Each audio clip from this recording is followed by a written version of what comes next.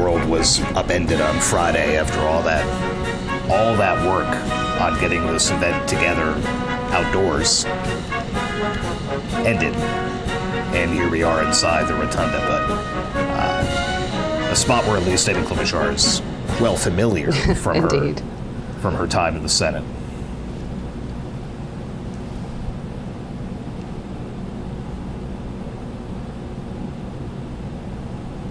Very interesting mix of Republican and Democrat lawmakers standing together. You have Michael McCall, the Republican from Texas, Debbie Wasserman Schultz, a Democrat from Florida, standing shoulder to shoulder, and another sign of just how tight it is in the rotunda.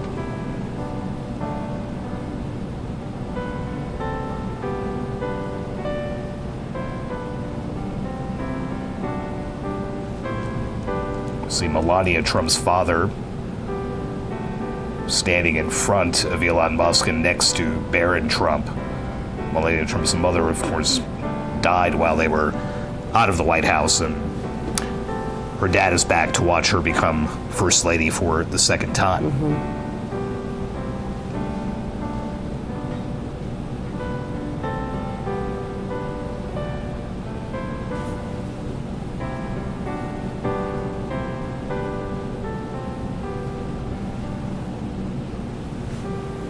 According to the schedule that they had put out, and things in Washington rarely, if ever, happen on schedule, except things like the inauguration, should be seeing J.D. Vance take his oath as vice president in about 10 minutes from now.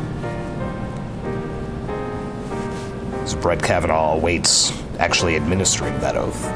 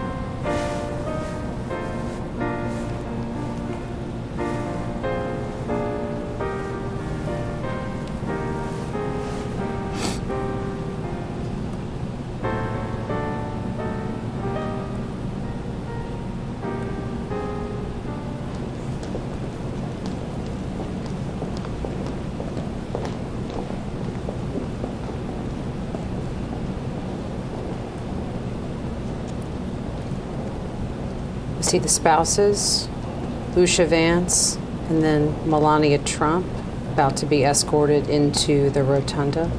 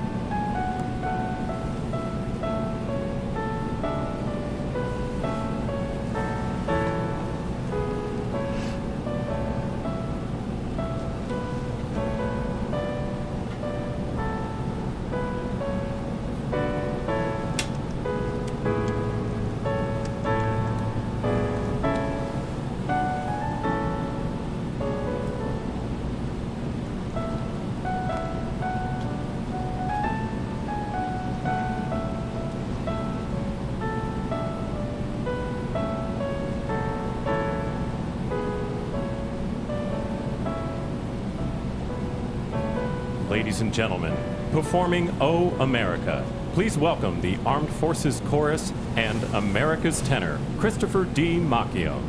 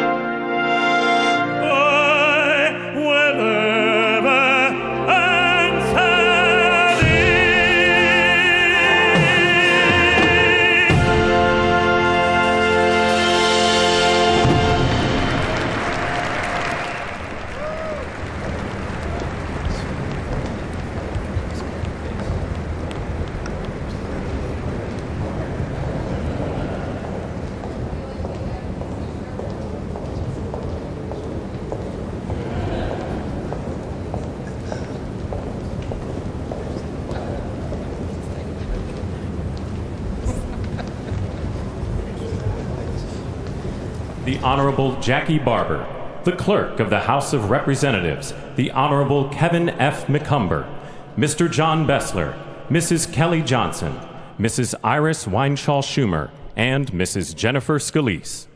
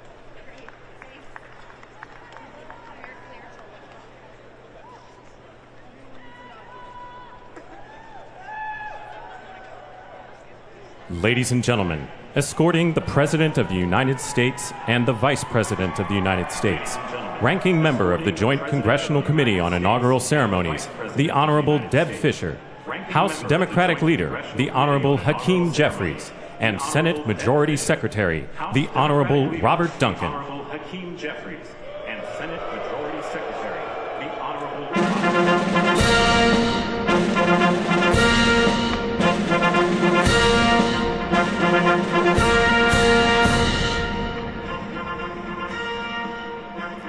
Ladies and gentlemen, the President of the United States, the Honorable Joseph R. Biden Jr., and Vice President of the United States, the Honorable Kamala Devi Harris.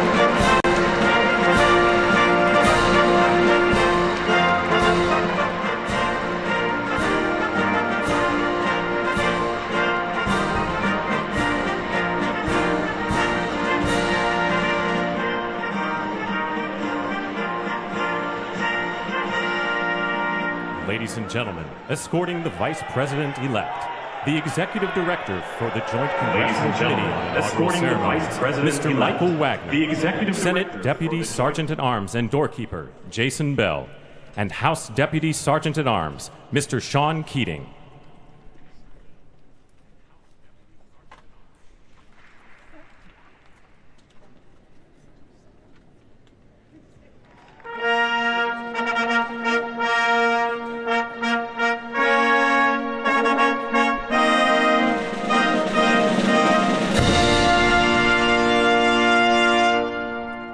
Ladies and gentlemen, the Vice President-elect of the United States, the Honorable J.D. Vance. The Vice President-elect.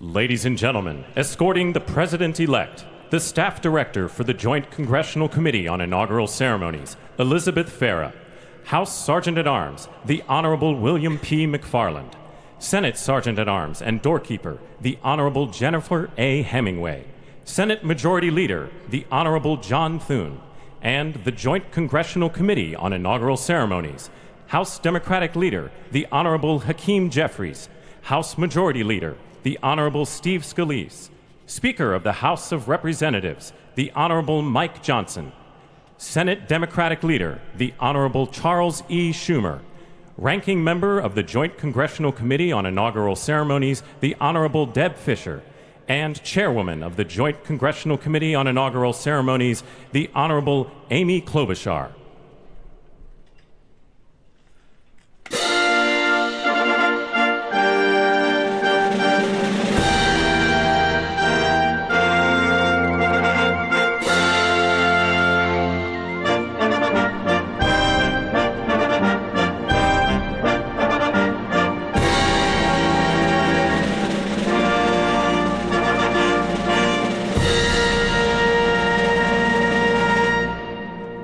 Ladies and gentlemen, the President-elect of the United States, the Honorable Donald John Trump. President-elect of the United States, the Honorable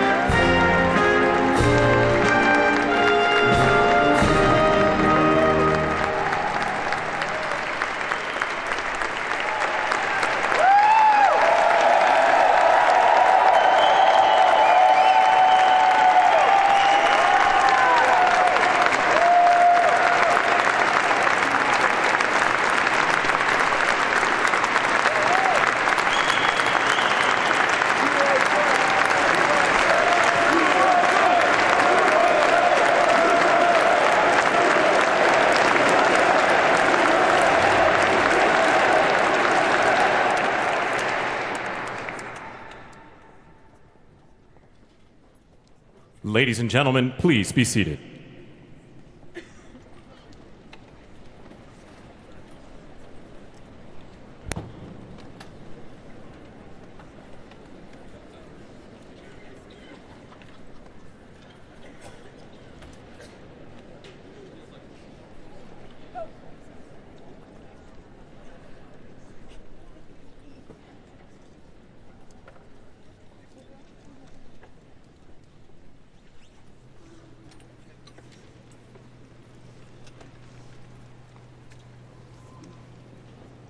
Please welcome the chairwoman of the Joint Congressional Committee on Inaugural Ceremonies, the Honorable Amy Klobuchar.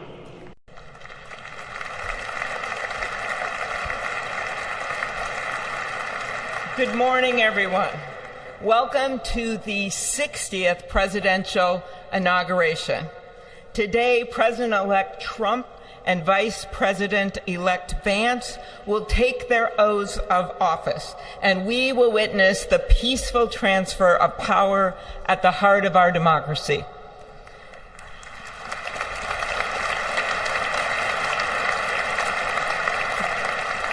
For the past year, I've chaired the Inaugural Ceremony Committee, which includes the leadership of Congress from both parties.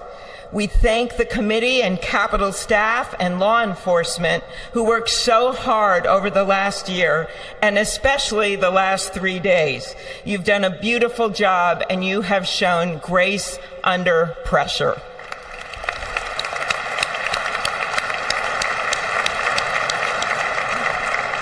Our theme this year is our enduring democracy. The presence of so many presidents and vice presidents here today is truly a testament to that endurance. We welcome President Biden and Dr. Biden. We welcome Vice President Harris and Doug Emhoff, President Obama, President Clinton and Secretary Clinton, President Bush and Laura Bush, Vice President Pence, Vice President Quayle and Marilyn Quayle.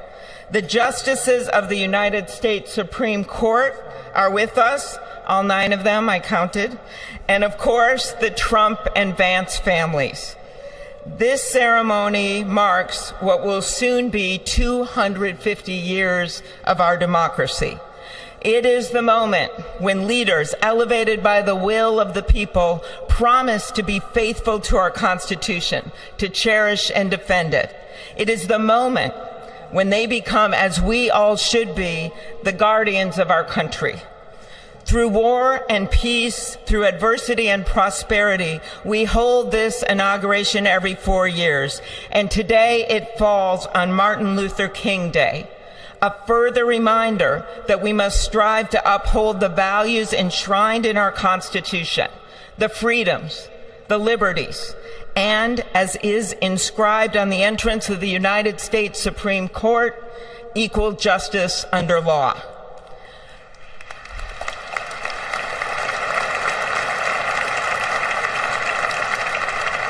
But what makes this moment more than a passing ceremony is all who are watching it across the country, the people of this nation, the ordinary people doing extraordinary things.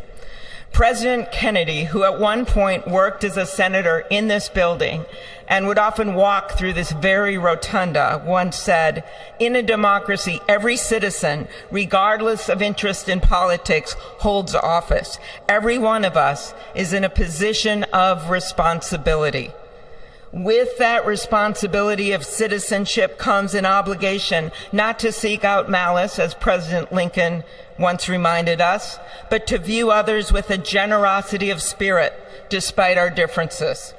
With that responsibility of leadership comes an obligation to stand our ground when we must and find common ground when we can. With everything swirling around us, the hot mess of division, it is on all of us, to quote an incredible songwriter who just happened to be born in my state, to ensure that our nation's democracy is our shelter from the storm. There's a reason this ceremony takes place at the Capitol. In other countries, it might be in a presidential palace or a gilded executive office building. Here it is traditionally held at the Capitol, the People's House. It is a fitting reminder of the system of checks and balances that is the very foundation of our government, 3 equal branches of government. That is how, for nearly 250 years, our great American experiment, grounded in the rule of law, has endured. So, as we inaugurate a new president and vice president, let us remember that the power of those in this room comes from the people. The construction workers who build our country, the teachers and healthcare workers who nurture us, the troops defending our freedoms, and yes, the firefighters in Los Angeles putting themselves on the line for us.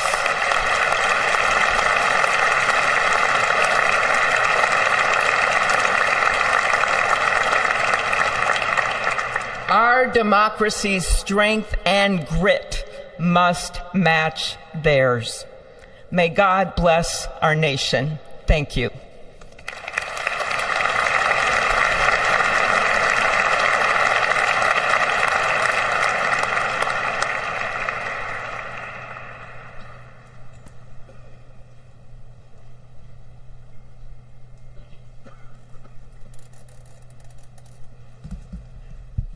Good afternoon. Endurance through the years is the ultimate test. To persevere through time is the truest measure of an idea, an institution, and a nation. Our founders wrote the Constitution so that America could withstand all the twists and turns of time. They wrote it to guide us and to preserve forever our right of life, liberty, and the pursuit of happiness.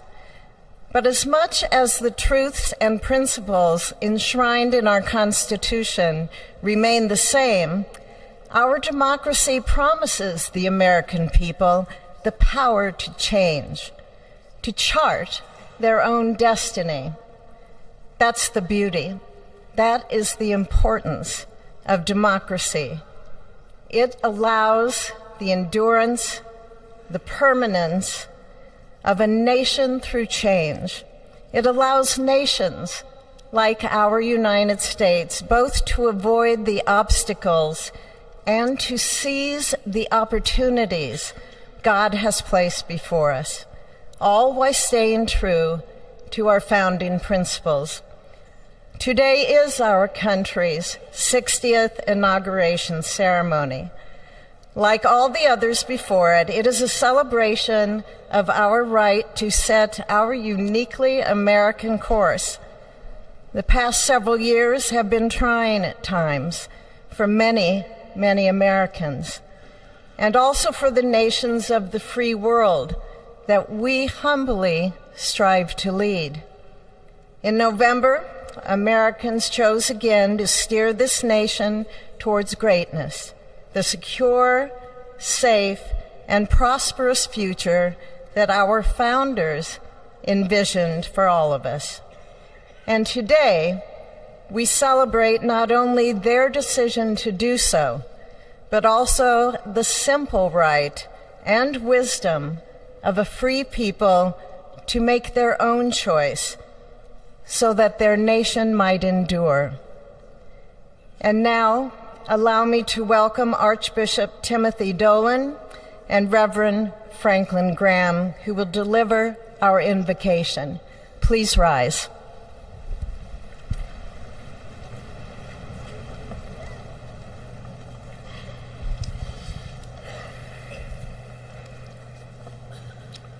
Be still and know that I am God, supreme among the nations, supreme on the earth.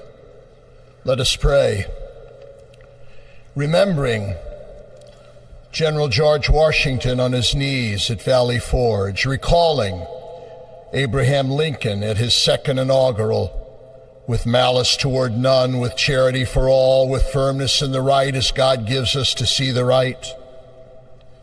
Remembering General George Patton's instructions to his soldiers as they began the Battle of the Bulge 8 decades ago. Pray.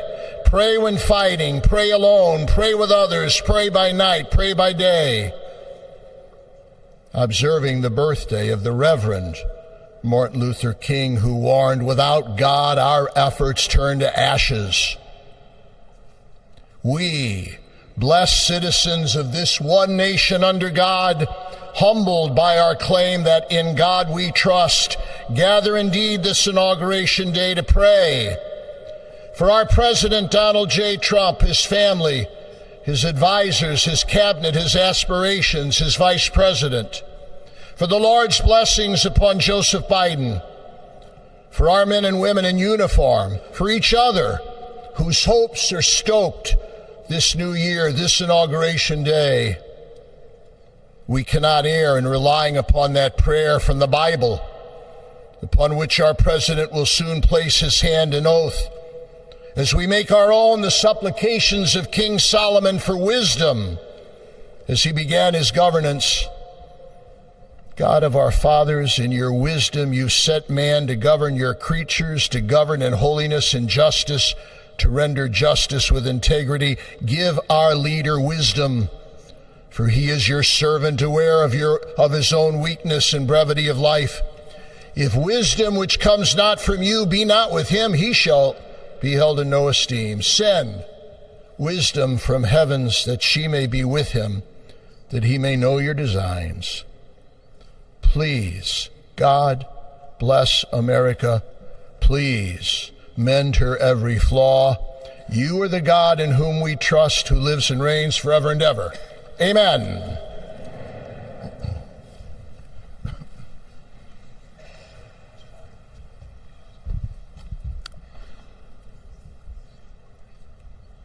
Mr. President, the last 4 years, there are times I'm sure you thought it was pretty dark.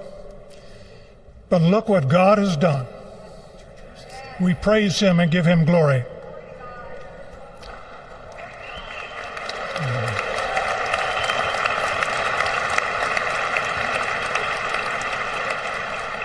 Let us pray. Our Father and our God, thou hast said, blessed is the nation whose God is the Lord. As the prophet Daniel prayed, blessed be the name of God forever and ever. For wisdom and might are his. He changes the times and the seasons. He removes kings. He raises up kings. He gives wisdom to the wise and knowledge to those who have understanding. Our Father, today, as President Donald J. Trump takes the oath of office once again, we come to say thank you, O Lord our God. Father, when Donald Trump's enemies thought he was down and out, you and you alone saved his life and raised him up with strength and power by your mighty hand. We pray for President Trump that you'll watch over, protect, guide, direct him. Give him your wisdom from your throne on high. We ask that you would bless him and that our nation would be blessed through him. We also ask that you would bless and protect Melania as First Lady. We thank you for the beauty, the warmth, and grace that she shows not only to this nation, but to the whole world. We thank you for Vice President-elect J.D. Vance and his wife Usha and their young family. May he be a strength to President Trump, to stand beside him, to hold up his arms like Aaron held up the arms of Moses in the midst of battle. The prophet Samuel reminded the people, it was you that brought them up from the land of Egypt. And he said, now stand still, that I may reason with you before the Lord. So, Father, we take this moment to stand still, to remember the great things that you have done for this nation. Thank you for the protection, the bounty, the freedoms that we so enjoy. We remember to keep our eyes fixed on you, and may our hearts be inclined to your voice. We know that America can never be great again if we turn our backs on you. We ask for your help, and we pray all of this in the name of the King of Kings, the Lord of Lords, your Son, my Savior, and our Redeemer, Jesus Christ. Amen. Ladies and gentlemen, please welcome Associate Justice Kavanaugh to administer the Vice Presidential Oath of Office.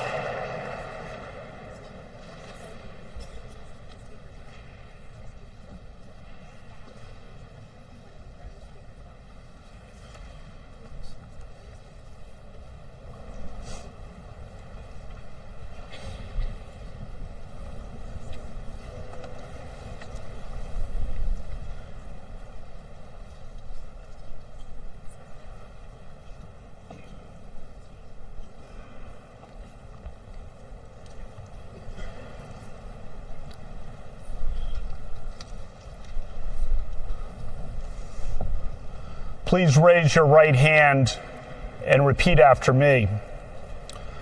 I, James David Vance, do solemnly swear.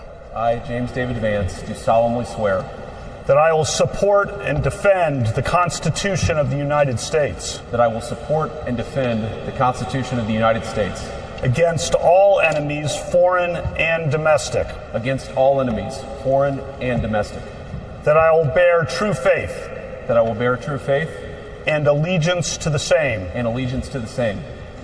That I take this obligation freely, That I take this obligation freely, without any mental reservation without any mental reservation or purpose of evasion. or purpose of evasion.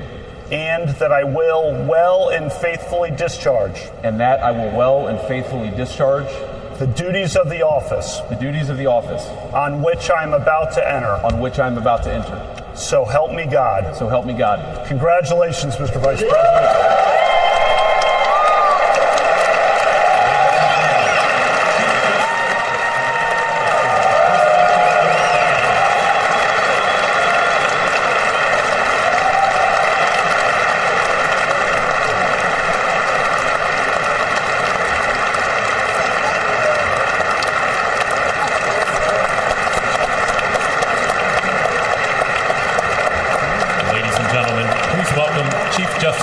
To administer the Presidential Oath of Office.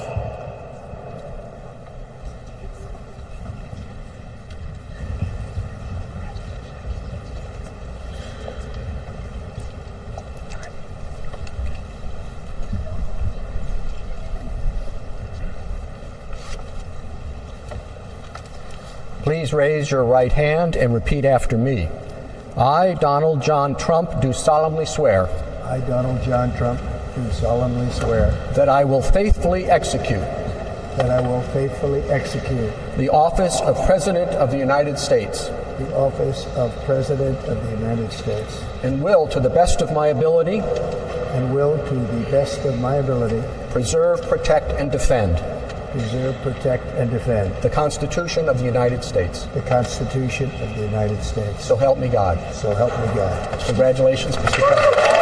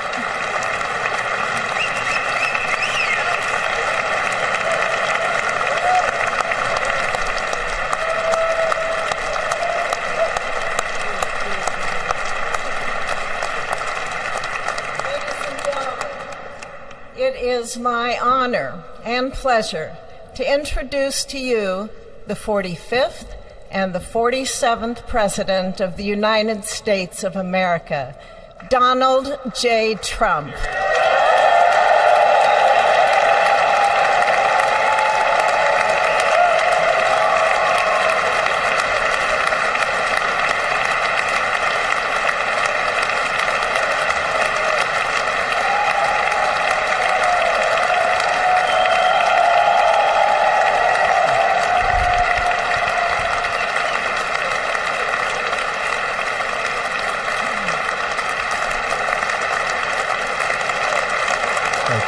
Thank you very much, everybody. Well, thank you very, very much. Vice President Vance, Speaker Johnson, Senator Thune, Chief Justice Roberts, Justices of the United States Supreme Court, President Clinton, President Bush, President Obama, President Biden, Vice President Harris, and my fellow citizens. The golden age of America begins right now.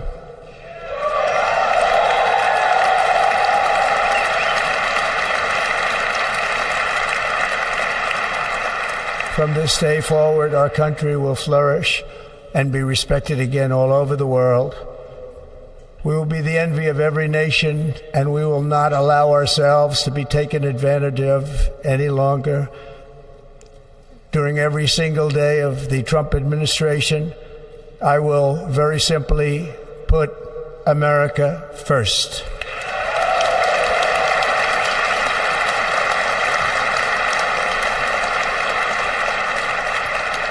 Our sovereignty will be reclaimed. Our safety will be restored. The scales of justice will be rebalanced. The vicious, violent, and unfair weaponization of the Justice Department and our government will end.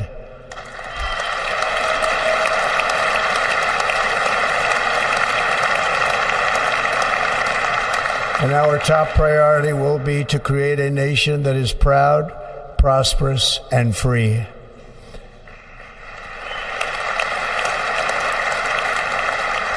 America will soon be greater, stronger, and far more exceptional than ever before.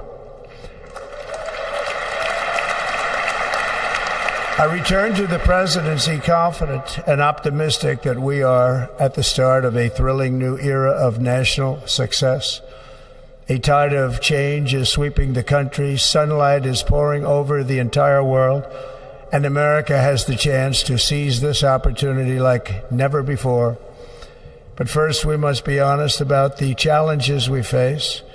While they are plentiful, they will be annihilated by this great momentum that the world is now witnessing in the United States of America. As we gather today, our government confronts a crisis of trust. For many years, a radical and corrupt establishment has extracted power and wealth from our citizens while the pillars of our society lay broken and seemingly in complete disrepair. We now have a government that cannot manage even a simple crisis at home, while at the same time stumbling into a continuing catalog of catastrophic events abroad. It fails to protect our magnificent, law-abiding American citizens, but provides sanctuary and protection for dangerous criminals, many from prisons and mental institutions that have illegally entered our country from all over the world. We have a government that has given unlimited funding to the defense of foreign borders, but refuses to defend American borders or, more importantly, its own people. Our country can no longer deliver basic services in times of emergency, as recently shown by the wonderful people of North Carolina, been treated so badly.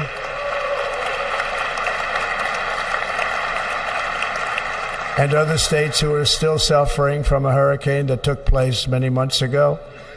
Or more recently, Los Angeles, where we are watching fires still tragically burn. From weeks ago, without even a token of defense, They're raging through the houses and communities, even affecting some of the wealthiest and most powerful individuals in our country, some of whom are sitting here right now. They don't have a home any longer. That's interesting. But we can't let this happen. Everyone is unable to do anything about it. That's going to change.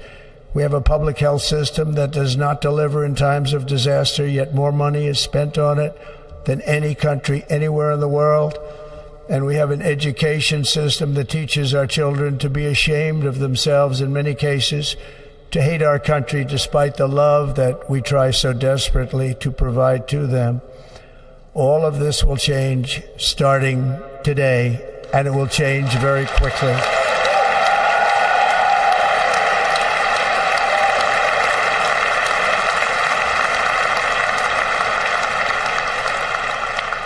My recent election is a mandate to completely and totally reverse a horrible betrayal and all of these many betrayals that have taken place, and to give the people back their faith, their wealth, their democracy, and indeed their freedom. From this moment on, America's decline is over.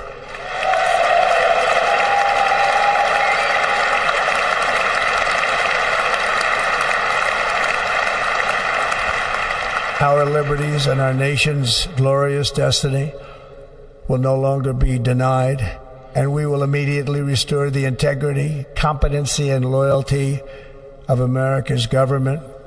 Over the past 8 years, I have been tested and challenged more than any president in our 250-year history, and I've learned a lot along the way. The journey to reclaim our republic has not been an easy one, that I can tell you. Those who wish to stop our cause have tried to take my freedom and indeed to take my life. Just a few months ago in a beautiful Pennsylvania field, an assassin's bullet ripped through my ear. But I felt then, and believe even more so now, that my life was saved for a reason. I was saved by God to make America great again.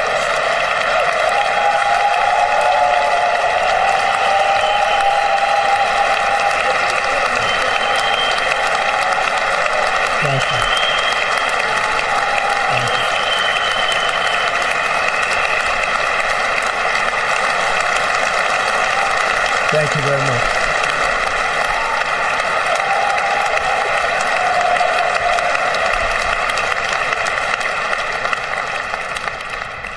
That is why each day under our administration of American patriots, we will be working to meet every crisis with dignity and power and strength. We will move with purpose and speed to bring back hope, prosperity, safety, and peace for citizens of every race, religion, color, and creed. For American citizens, January 20th, 2025 is Liberation Day.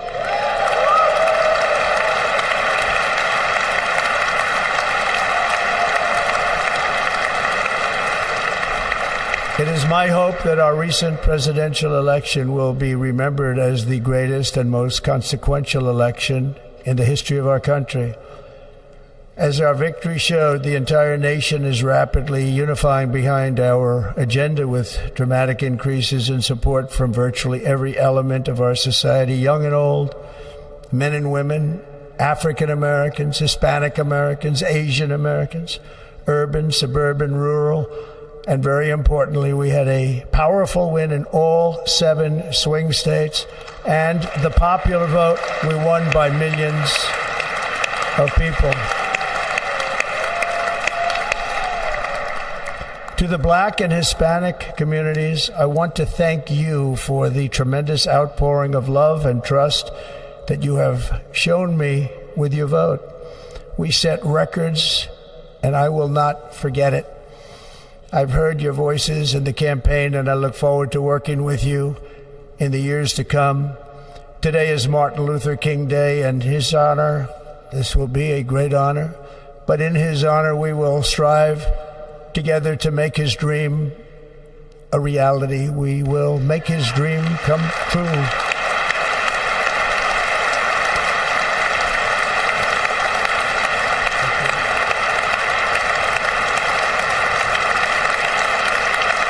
Thank you. Thank you. National unity is now returning to America, and confidence and pride is soaring like never before. In everything we do, my administration will be inspired by a strong pursuit of excellence and unrelenting success. We will not forget our country. We will not forget our Constitution, and we will not forget our God. Can't do that.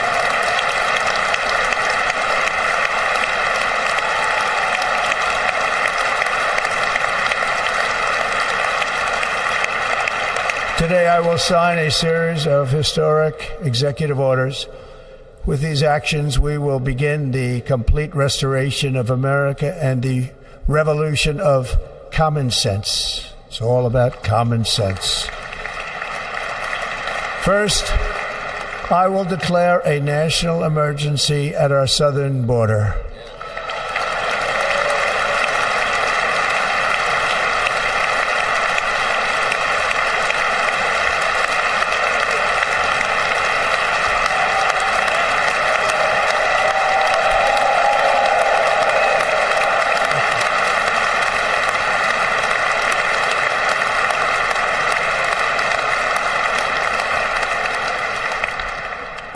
Illegal entry will immediately be halted, and we will begin the process of returning millions and millions of criminal aliens back to the places from which they came.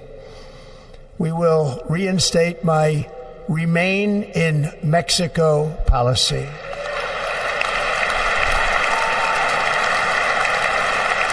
I will end the practice of catch and release.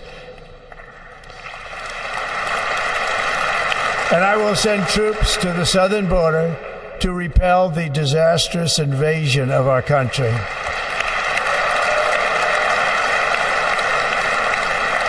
Under the orders I signed today, we will also be designating the cartels as foreign terrorist organizations.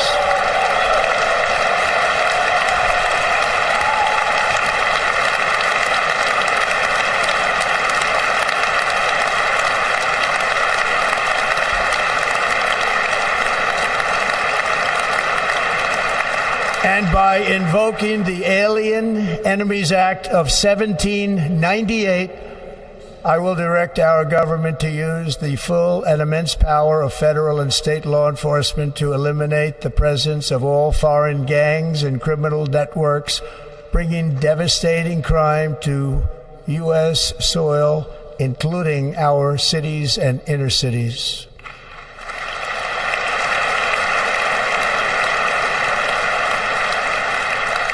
As Commander-in-Chief, I have no higher responsibility than to defend our country from threats and invasions, and that is exactly what I am going to do. We will do it at a level that nobody's ever seen before. Next, I will direct all members of my cabinet to marshal the vast powers at their disposal to defeat what was record inflation and rapidly bring down costs and prices.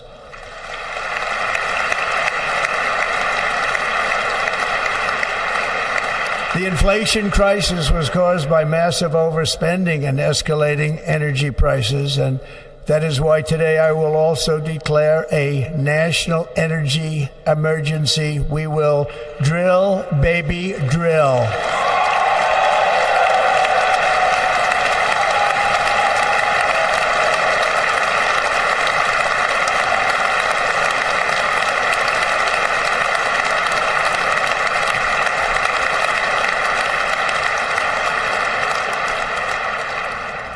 America will be a manufacturing nation once again, and we have something that no other manufacturing nation will ever have, the largest amount of oil and gas of any country on earth, and we are going to use it. Let me use it. We will bring prices down, fill our strategic reserves up again, right to the top, and export American energy all over the world.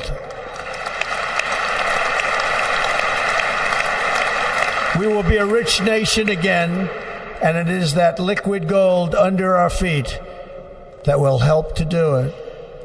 With my actions today, we will end the Green New Deal and we will revoke the electric vehicle mandate, saving our auto industry and keeping my sacred pledge to our great American auto workers.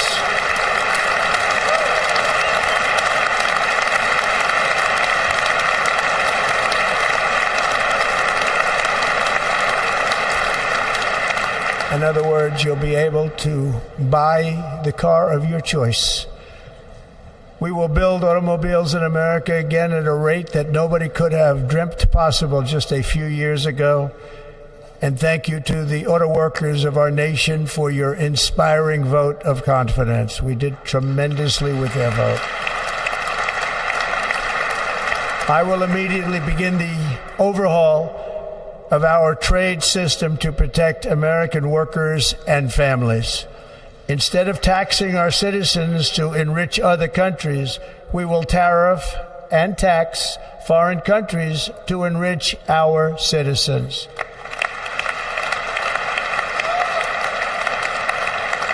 For this purpose, we are establishing the External Revenue Service to collect all tariffs, duties, and revenues. It will be massive amounts of money pouring into our treasury, coming from foreign sources. The American dream will soon be back and thriving like never before. To restore competence and effectiveness to our federal government, my administration will establish the brand new Department of Government Efficiency.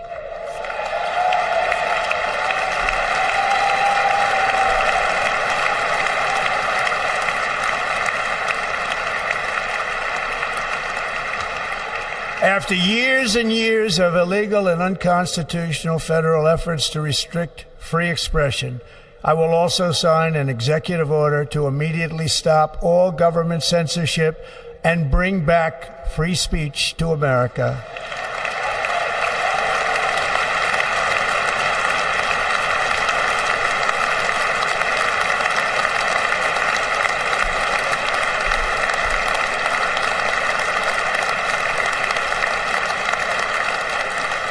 Never again will the immense power of the state be weaponized to persecute political opponents. Something I know something about. We will not allow that to happen. It will not happen again. Under my leadership, we will restore fair, equal, and impartial justice under the constitutional rule of law.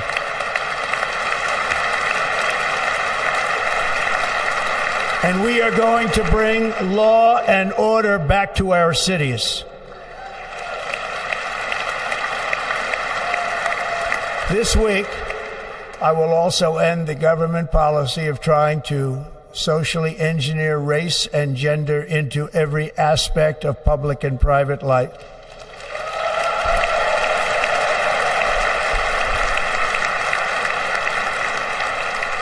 We will forge a society that is colorblind and merit-based.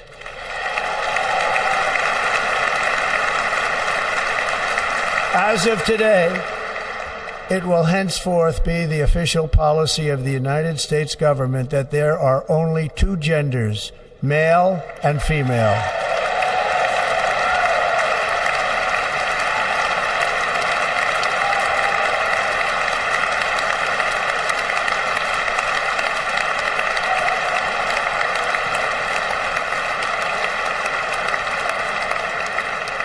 This week, I will reinstate any service members who were unjustly expelled from our military for objecting to the COVID vaccine mandate with full back pay.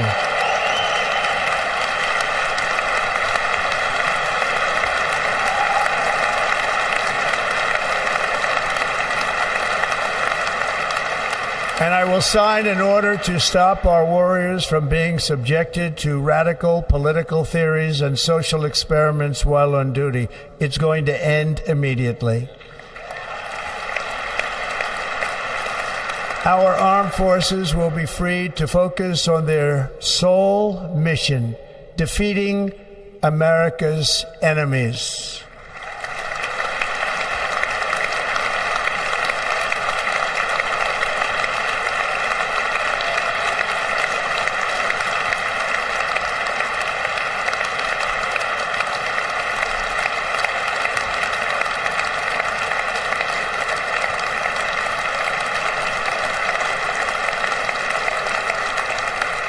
Like in 2017, we will again build the strongest military the world has ever seen.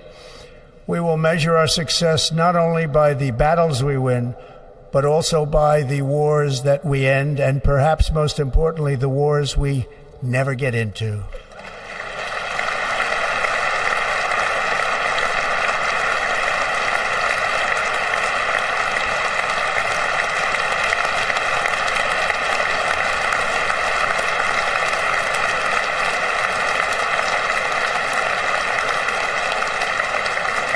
My proudest legacy will be that of a peacemaker and unifier. That's what I want to be, a peacemaker and a unifier. I'm pleased to say that as of yesterday, one day before I assumed office, the hostages in the Middle East are coming back home to their families.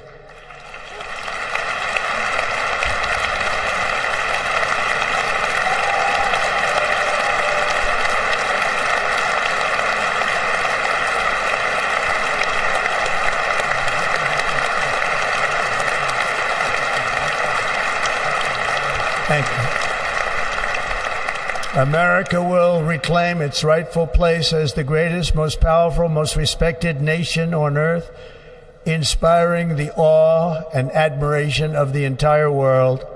A short time from now, we are going to be changing the name of the Gulf of Mexico to the Gulf of America, and we will restore the name of a great president, William McKinley, to Mount McKinley, where it should be and where it belongs.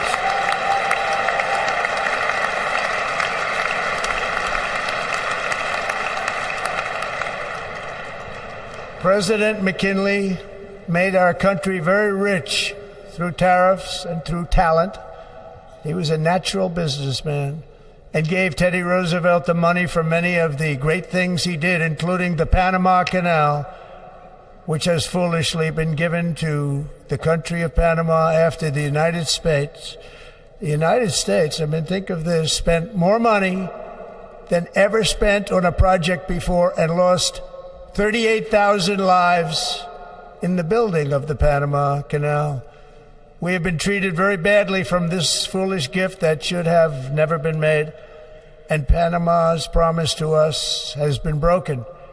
The purpose of our deal and the spirit of our treaty has been totally violated. American ships are being severely overcharged and not treated fairly in any way, shape, or form, and that includes the United States Navy.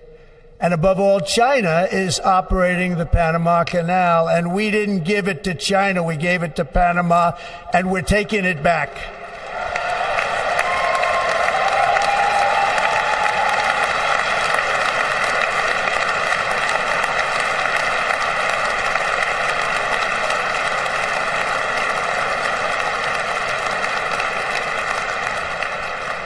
Above all, my message to Americans today is that it is time for us to once again act with courage, vigor, and the vitality of history's greatest civilization. So as we liberate our nation, we will lead it to new heights of victory and success. We will not be deterred. Together we will end the chronic disease epidemic and keep our children safe, healthy, and disease-free. The United States will once again consider itself a growing nation, one that increases our wealth, expands our territory, builds our cities, raises our expectations, and carries our flag into new and beautiful horizons. and we will pursue our manifest destiny into the stars, launching American astronauts to plant the stars and stripes on the planet Mars.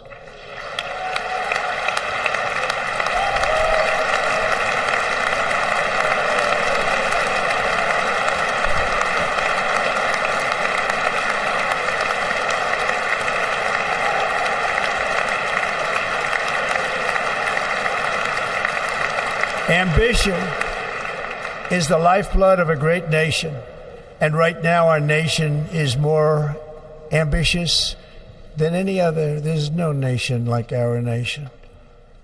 Americans are explorers, builders, innovators, entrepreneurs, and pioneers. The spirit of the frontier is written into our hearts. The call of the next great adventure resounds from within our souls. Our American ancestors turned a small group of colonies on the edge of a vast continent into a mighty republic of the most extraordinary citizens on earth. No one comes close. Americans pushed thousands of miles through a rugged land of untamed wilderness. They crossed deserts, scaled mountains, braved untold dangers, won the Wild West, ended slavery, rescued millions from tyranny, lifted billions from poverty, harnessed electricity, split the atom, launched mankind into the heavens, and put the universe of human knowledge into the palm of the human hand. If we work together, there is nothing we cannot do and no dream we cannot achieve. Many people thought it was impossible for me to stage such a historic political comeback. But as you see today, here I am. The American people have spoken.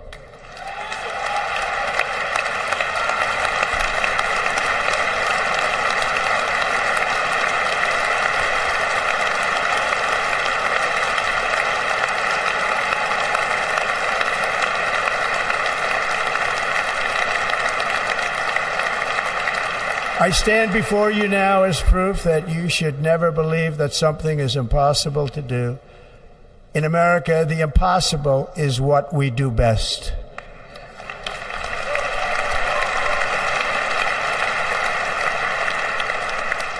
From New York to Los Angeles, from Philadelphia to Phoenix, from Chicago to Miami, from Houston to right here in Washington, D.C., our country was forged and built by the generations of patriots who gave everything they had for our rights and for our freedom.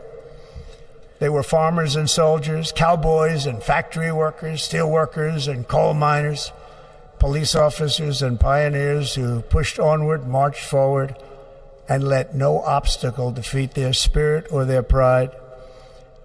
Together they laid down the railroads, raised up the skyscrapers, built great highways, won 2 world wars, defeated fascism and communism, and triumphed over every single challenge that they faced.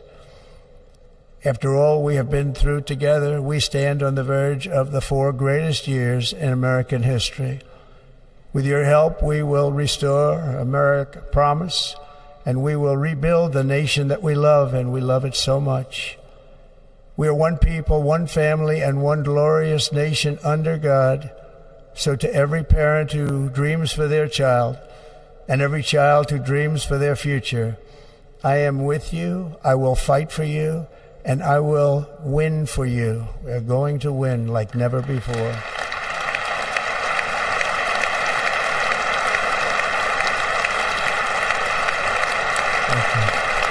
Thank you.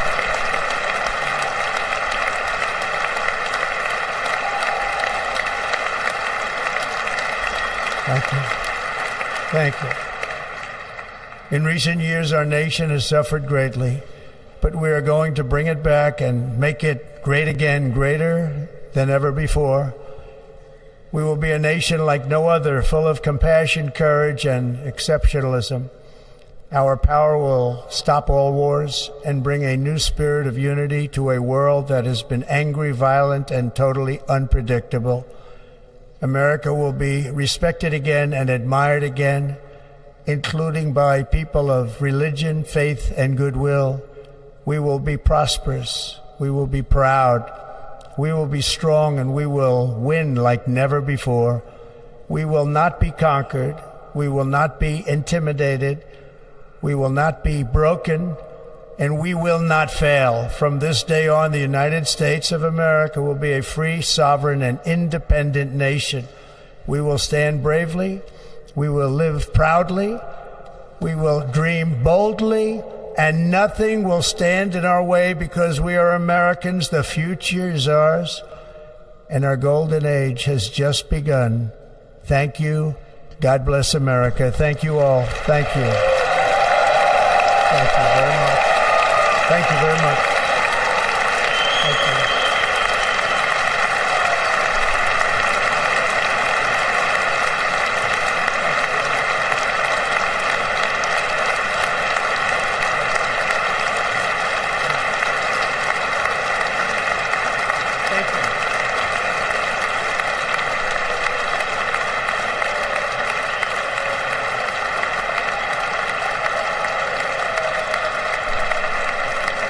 Ladies and gentlemen, performing America the Beautiful, please welcome the Armed Forces Chorus and Carrie Underwood.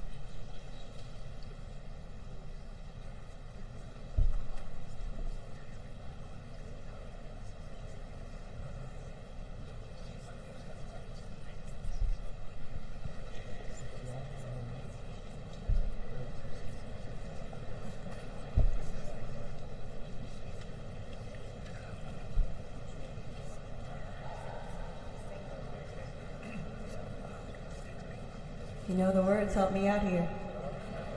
Oh, beautiful for spacious skies, for amber waves of grain, for purple mountain majesties above the fruited plain. America, America, God shed His grace on thee and crown thy good with brotherhood from sea to shining sea.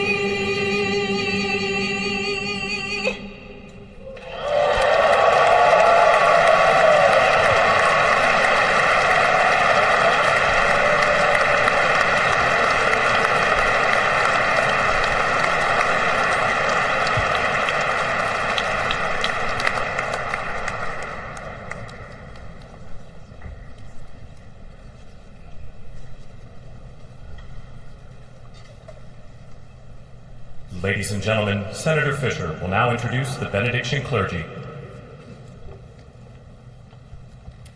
I now call on Rabbi Ari Berman, Pastor Lorenzo Sewell, and Reverend Frank Mund to provide prayers of benediction.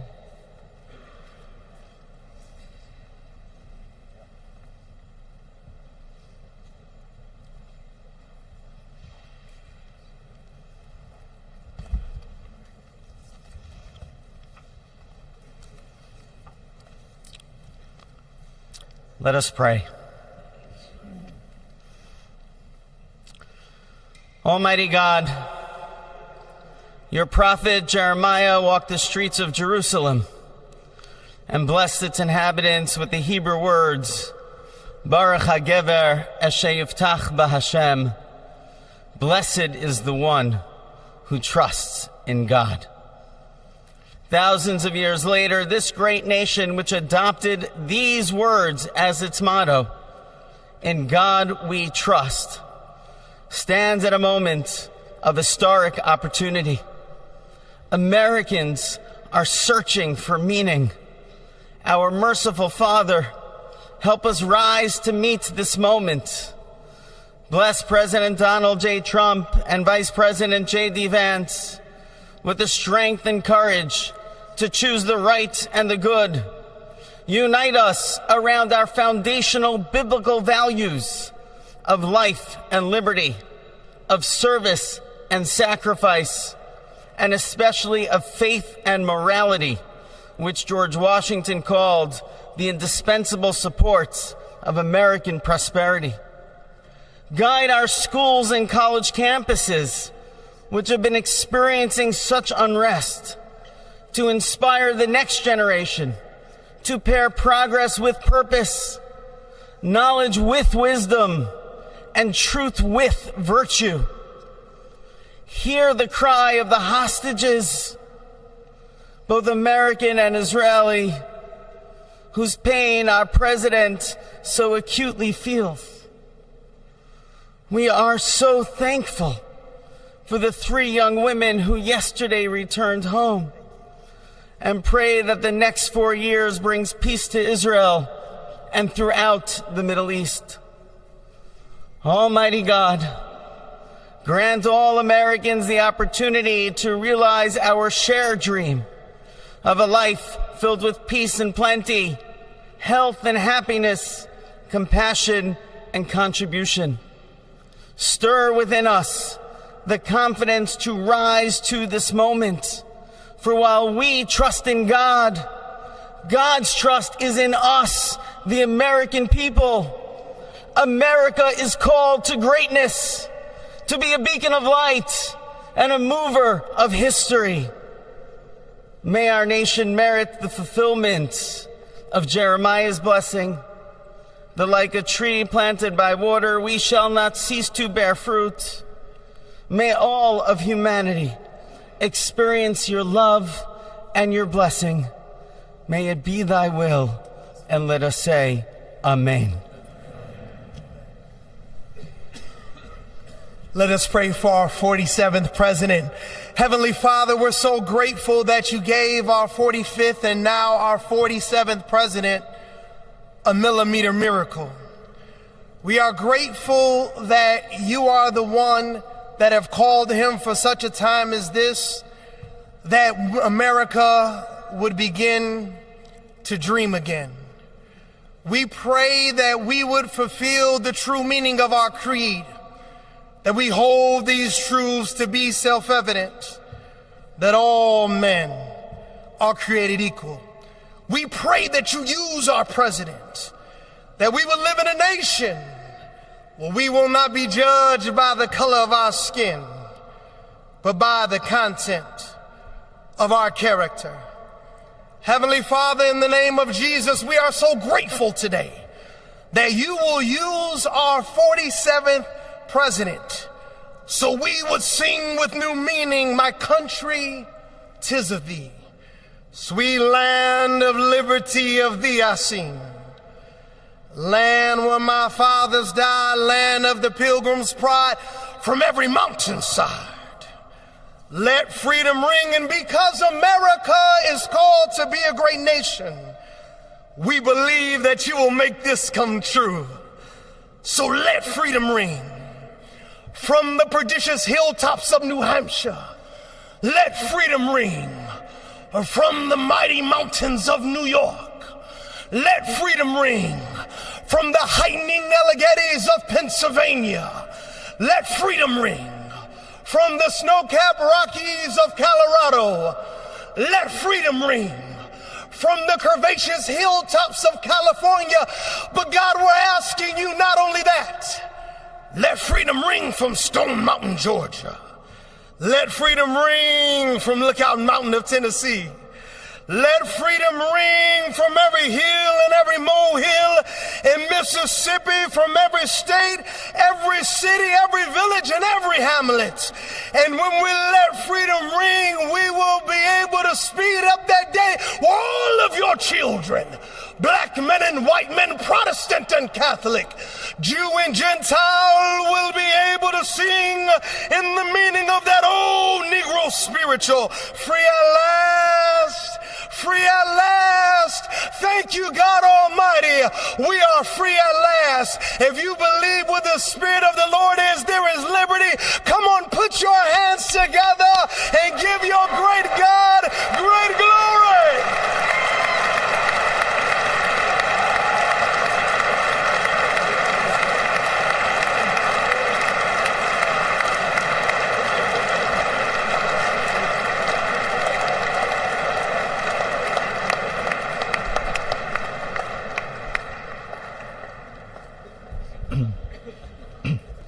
Almighty and eternal God, we gather here today in reverence, joined in our shared hopes and dreams for our beloved nation. In this sacred moment of the inauguration of President Donald J. Trump and Vice President J.D. Vance, we turn our hearts to you, seeking your divine assistance and abundant blessings upon this pivotal moment in history. We come before you with profound gratitude for the many gifts you have bestowed upon our land. Thank you for the freedoms we cherish, for the strength of our communities, and for the resilience of our spirit. As our President and Vice President embrace their newly appointed roles, we humbly implore that your everlasting love and wisdom will envelop them. Grant them the clarity of mind to navigate the challenges that lie ahead, and the compassion to serve all citizens with fairness and integrity. May their hearts be filled with a giving spirit and sincere understanding for those whom they represent. May they be beacons of hope in times of uncertainty and prophetic voices in defending the dignity of all created life. We pray for a spirit of collaboration to flourish in our government and across our nation, fostering an environment where dialogue and heartfelt listening will prevail over division or discord. May each decision made by our President and Vice President reflect the values of justice and peace. As we embark on this new chapter, we also seek your comfort, O God, for those who feel lost or disheartened. In this time of transition, may your light shine upon them, reaffirming their belief in a brighter tomorrow. May we all strive to lift one another, supporting our fellow citizens with kindness and empathy, recognizing that together we can overcome any adversity. Grant us the strength to endure, the courage to face our fears, and the clarity to see the light that remains, even when clouds of uncertainty may gather. Inspire our new leaders to be champions for the vulnerable and advocates for those whose voices are often silenced. May they pursue policies that promote the well-being of all, seeking to build bridges that will foster unity and belonging. As we stand witness to this inauguration, we hold fast to our faith in the goodness of each of us and the possibility of change. We trust that with your guidance, O God, our nation can move forward to a future filled with promise, prosperity, and understanding. And finally, we lift our hearts in gratitude for the beloved parents of President Trump. Without Mary and Fred Trump, this day would never be the miracle that has just begun. From their place in heaven, may they shield their son from all harm by their loving protection, and give him the strength to guide our nation along the path that will make America great again. Let us go forth now with these words of President Trump's emblazoned on our hearts. As long as we have pride in our beliefs, courage in our convictions, and faith in our God, then we will not fail. We stand tall, we stand proud, because we are Americans, and Americans kneel to God, and to God alone. Amen. Ladies and gentlemen, please remain standing for our national anthem.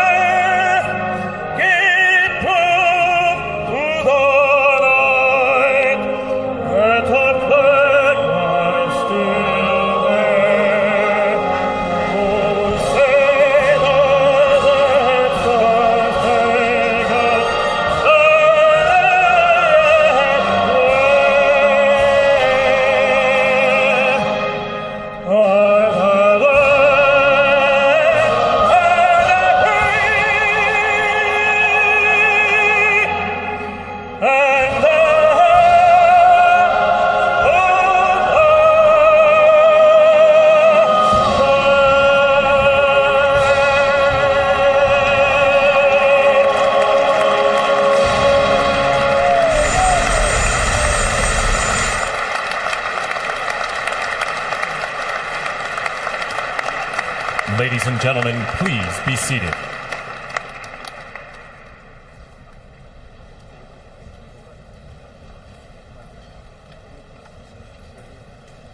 Ladies and gentlemen, please remain at your seats while the President and official party depart the platform.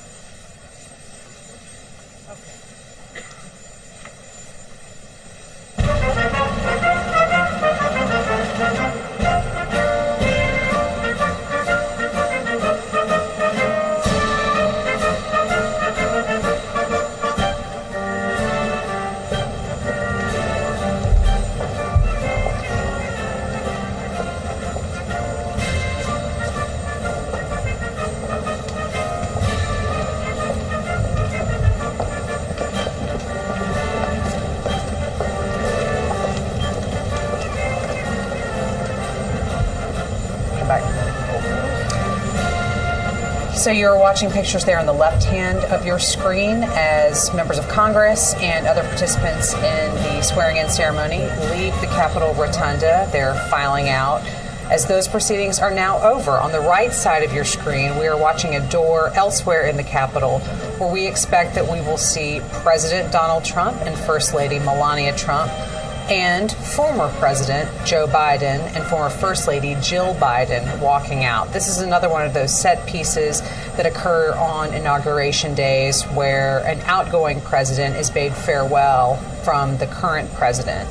So earlier, remember, we were looking and seeing those pictures of the helicopter there on the Capitol grounds that is waiting to take the Bidens from this part of their journey onward to Joint Base Andrews and then California, We are watching and waiting for them to come out and get started on that process. And as we do, Sagar, let's talk a little bit about Biden's last official acts as president.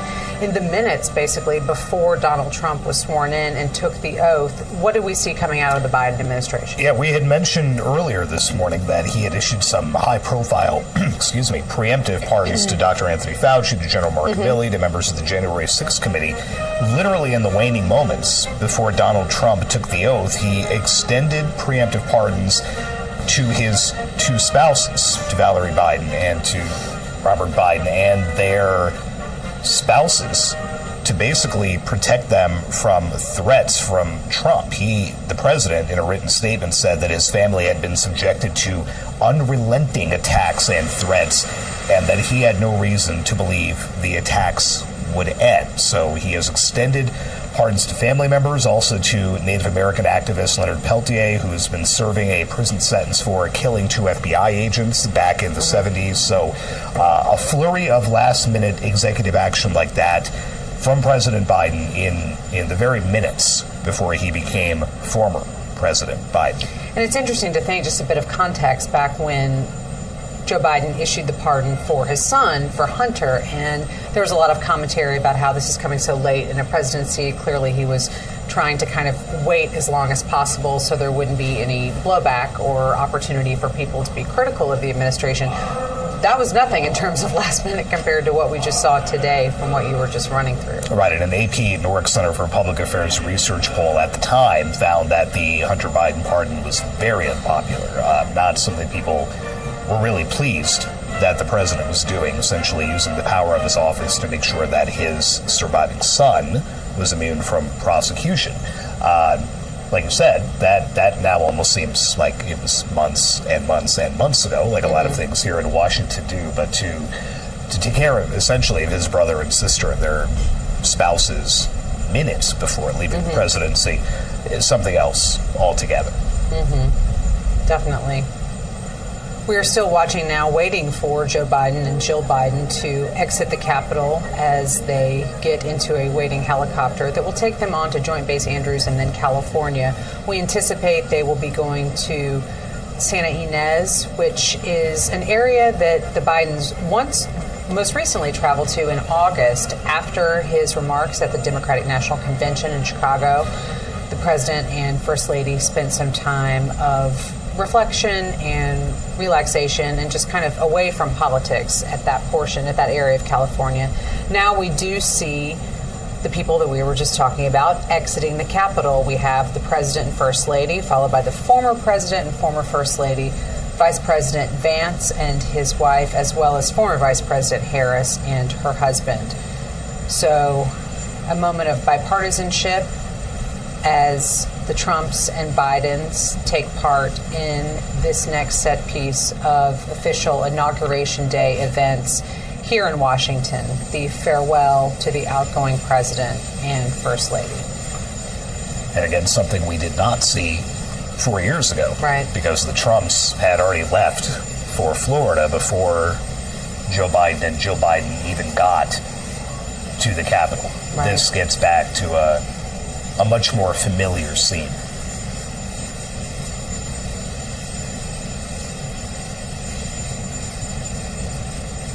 It's been striking how much engagement now former President Biden has had with Melania Trump, with Donald Trump. He made it a point to speak to one of J.D. Vance's young children right after his father took the oath, had a big smile on his face, and leaned down and spoke with the boy, shook hands with Carrie Underwood after she performed, very quickly shook hands with Donald Trump after he took the oath. He's had a pretty big smile on his face for a lot of what we've seen today.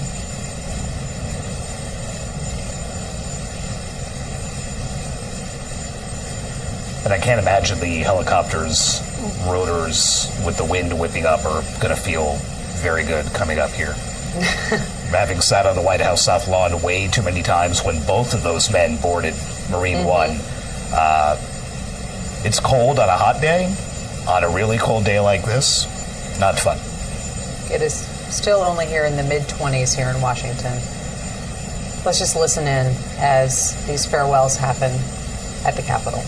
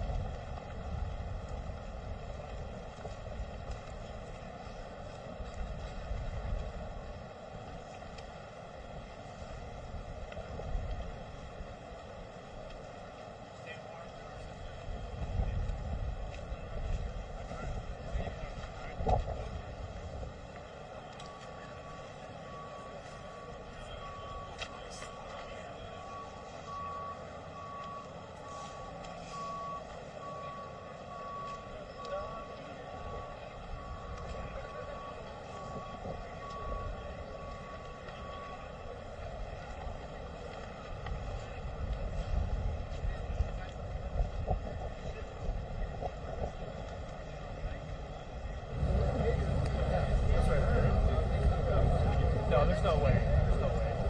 He's got a lot of shit.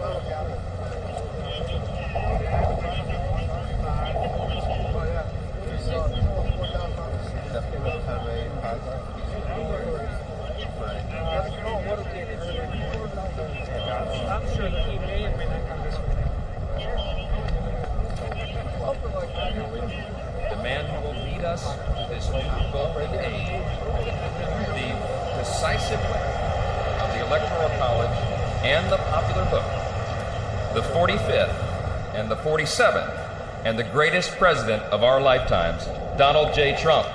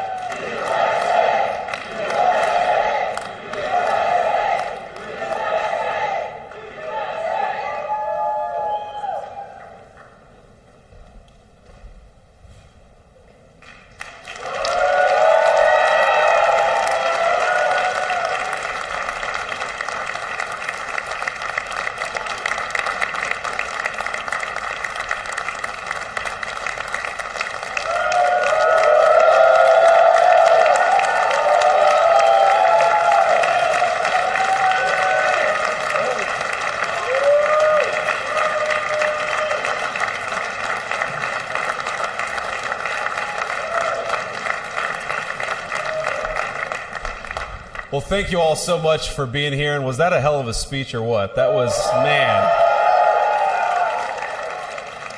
That was a good way to start it off. You know, I didn't know exactly what the president would put in that speech, and I hoped to myself that he wasn't going to hold back. And, sir, you didn't hold back. That was a hell of a way to start the next 4 years. But I just want to say from the bottom of my heart, and I know I speak for the president and for all of us, thank you, thank you, thank you for making this possible. We love you. We wouldn't be here without you, and we're going to make America great again together for the next 4 years.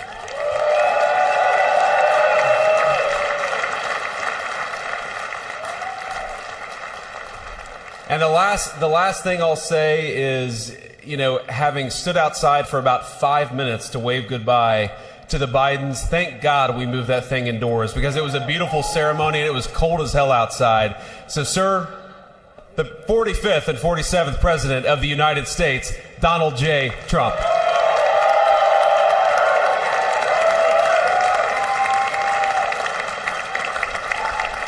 No, he's right. I looked, I said, oh, look at this beautiful sunny day. We blew it. And then I went outside and we were freezing. You would have been very unhappy. The sun was very deceptive, I will tell you. It is cold out. And I'm sort of saying, that was so beautiful today. Maybe they should do it there every 4 years. Does that make sense? I don't know. Because, the outdoor thing is really good, but it gets a little cold around this time of the year, as some people have noticed. And a lot of times they suffer through it. There was no suffering in that room. It was 72 degrees. It was perfect with the best acoustics I think I've ever heard in a room. This is not so bad either. But I just want to say, you're a younger, far more beautiful audience that I just spoke to. And I want to keep it off the record. I want to keep that off the record because I don't want to have all those big shots up there. I don't want to think you're more powerful than them, you look better than them, and I love you. Now, we just had a great time. We just had a great day. This was amazing. When you think we took a journey, I mentioned in the speech, a lot of people said that was not a journey that was possible, and it was indeed possible. I didn't really know too much about what they were saying when they said that, but a lot of people felt it.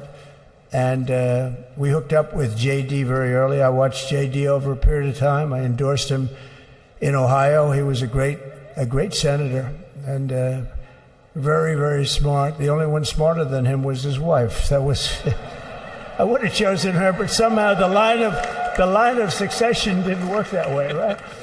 But now she's great and he's great. This is a great, beautiful couple and unbelievable career. I just said to him, you are very upwardly mobile, because he hasn't been doing it that long, but he picked it up so quickly. Remember, the first week was a little bit like the fake news was hitting him really hard.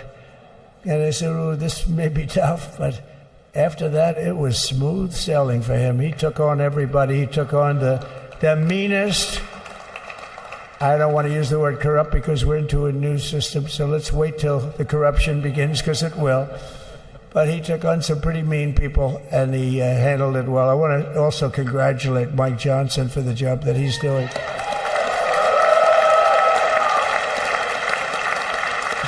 Steve, we gave him a majority of almost nothing, and then I said to make it tougher on him, let me take 2 or 3 of the people, right?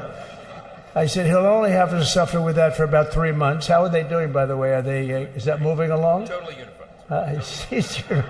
I said, do you mind if I take this one, that one, and a couple of others? He didn't mind. He can handle it. No, he's a man that's liked by everybody. I've never met a man like this. You've got how many is it, 219 or 220 or something? 220. And of the 220, 219 really like him. I noticed he got 1 negative vote once about 2 weeks ago. But I think even 220 like him, if you want to know the truth. And that's very unusual. I know a lot of nice guys in Congress, and they have 35 people that hate him. So if you have 35 people that hate you and you only have 1 or 2 or 3 votes, you'll have 5, I think. But that's going to be like, the good news is when we get to that 5 number, it's going to feel like a massive majority. You could be really nasty to a couple of them at least. So it's going to feel like hitting your head on the wall and stopping. It feels so good to stop. But he's done a fantastic job. And Steve Scalise he's our hero because, I was with him. You talk about being shot. I was with him. He got some bad ones, and his incredible wife, and she really loves him. You never know about that. I've been with other people. They were doing poorly, and the wife is like looking at a watch. She can't get out of the hospital fast enough. How's he doing? Oh, I don't know. He's all right. That woman was a mess.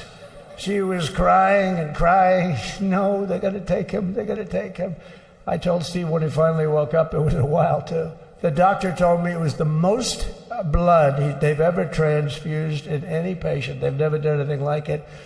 And here he is, the picture of strength, right? And he's been a great friend of mine, right? With a family, because of a family.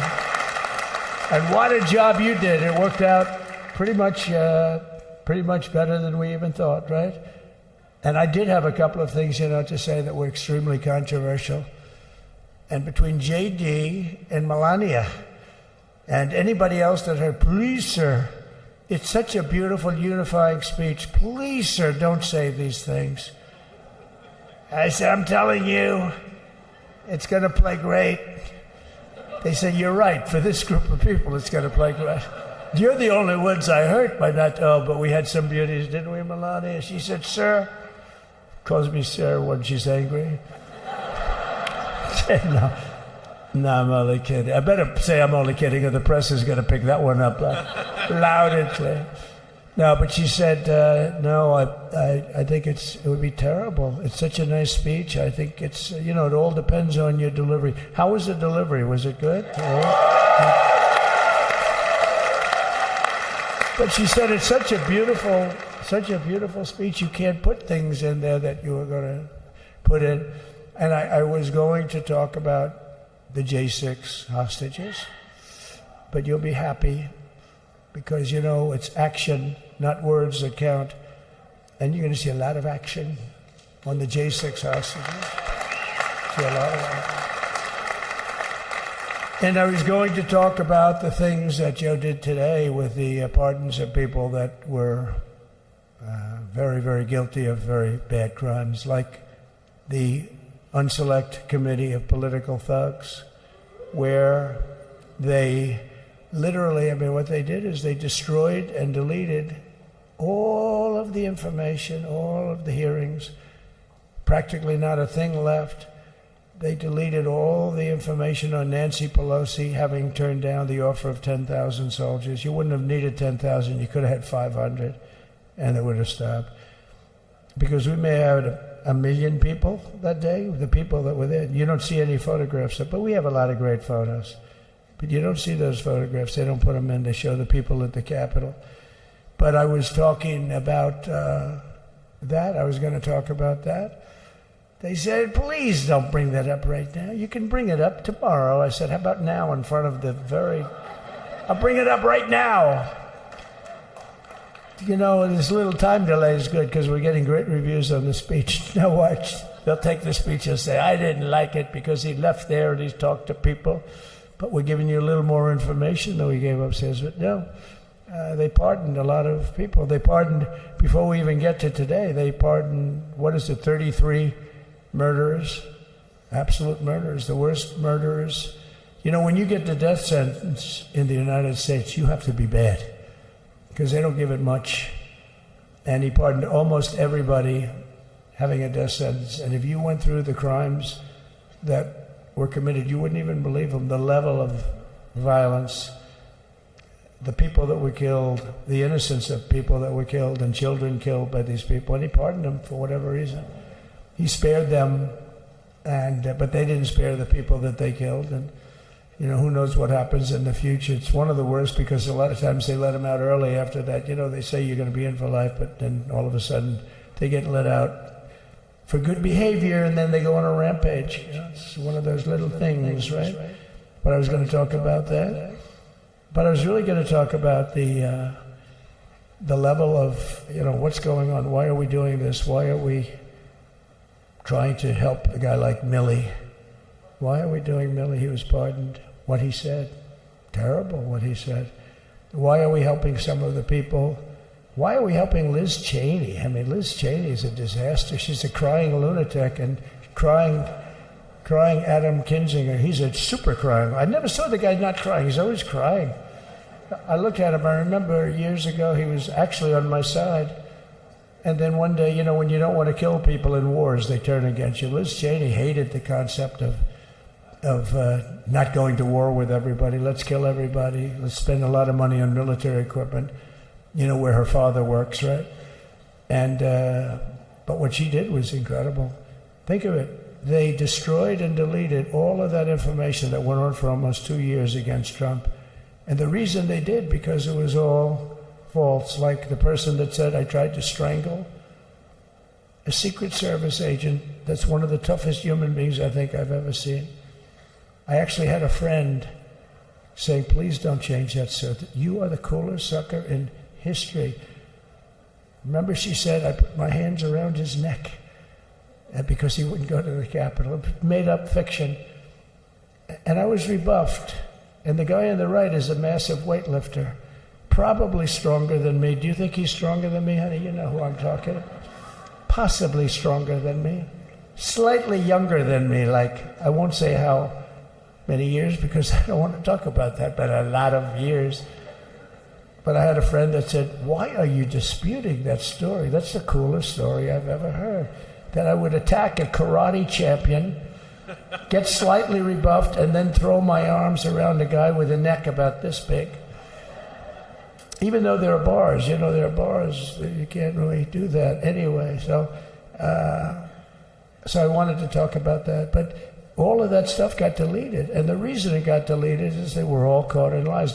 Secret Service testified, and they said it didn't happen. Actually, the two guys were very embarrassed. They're suffering because their friends are saying, did Trump really do that to you? But they gained a whole new respect for me. But it was just make-believe stuff, and there were a lot of make-believe stories made up. So rather than suffer the wrath, like the story with Nancy Pelosi, I offered her 10,000 soldiers.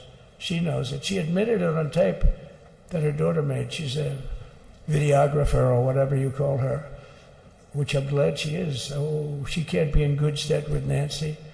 But Nancy said it was my responsibility as she's leaving the Capitol. She said it was, and it was. She's in charge of security at the Capitol. But I offered them up to 10,000 soldiers, even more. One time I said more, as many as you need. But you needed 400 or 500. If 4 or 5, you 10,000, that would be more than the number of people there by lot.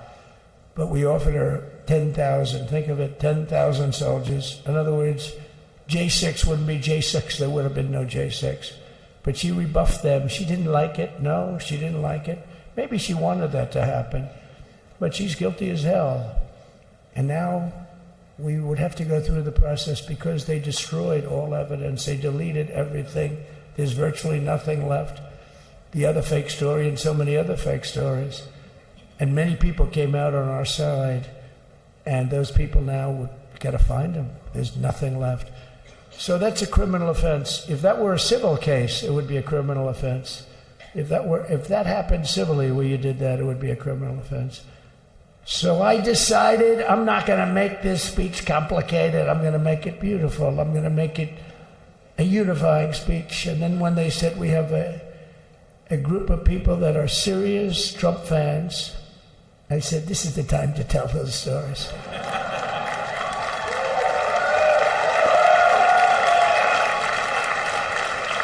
He knows.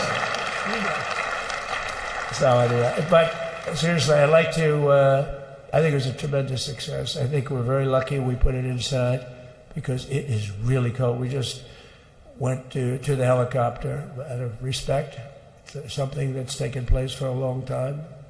I guess it's as old as helicopters. You used to get into a stagecoach, now you get into a helicopter. Times change. But it's pretty old custom. And it's a beautiful custom, actually. It's a beautiful custom. I wish we could have had a better relationship. I wish we could have had a better relationship between Republicans and Democrats. I was with Senator Schumer. I said, Chuck, I think it's time we all start getting along a little bit because it doesn't make sense. I mean, we literally never get a Democrat vote. They never get a Republican vote, almost. And although there is a bill coming up very shortly that we have a lot of Democrat votes, right?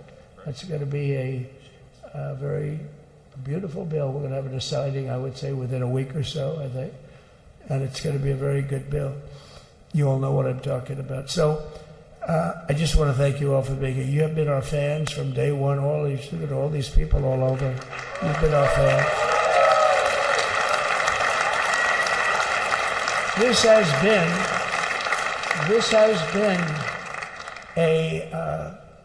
never been anything like it.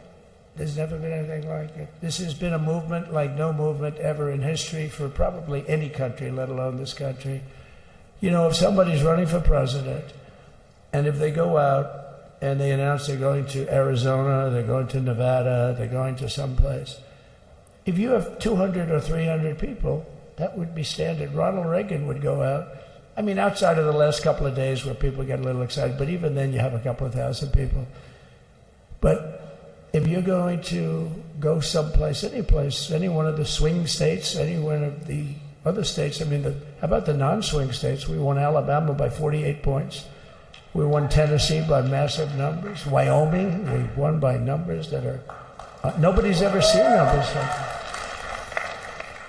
And, places like California, we did great, but when they send out like 38 million ballots, nobody knows where the hell they're sending them, and then they come pouring back, the whole thing. They passed a law in California that if you work in an election bureau, and if you so much as ask for a voter ID, if you say, "Sir, ma'am, could I please look at your voter ID?" they have the right to put you in jail. You're a criminal. Can you believe that? There's only one reason that happens. They want to cheat. So they had it where voter ID wasn't accepted. But now if you even ask for it, this is seriously a bill that was just signed, passed in their legislature, and it was signed. And I think when we get things cleaned up and we get back to a little bit of normalcy, I'm going to ask the Speaker to really get involved, because I think we would have won the state of California, because, if you look at my numbers with Hispanic, we're at 56%, and we won the Texas border that had never been won. As the governor said, he's doing a good job, the governor, by the way, of Texas, but as the governor said, it hasn't, did I get lucky? Did I get lucky? Supposing I said, he's not here, but the governor of Texas has done a terrible job. Wow, look at you. You mean we couldn't get you up in the front row? I tell you. Supposing I said, JD, the governor of Texas, he's not doing his job. You heard what I said. See, I didn't know you were there. I said he's doing a great job. He's doing a phenomenal job. But now you're going to have a partner that's going to work with you, because you didn't have, not only didn't he have a partner, he had people selling the wall, right? We have a fence structure that we worked on, the governor worked on with me, and I didn't love it, to be honest with you. I wanted a nice precast concrete, 40, 50 feet high, like a beautiful, could have been a T-shape, Y-shape. I love construction. I wanted that sucker to go up maybe 50, 60 feet. It would have looked beautiful, a nice Y shape. And I said, the problem is, sir, they climbed that like a rabbit. I said, what do you mean? No way. And they brought some of these guys out. They climbed it like... And the other thing is you hit it with acid and the thing will disintegrate. They have things for concrete. So they needed very hardened steel, very special steel. And then they needed 7,000-pound concrete inside that steel, inside that steel. And then they have a rebar that's the toughest steel made. Very hard to cut. So this is why very little is cut. It's right. And then they put a anti-climb panel on top. I hated it. I said, it's so unattractive. And I said, why would that work? I don't believe it works. And I went to watch. The Border Patrol gave a display. We had actually two sets of climbers. The guys that climb up walls with drugs on their back, they got like 60, 70 pounds of drug, and they go as fast as you can walk. They go bip, bip, bip. Or we have Mount Everest type climbers. And honestly, the drug guys were much better. I couldn't believe it. The drug guys blew them away, right? But it's true, the anti-climb panel, they couldn't get around it. They just couldn't. You didn't have it. So sometimes you sacrifice beauty for efficiency. And we did. So we built this wall, and we built over 500 miles of wall. That's why we had such good numbers. The famous chart that came down, very thankfully, the chart that came down on my right, Governor, had I not looked over there, I'm not speaking right now. You might be speaking here. You want to know the truth? You, JD, have got a lot of great people in this party, but I got very lucky, but we had the best numbers we've ever had. But I bought, what happens is when you fill it up, it's like water. You fill it up. Now we have 571 miles of wall. And they would always say, when we renovated a wall, so there'd be like a piece of plywood sitting there for 60 years, or a 2x4 sitting for 60 years on the ground and rotting. Because, and they'll say, you didn't build a new wall. Here we're building 50 feet up in the air, 30 feet sections, 50-foot sections, all steel, all concrete, all everything. And all, by the way, they don't even want me to say this, but what the hell, doesn't take that long time. They're all wired for all of the equipment. We put wires in everything so they can easily wire for all the different types of equipment. And if there's a doubt, we have to wire. whenever we just look, you just find the wires all over the place up top, so we can just hook it up. We don't have to have wires on the outside, which wouldn't do too well, right? So anyway, so we built an extra 200 miles of wall, and the governor wanted to buy it. He tried to buy it, and they wouldn't sell it to him. He wanted to put it up himself. Could have been done in 3 to 4 weeks, 200 more miles, because when you do it now, they just keep going further out, getting around. So we did an extra 200 miles, and it was all bought, and they announced that they're not going to put it up. And that's when I realized they wanted open borders, and that's when I realized that people are going to come pouring through the wall like nobody's ever seen before, but you've seen it. A lot of you are here because of that. I made it my number one issue. They all said inflation was the number one issue. I said I disagree. I think people coming into our country from prisons and from mental institutions is a bigger issue for the people that I know. And I made it my number one. I talked about inflation too, but you know, how many times can you say that an apple has doubled in cost?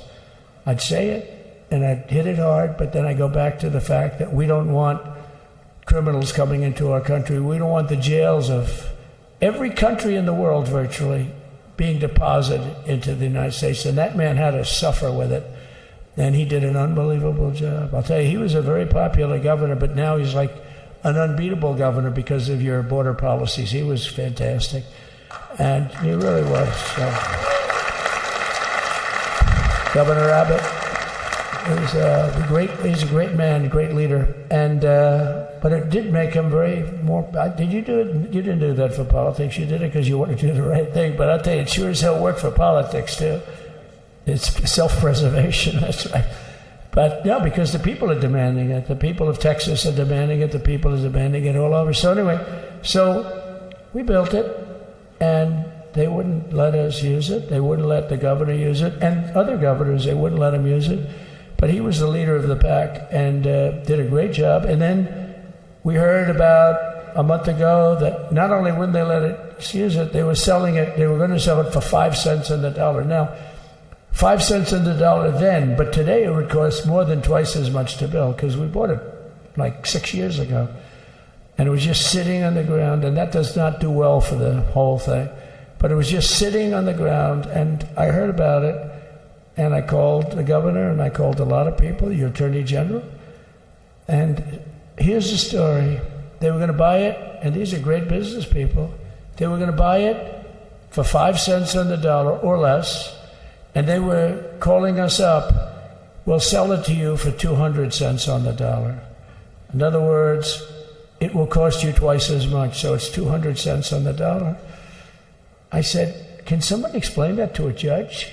I mean, how corrupt is that? You'd think they'd say, maybe we'll sell it to you for 20 cents, 30 cents, but not 200 cents. So they were going to buy something for 5 cents, and they were going to sell it to us for a fortune. They were going to make they'd have it down that in Fortune magazine, they'd put it of the deal of the year, okay? You buy something like that. But it was so corrupt and so horrible. And when we told that to the administration, they didn't care. They just kept going forward. They couldn't care less. And they kept going forward. They knew that they were trying to sell it back to us. They would have sold it back to us. You would have ended up buying it. You would have paid probably 50, 60 cents. Who knows? But they were going to use it for scrap metal, but then they made a much better deal. They could just buy it and sell it to us for 15, 20 times what they paid. 20 times, think of it, like 20 times what they paid. And we wouldn't let it happen. And the governor with his attorney general, Ken Paxton, they made a fantastic, they're a good lawyer. He's pushed around pretty good by people, right? I said, you got a great attorney general. They should leave him alone. He was with me. But Ken and the governor went to court, and a judge actually became incensed and actually called for an investigation. How could a thing like this happen? So he stopped it. So we're waiting to put that wall up. And now that you have a new president, that wall will go up so fast.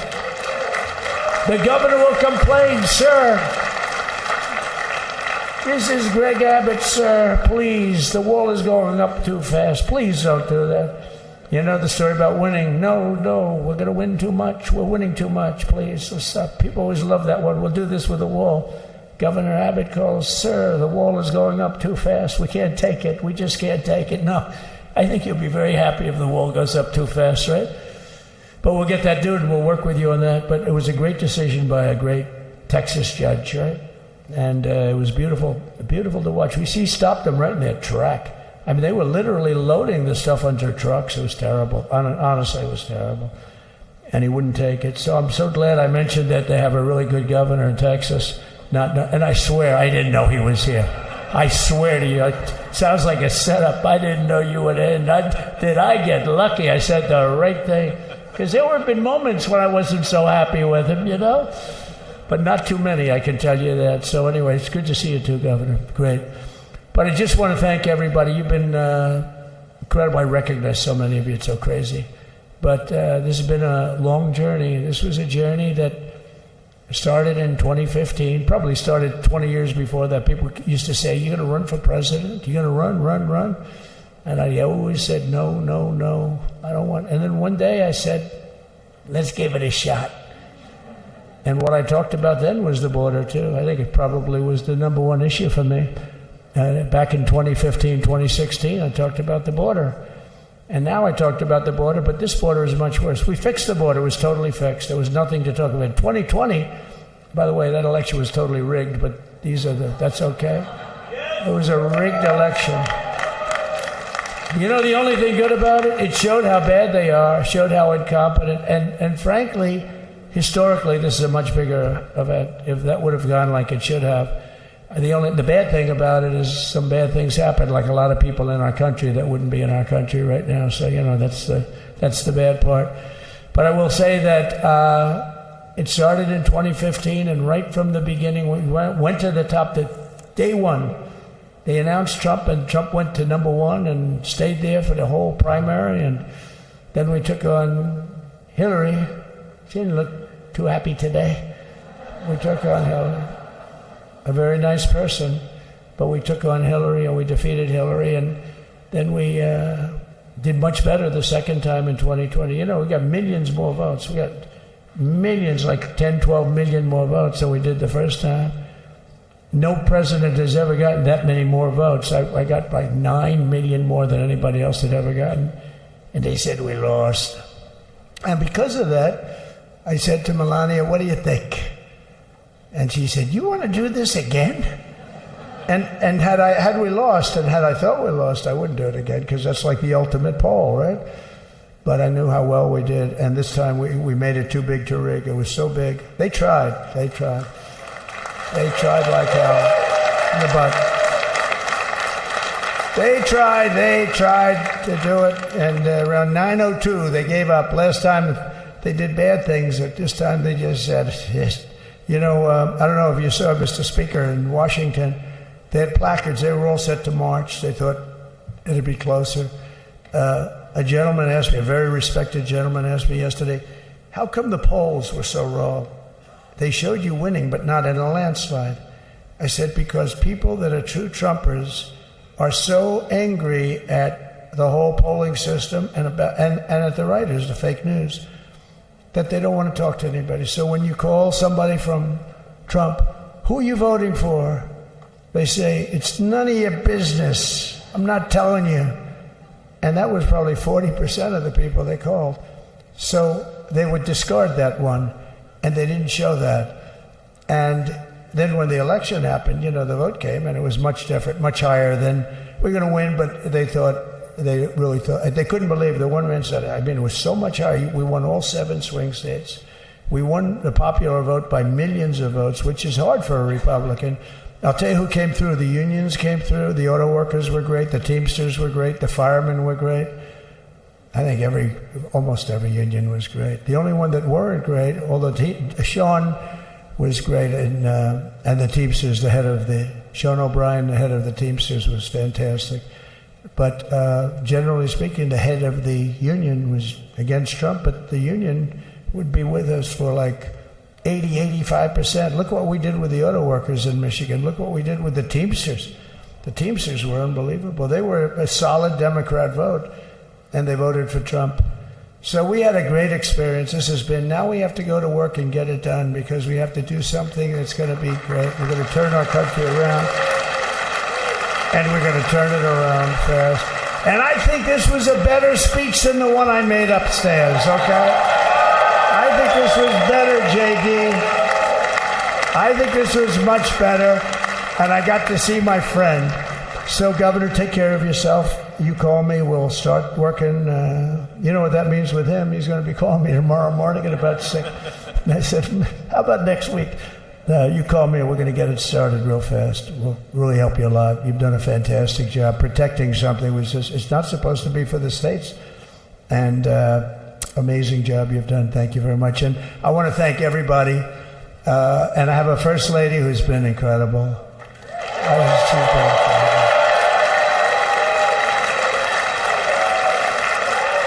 I shouldn't say this. I'm going to get hell when I say this, but her feet are absolutely aching. You know, those heels. And we thought we were leaving. We were going home. Sir, would you be able to go down and say hello to some of your other fans that are here? I said, oh, I didn't know that. Wow. Did you get to see pretty clearly the picture, I hope? Good. That's good. But because you wouldn't want to make the same speech again, right? But she said, darling, I love you so much, but my feet are killing me. I said, honey, let me just see how far it is. I asked the person. Oh, not that long, maybe 400 or 500 yards. That's 5 football fields. I said, can you make it? She said, we're going to make it no matter what. We're going to make it because we have to go. Right?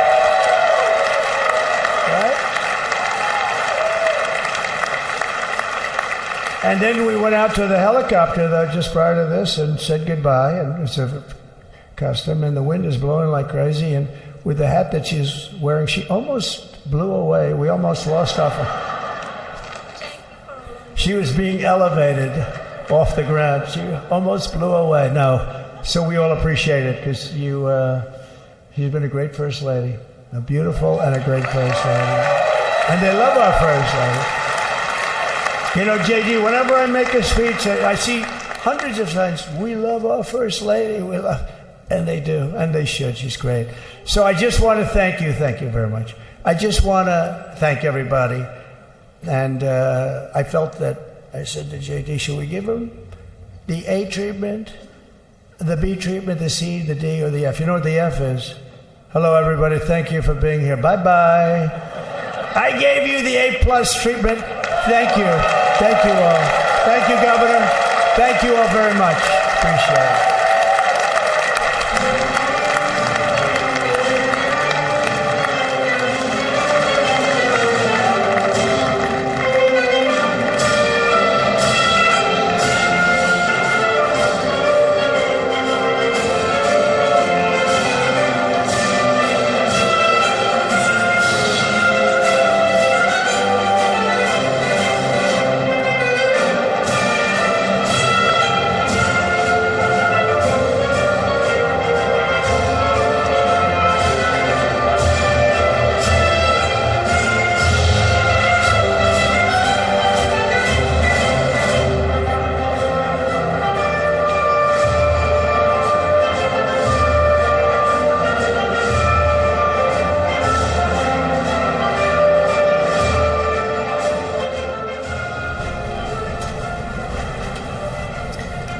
So you were looking at pictures here from another portion of the Capitol where President Donald Trump has been speaking to supporters after his inaugural speech, actually in a speech that went just about as long or maybe even a little bit longer than his actual inaugural address. And this was kind of what we hear and expect is more of the campaign type rally speeches that we've heard, not as long or perhaps as animated, but more comfortable and familiar, and also flicking at some of the actions that we do anticipate President Trump will be working on as soon as he sits down at a desk and has those executive orders in front of him. All of those dozens, if not 100 or more executive orders that we expect the president to be signing today.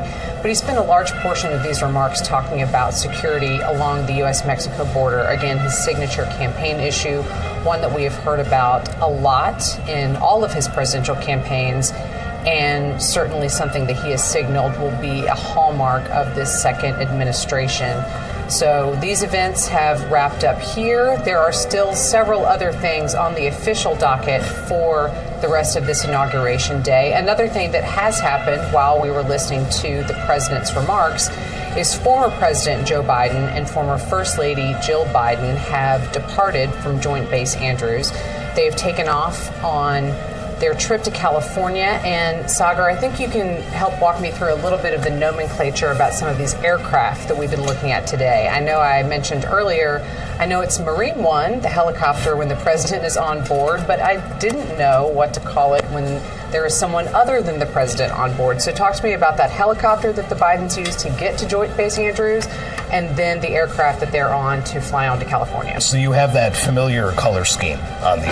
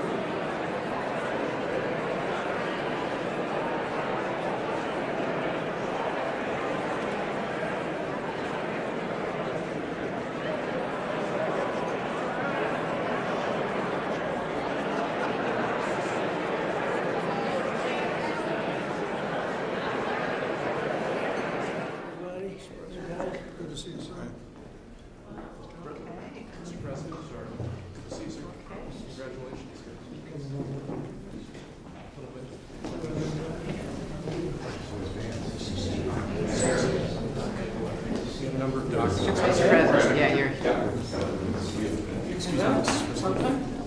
was a great event. We went to the helicopter. It was freezing. The sun is a little deceptive. Yes, it is. So what would you like us to do?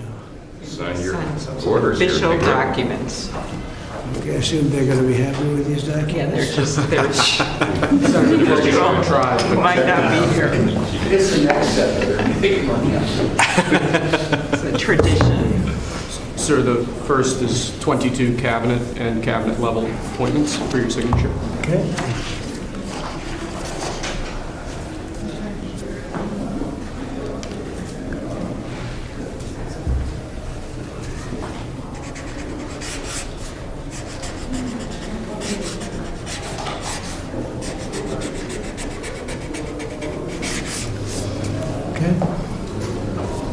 The next one will be, excuse me, next one will be 47 sub-cabinet level appointments, sir.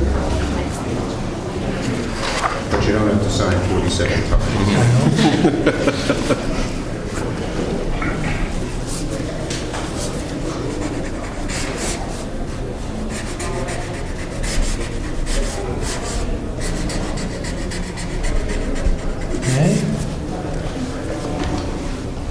Thank you, sir. Now 31 acting designations and appointments to effectively take control of the government. Let's do that. Yeah, that's important. That's important, isn't it?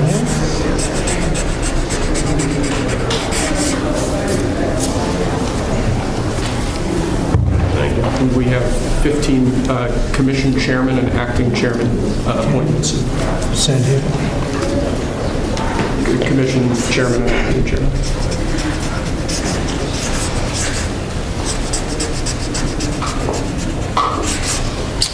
He was number one at Harvard also. You know that? Good counsel. They have something in common. Thank you, sir. Lastly, we have a proclamation ordering that on all future inauguration days, including this inauguration day, that flags shall be flown at full mast. Very important.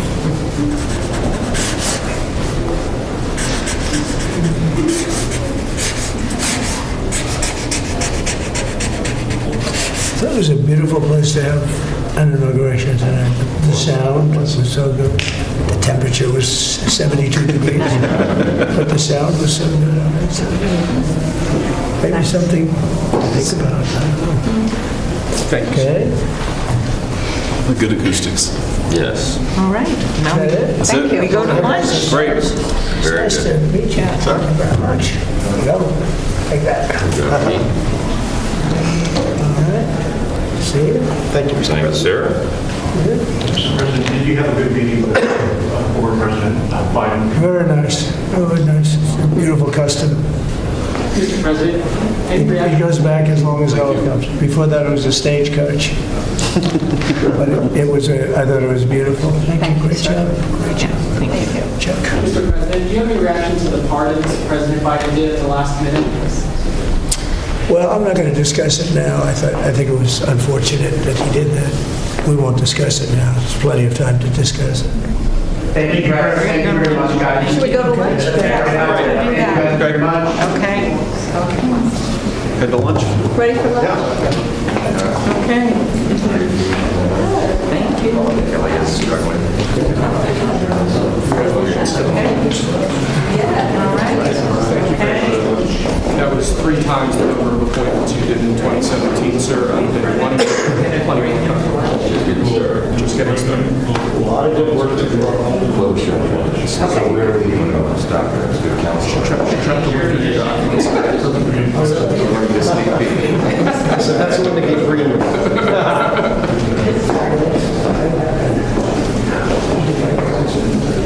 Thank you. That was great. That was great. That was great. Standing ovation. I liked it.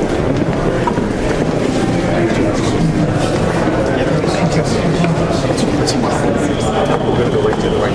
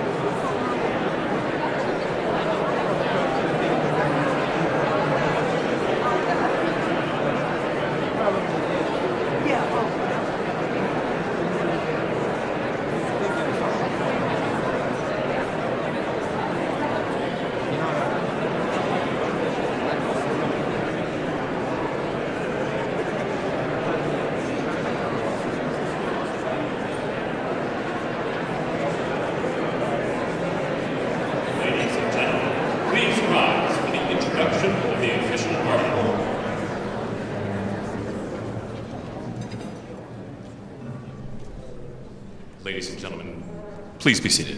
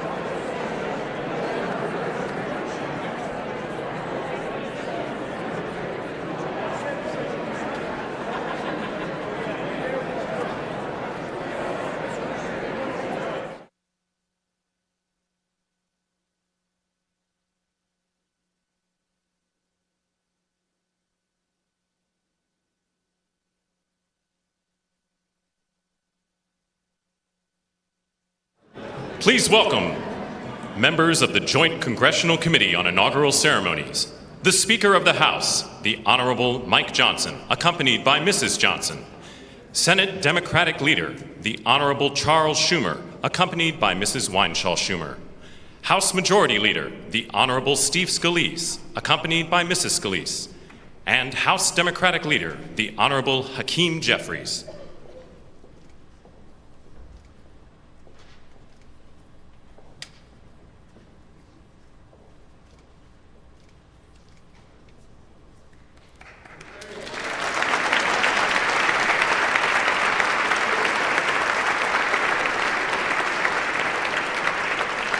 Please remain standing for the honors and the invocation.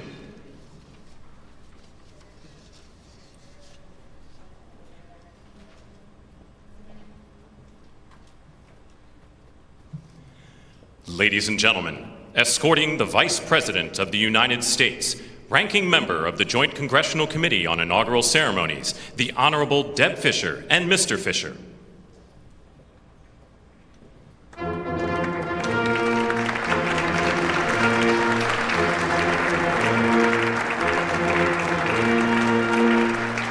Ladies and gentlemen, the Vice President of the United States, the Honorable J.D. Vance, accompanied by Mrs. Vance.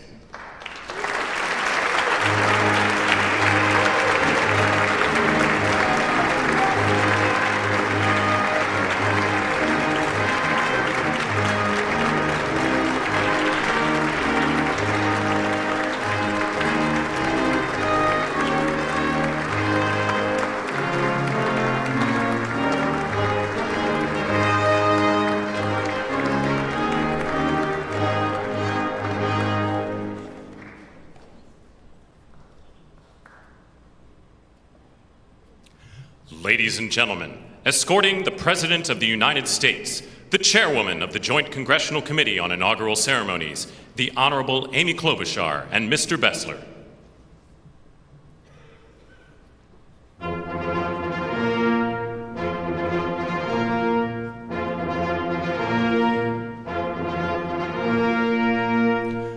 Ladies and gentlemen, the President of the United States, the Honorable Donald John Trump and Mrs. Trump.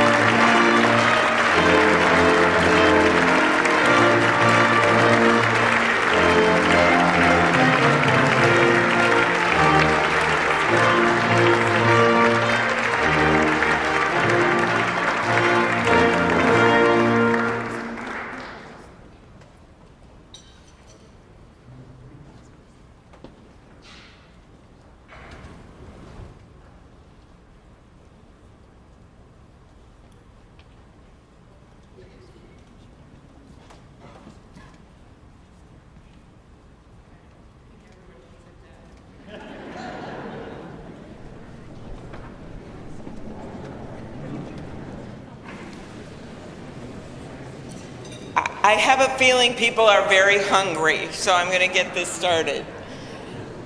Mr. President and Madam First Lady, Mr. Vice President and Madam Second Lady, my colleague Senator Fisher, distinguished guests including the Speaker, Leader Jeffries, and Senate Leaders Thune and Schumer, on behalf of the United States Congress, welcome to the 60th inaugural lunch.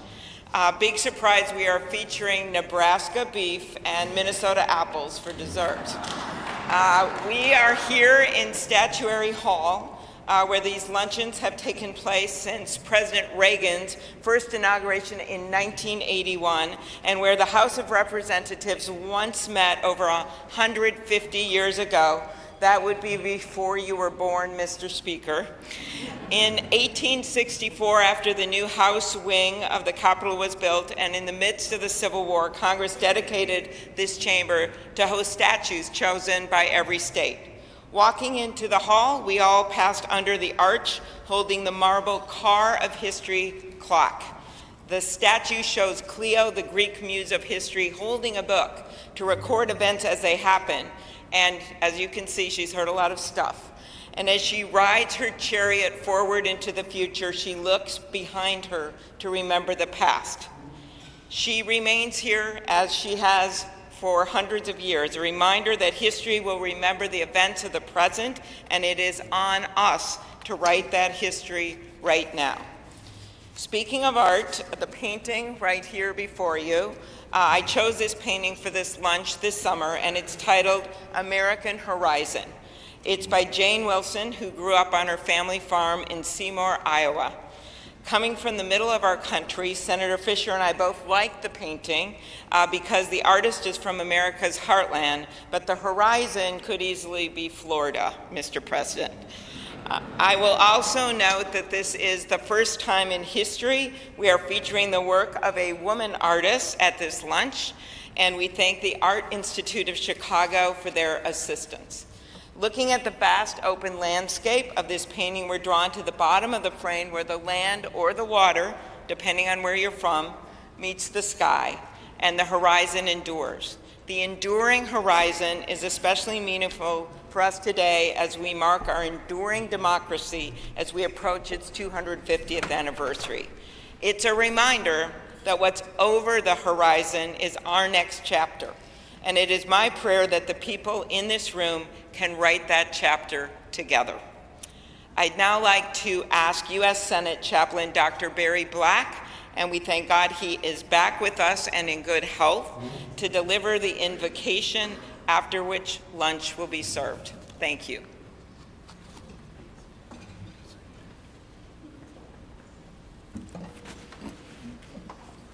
Let us pray. King of kings and Lord of lords, whose kingdom is above all earthly kingdoms, and who judges all lesser sovereignties, look with favor upon President Donald John Trump and Vice President James David Vance. Empower them with the wisdom and courage needed for our times. Protect them from the vicissitudes and challenges that obstruct the making of a world of justice, peace, and righteousness. Lord, give them a deep desire to do their best for our country and world, and a determination to act in ways pleasing to you. Preserve their families in health and strength by your grace and power. Bless now this luncheon as each of us finds your grace sufficient for every need. We pray in your sovereign name. Amen.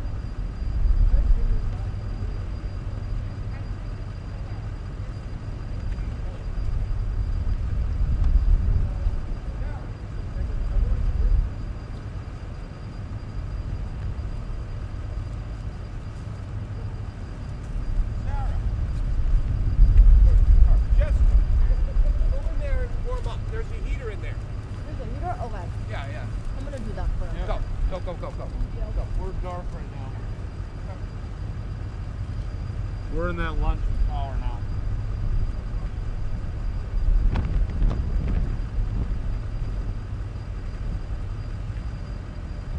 People imaginable. Our best days are ahead.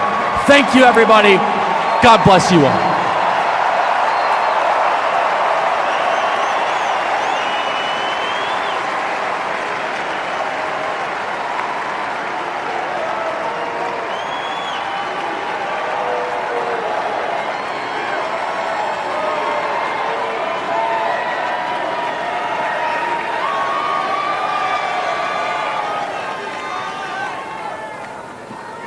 Ladies and gentlemen, please welcome to the stage the next Secretary of Commerce, Howard Lutnick.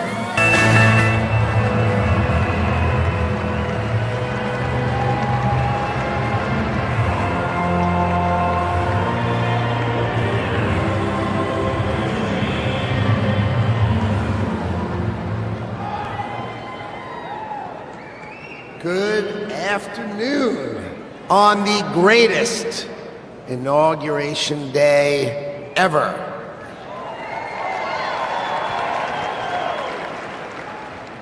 Today is one of the most important days in American history because Donald J. Trump is right now heading back to the White House.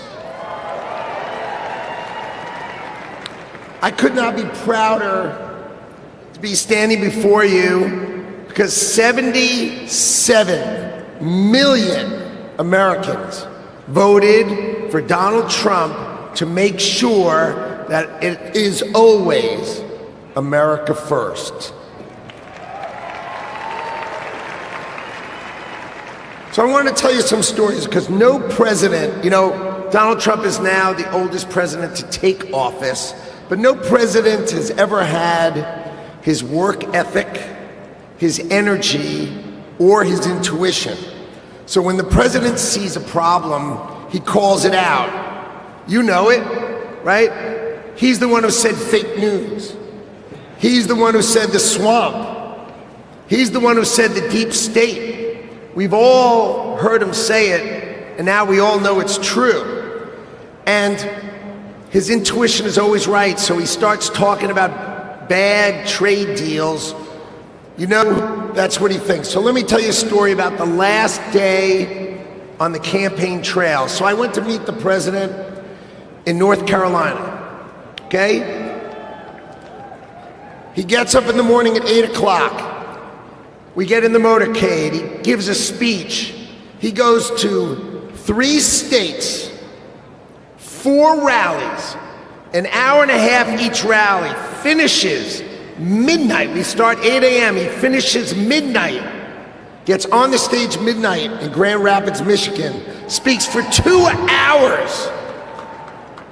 2 hours, never takes a nap, and when he's on the stage, he's never taken a sip of water.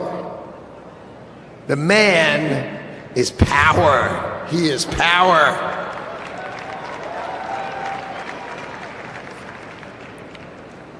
See, no other president will let the administration do it. He's going to help us fix America.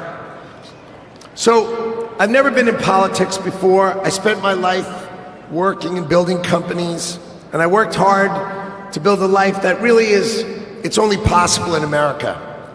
But on September 11th, when we saw our darkest day, it changed my life forever.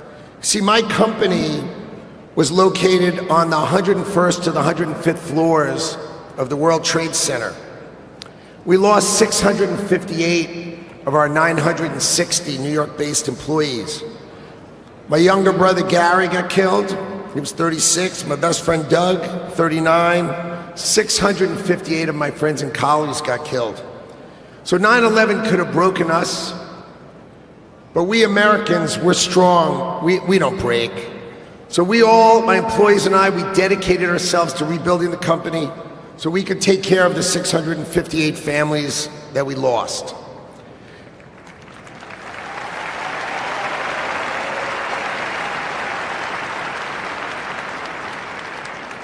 And I want you to know, we received thousands and thousands of cards and letters, and most importantly, we received all of your prayers, and that mattered to us and helped carry us through. So the events of September 11th, they instilled in me a sense of community and dedication for the country. So when the president asked me to join him in his administration, I jumped at the chance. So I was the co-chair of the transition team, which helped pick for the president, helped sort of set him up so he could pick all the nominees. And then I'm really proud to tell you that he was nominated, President Trump has nominated me to be the next Secretary of Commerce for the United States to serve all of you.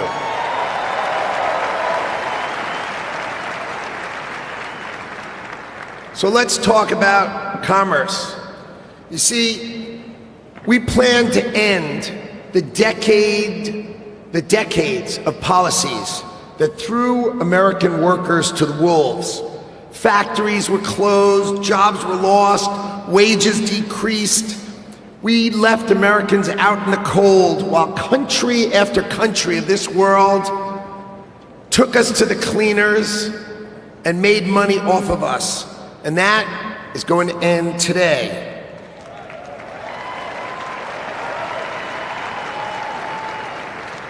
At the start of the 20th century, America was the richest country on earth, and we defended our workers from unfair trade policies with tariffs.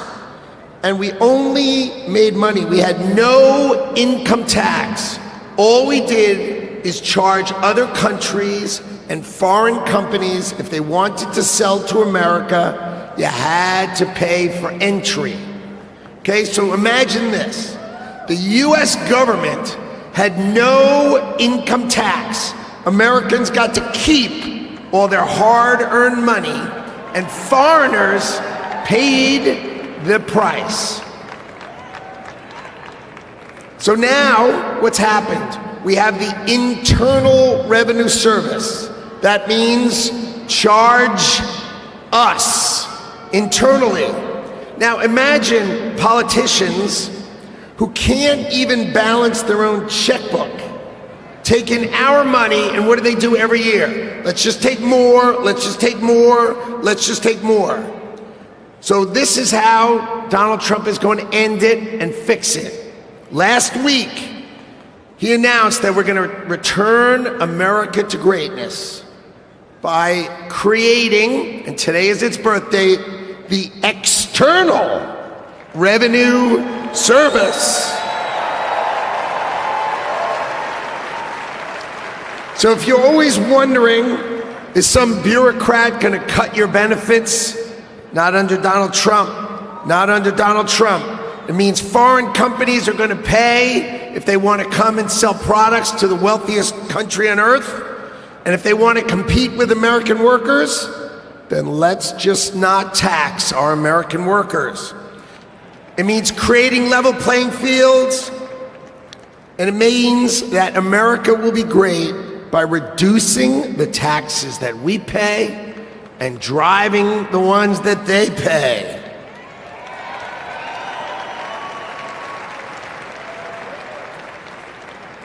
So what that means is the External Revenue Service will put up tariffs or walls that protect you.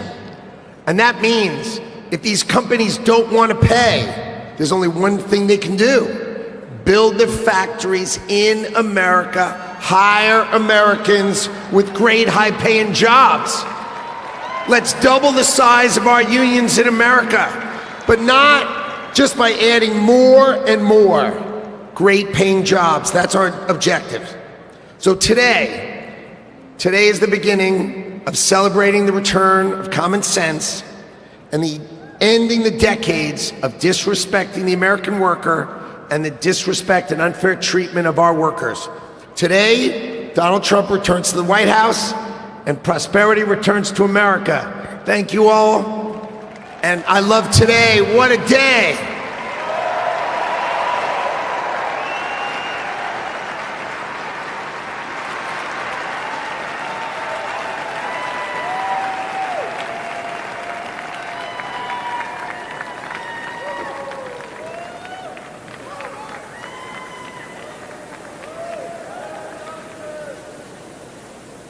Ladies and gentlemen, please welcome to the stage Governor Glenn Youngkin.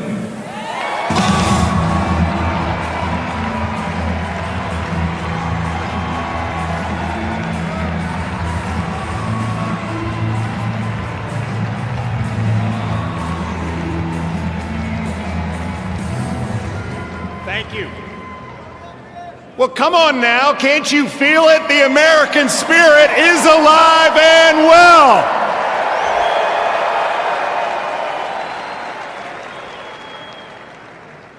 This is the dawn of the golden age of America because we inaugurated the 47th President of the United States of America, Donald J. Trump.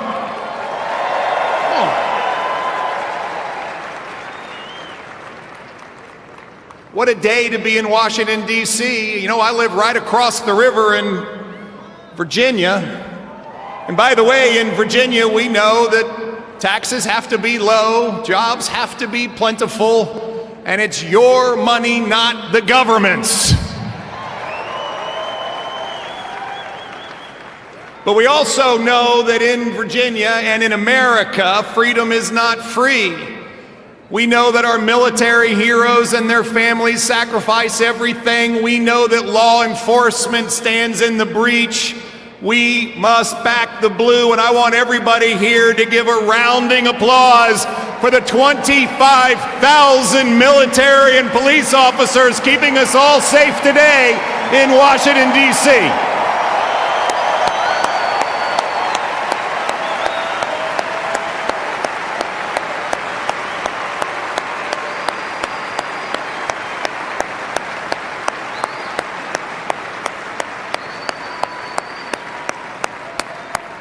God bless America. My friends, we are standing here on the dawn of a new age, and we are seeing the sun set.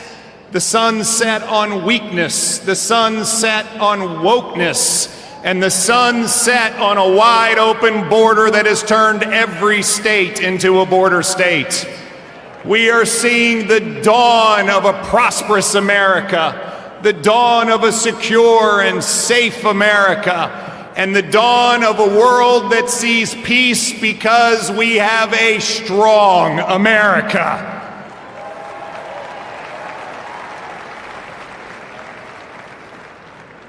Our new president, Donald J. Trump, has never, ever lost faith in America. They tried to take him down legally. They tried to put him in jail. They tried to even assassinate him. And he never gave up on America, and America, we will never give up on him.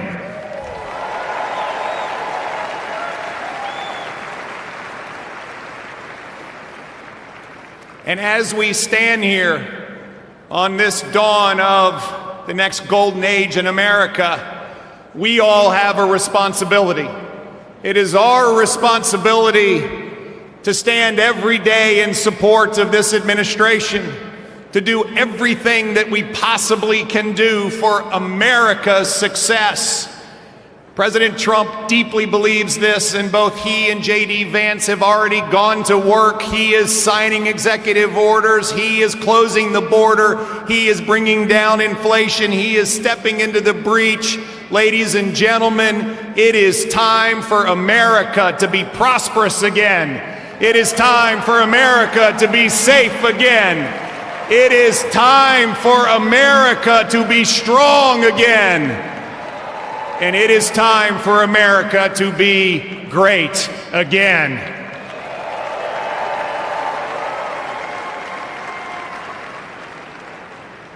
I hail from the great Commonwealth of Virginia, and we know a few great Americans in our history. From George Washington to Thomas Jefferson to James Madison to Patrick Henry, who echoed, "Give me liberty or give me death." My friends, those words that Thomas Jefferson penned, which are the greatest words, at least in this hemisphere, ever written, that we hold these truths to be self-evident, that all men are created equal and we are endowed by our Creator with certain unalienable rights, and among them are life, liberty, and the pursuit of happiness. Well, ladies and gentlemen, we stand here on the dawn of a new age where life, liberty, and the pursuit of happiness are available to every American. And we must stand together as we collectively say, God bless America, and God bless Donald J. Trump and J.D. Vance. Thank you all very much. God bless you.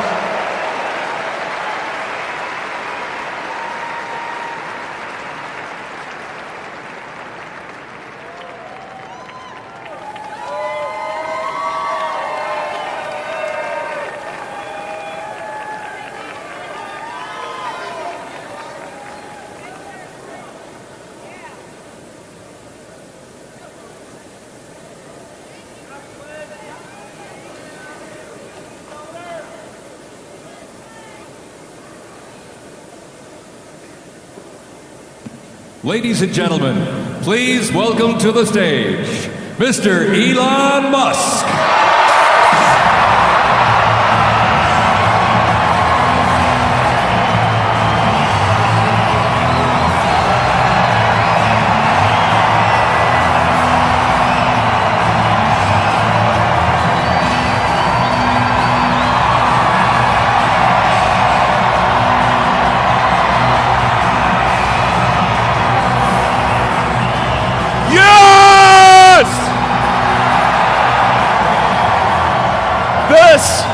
This is what victory feels like. Yeah! And this was no ordinary victory. This was a fork in the road of human civilization. Okay. You know, there are elections that come and go. Some elections are, you know, important, some are not. But this one, this one really mattered. And I just want to say thank you for making it happen. Thank you.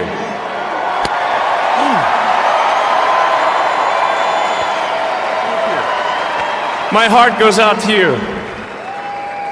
It is thanks to you that the future of civilization is assured.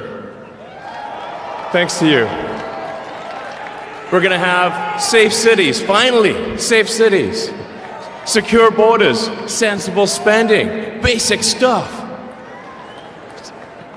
And we're going to take Doge to Mars.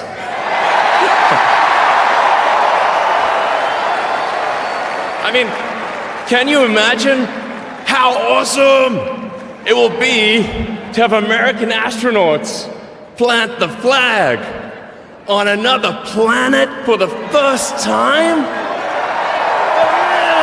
Bam! Yeah!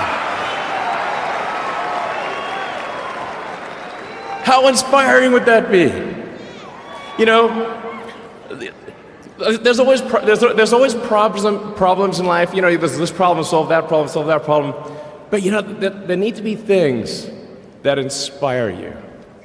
There need to be things that make you glad to wake up in the morning and say, I'm looking forward to the future.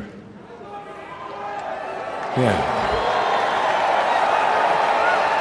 And I love you guys.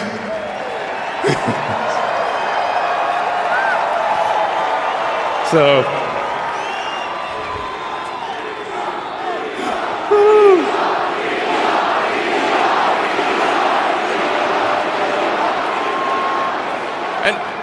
and let me tell you, I'm gonna work my ass off for you guys. So, I really will. So, and yeah, but I'm super fired up for the future. It's gonna be very exciting.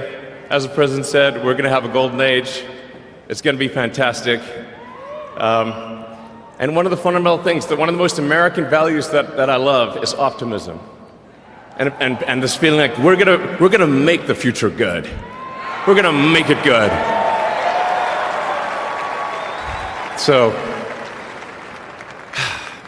man, I can't wait. This is gonna be fantastic. So thank you again.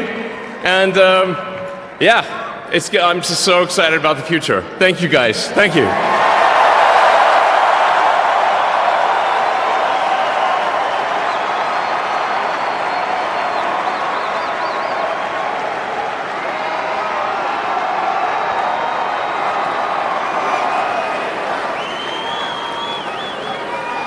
Ladies and gentlemen, please welcome to the stage, Kash Patel.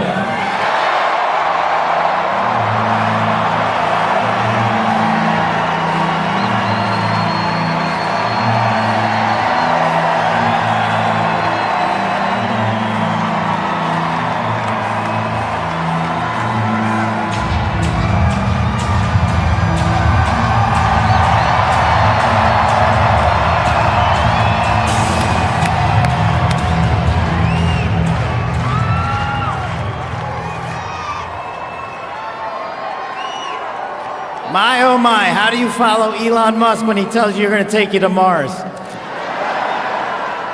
I'll tell you how. He and I share something deeply. We love the American dream. And we have been given a gift by God today to usher in a new dynasty because we just inaugurated Donald J. Trump as our 47th president. And we just inaugurated J.D. Vance as our Vice President of the United States. And we did that because the American dream is alive and well, because you chose that our dream can be the dream for our children and the dream for our world. And we are at a crossroads here in America, but our future is bright because you had the courage to stand for your convictions. So I'm humbled here to talk to you about why I love the American dream. My story's pretty simple, it's unique, and some of you share in it. My parents were born and raised in East Africa. My father in the 1970s fled a genocidal dictatorship in Uganda, where he saw 300,000 of his countrymen murdered, where he saw what lawlessness would do if it was allowed to break through the system of constitutional justice. He fled, like so many others. He married my mother. They moved here. They waited in line. They stood in line because the American dream was worth standing in line for.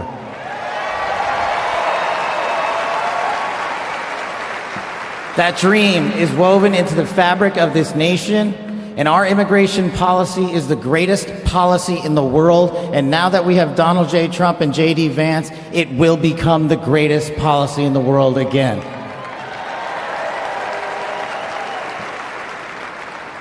But dreams and hopes aren't enough, my friends. We got to get to work. And we got to accept the realities that too many of you know from your communities. President Trump launched in his first term priorities of national security, law enforcement, economy, and global diplomacy. But now we have to retread some of that. And I'd just like to go over a few of the things that our community has been living under these last few years. In the last calendar year alone, we had 100,000 drug overdoses. In the last calendar year alone, we had over 100,000 rapes. In the last calendar year alone, we had 17,000 homicides. That is unacceptable in 2025 in the United States of America. That is why we need constitutional law and order. When I read the statistic that for the age group of 18 to 45, the #1 cause of death is CCP fentanyl. We are not prioritized to go after the threats that face this country, and most of all, that face our future generations. But thank God, we will be starting right now.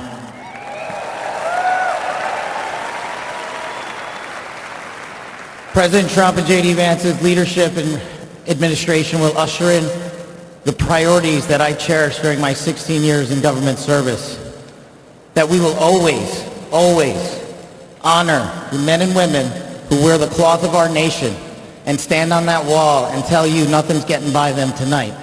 And so to them, thank you.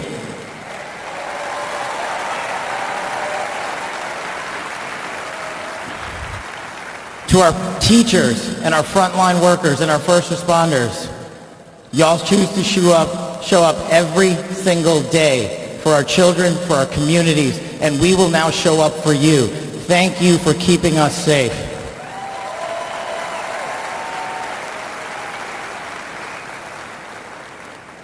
To the men and women in law enforcement, and maybe I'm biased on this one. Our police officers, our sheriffs, our federal agents are some of the greatest warriors that God has ever created. And we will put them first because they have our backs, and now we will have your backs.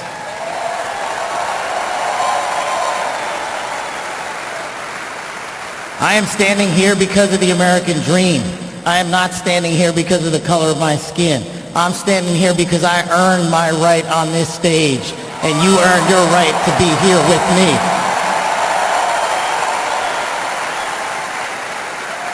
And I promise you this, with every fiber of my being, that our law enforcement, that our teachers, that our first responders, that our veterans, that our men and women in uniform who dare to serve this country and put themselves below the rest of our needs will be reprioritized to the top of the heap because they are standing on that wall, and we will not let that light go dark on them.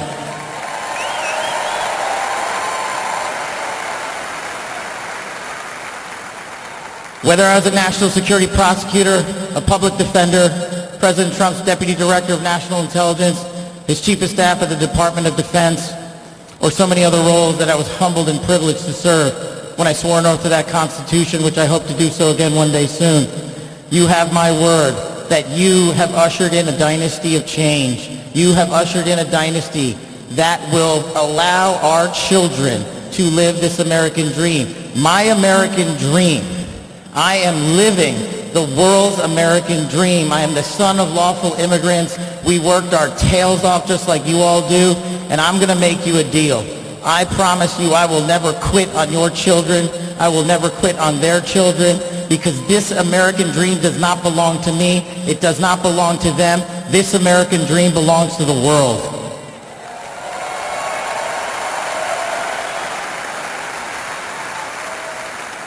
So in closing, I just want to tell you this.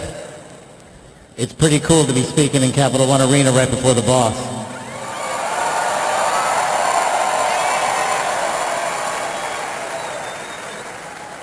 You've inspired me beyond words. Your love, your devotion, your commitment to our country, everywhere I go, shows us that we are not only the beacon of hope, but we are the land of constitutional justice. We are the land under Donald J. Trump and J.D. Vance, where we are going to end the two-tier system of justice. We are going to remove the weaponization of the intelligence community for political purposes. And we are going to put the men and women of America first.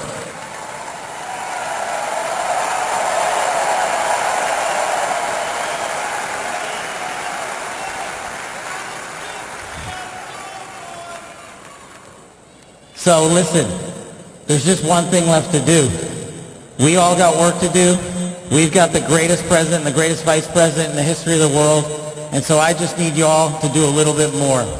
Every time you see a law enforcement officer, every time you see a veteran, every time you see a teacher, shake their hand. Give them a little bit of your time, because they're giving us all of our time. And don't forget to enjoy the ride, ladies and gentlemen. God bless America. God bless these United States of America. God bless every one of you. I'm living the American dream. My name is Kash Patel, and I ain't going anywhere. Let's go to work.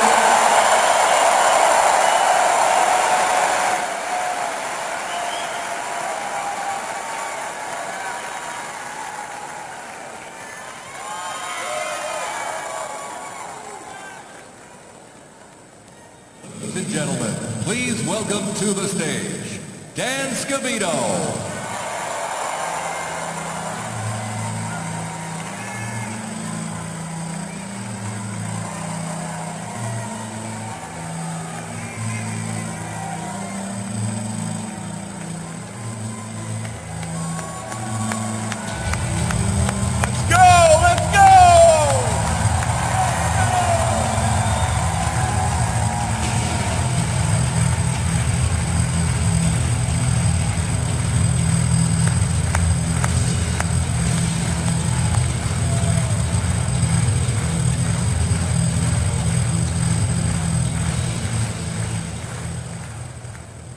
Hello, Patriots. How's everybody doing this evening?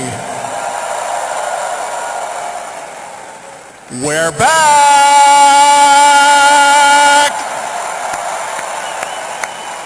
USA! USA! USA! USA! USA! The 45th and the 47th President of the United States of America will be here shortly. He's down at the Capitol. He'll be in a little while. He'll be here. They asked me to come out and say a few words and say hello to you great American patriots that came from all over the country. Thank you for being here today.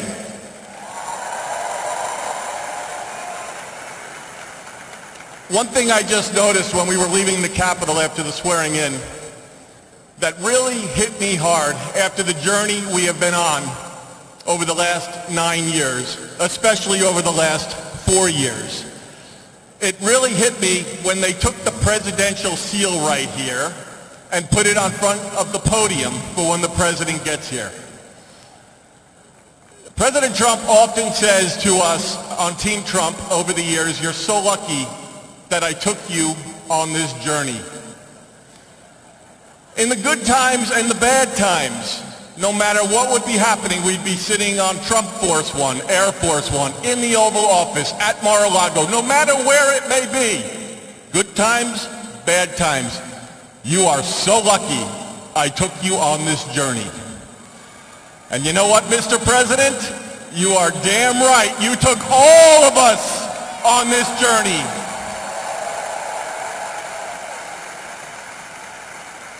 There's been a lot of stops along the way from 2016 when we started back in 2015 with a small campaign team flying around the country, doing rallies, small team, 6, 7, maybe 8 people. Then it continued to grow. Before you knew it, the GOP nomination was going to Donald J. Trump in Cleveland in 2016. Fast forward, he became the 45th president of the United States of America.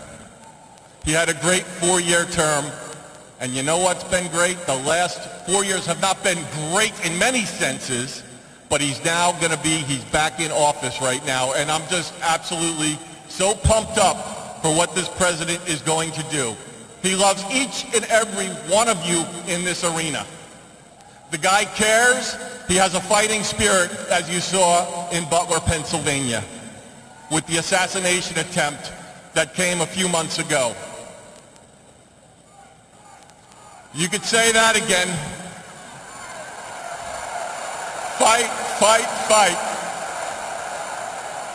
It's a moment that I will never forget, being there and in the hospital with him. I want to just give you a behind-the-scenes moment with the president and the heart that he has. We were in the hospital he had blood coming down his ear. He wanted to know how his staff was. Myself and Susie were with him, and Stephen Chung and Walt, and even the Secret Service. How are you guys doing? The guy just got shot in the damn head, and he's worried about us. Are you guys okay? He's on the phone with his family. Showed him a picture, the iconic photo of his fist raised in the air. Told him it was from Doug Mills from the New York Times, a great photographer. He looked at the picture. He's staring at the picture. One of the most historical photos of all time. There'll never be anything like it.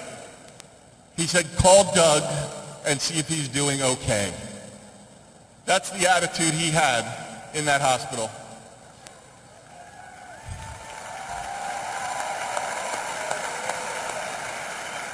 Our president has been resilient through a lot. And I don't need to get into all of it because you're all familiar with it, and I'm convinced much of it that went on over the last 4 years is why he won the election in an electoral landslide.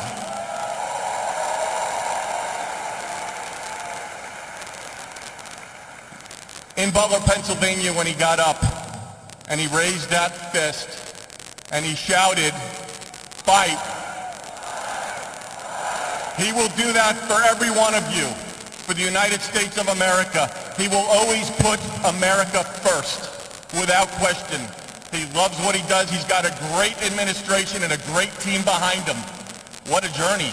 McDonald's, drive-through window, garbage trucks showing up at a rally, and him on the plane putting on his orange vest. Sir, are you going to take that off? I'm going to the rally in my orange vest.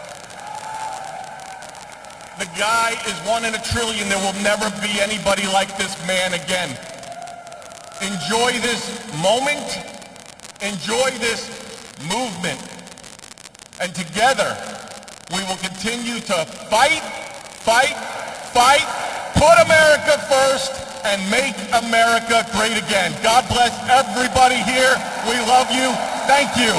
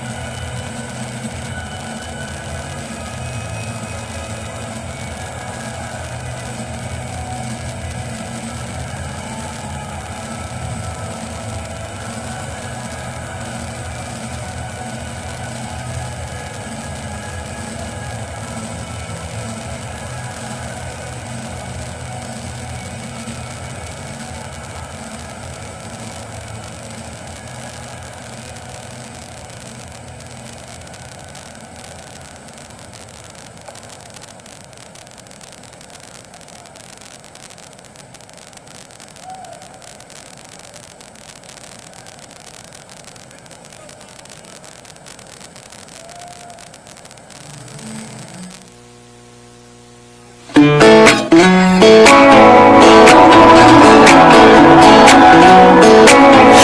I've been throwing down the whiskey. I ought to get my money back. Someone said it drowns a memory. Oh, but it ain't doing jack. Yeah, I've been sipping, I've been buzzing, shooting doubles like it's nothing. All or nothing makes you go away. I need something you prove, something stronger than I'm used to. Yeah, I've been pulling that too hard to feel like nothing's gonna cut it. That's the hard truth. Yeah, I need something you prove. Oh, I need something you prove.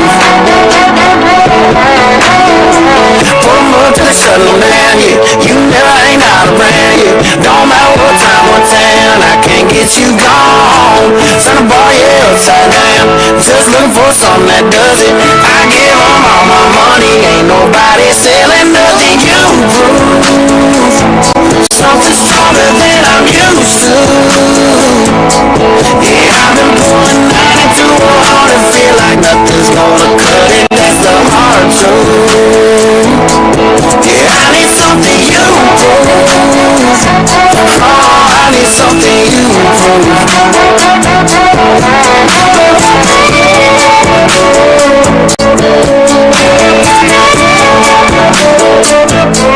Yeah, I've been mixing liquors trying to get you gone. Oh, but I must be doing something wrong. Cause I've been working hard to fade your memory, baby, but the only thing faded is me. I need something you prove, something stronger than I'm used to. Yeah, I've been pulling out it too hard to feel like nothing's gonna cut it. That's a hard truth. I need something you prove. Oh, I need something you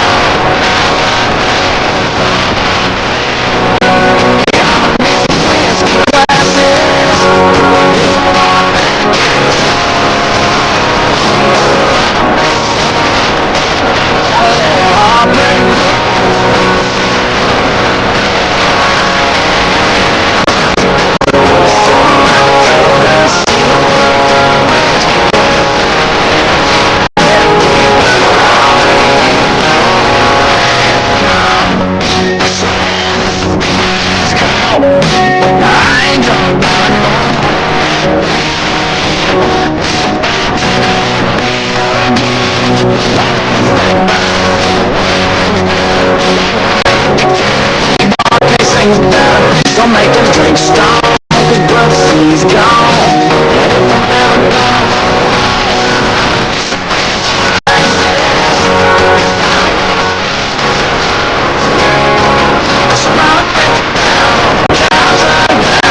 Someone new, need some whiskey glasses.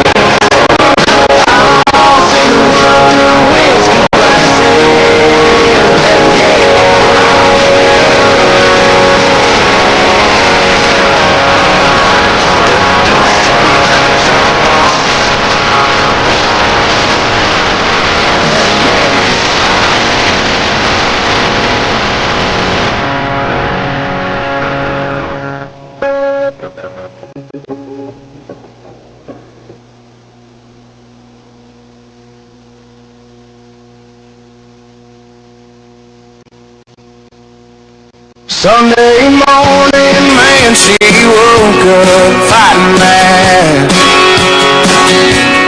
Bitching and moaning on and on about the time I had. And by Tuesday, you could say that girl was good as gone. And then when Thursday came around, I was all alone. So I went for a drive to clear my mind. Ended up at a shell on I-65. Then I won $100 on a scratch-off ticket, bought 2 12-packs and a tank of gas with it. She swore they were a waste of time, all but she was wrong. I was calling number 5 on the radio station, won a 4-day, 3-night beach vacation. Deep sea senorita fishing down in Panama. And I ain't gotta see my ex-future mother-in-law anymore. Oh Lord, when it rains it pours.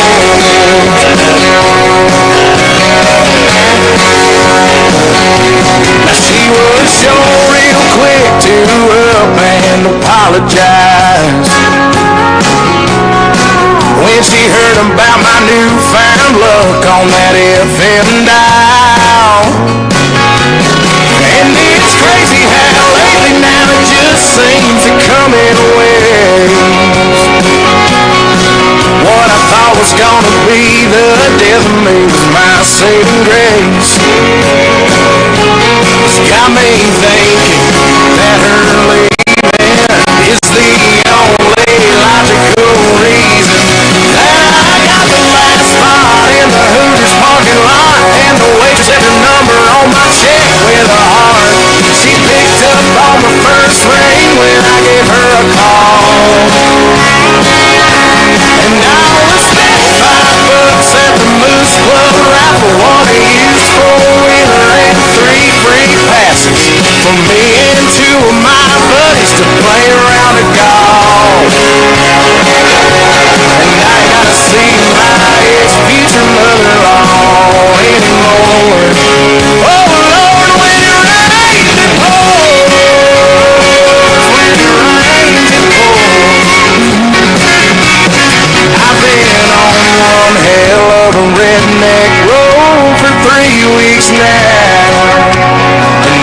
all started on the day that she walked out. Then I won $100 on a scratch-off ticket, bought 2 12-packs and a tank of gas with it. She swore they were a waste of time, all but she was wrong. And I was calling number 5 on the radio station on a 4-day, 3-night beach vacation. DC senorita fishing down in Panama. And I ain't gotta see my ex-future mother-in-law anymore. Oh Lord, when it rains it pours. When it rains it pours.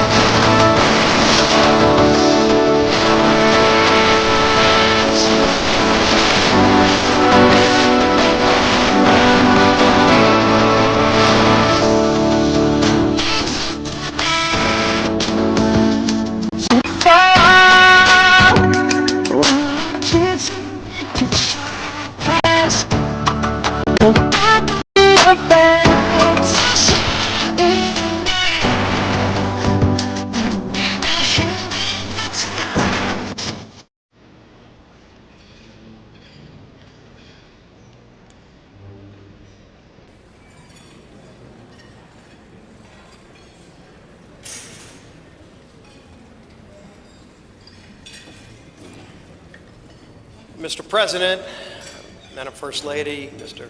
Vice President, Madam Second Lady, what a wonderful occasion. We all come here to celebrate what is a great tradition in the United States, and that is the peaceful transfer of power.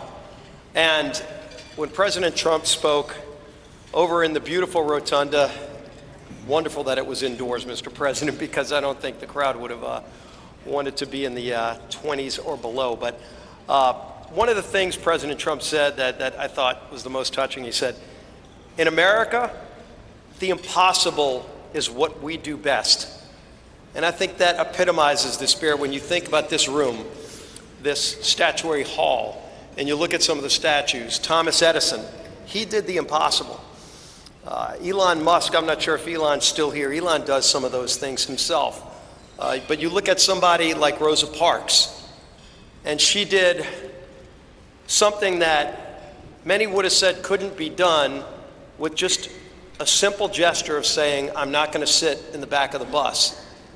And so the impossible is what we do in America.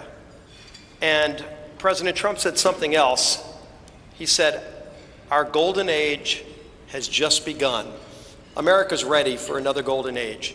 Mr. President, we present to you these flags that were flown over the United States Capitol at full mast in honor of being sworn in as President of the United States.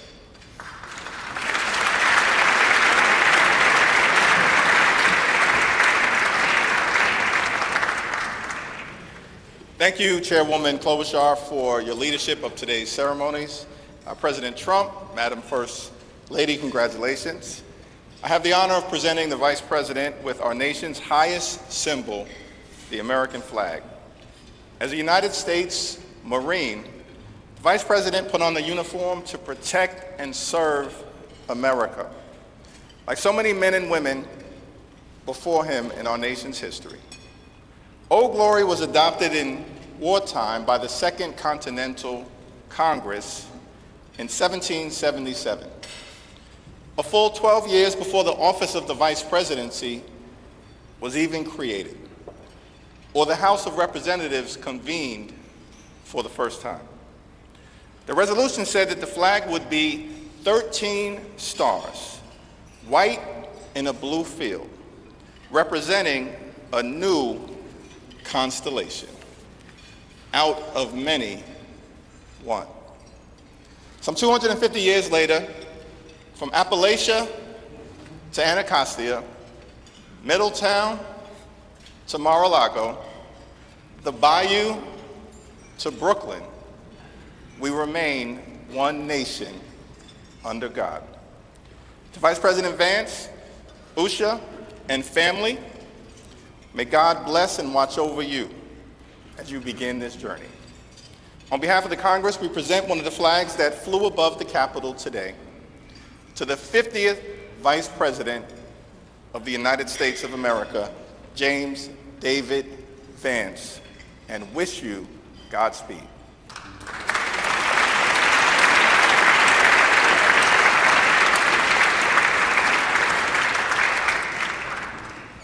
Thank you, Leaders Scalise and Jeffries. I now ask my friend Senator Deb Fischer of Nebraska, as in the beef you had for the entree, who has been an excellent partner in planning today's events, to come up and present the inaugural photographs.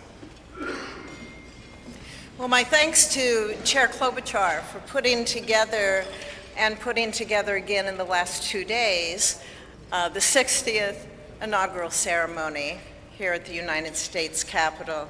Amy did a wonderful job, along with all of the committee, all of our staffs, in order for this to come together and be a very memorable experience. It is a tradition that the committee give our new President and First Lady, our Vice President, and Mrs. Vance the official photographs taken at the swearing-in ceremony. And so it is such an honor to be able to have those presented to you. I hope you will display them with pride, with honor, and with a humbleness that I know you will carry with you every single day that you serve the people of this country. May God bless you all.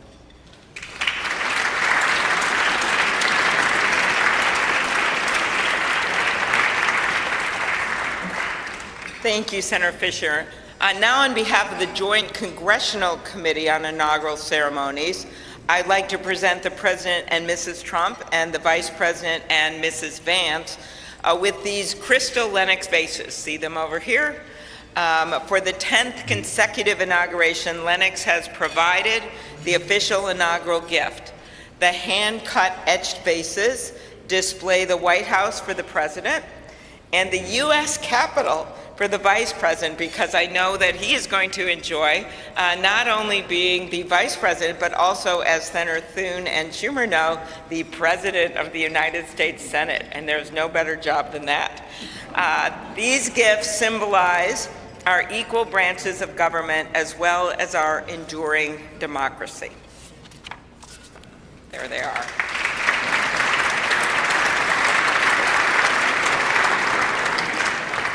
I will now invite Speaker of the House, Mike Johnson of Louisiana, to give the toast to the Vice President.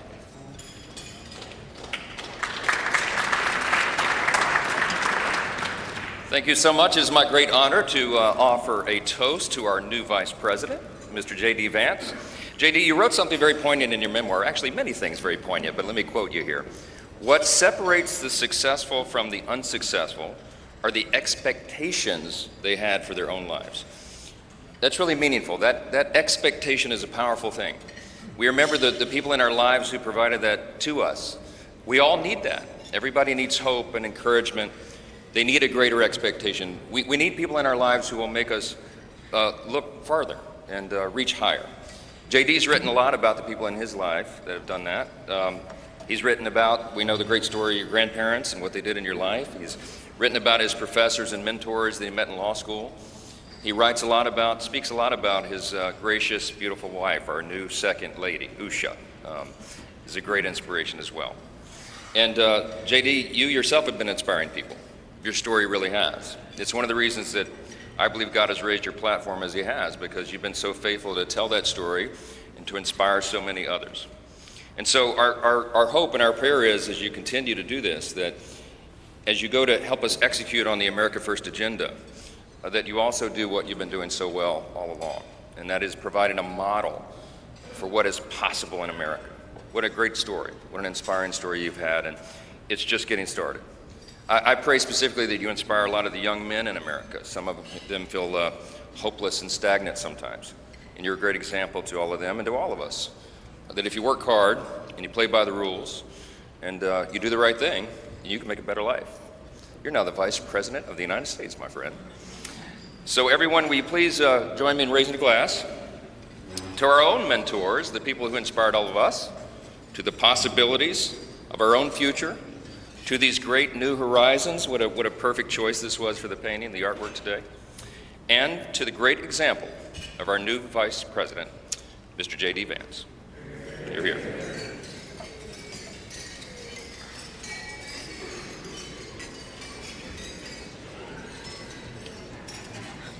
Thank you, Speaker Johnson and Vice President Vance. I will now invite my senator next door in the state of South Dakota, Senate Majority Leader John Thune, to give the toast for the President.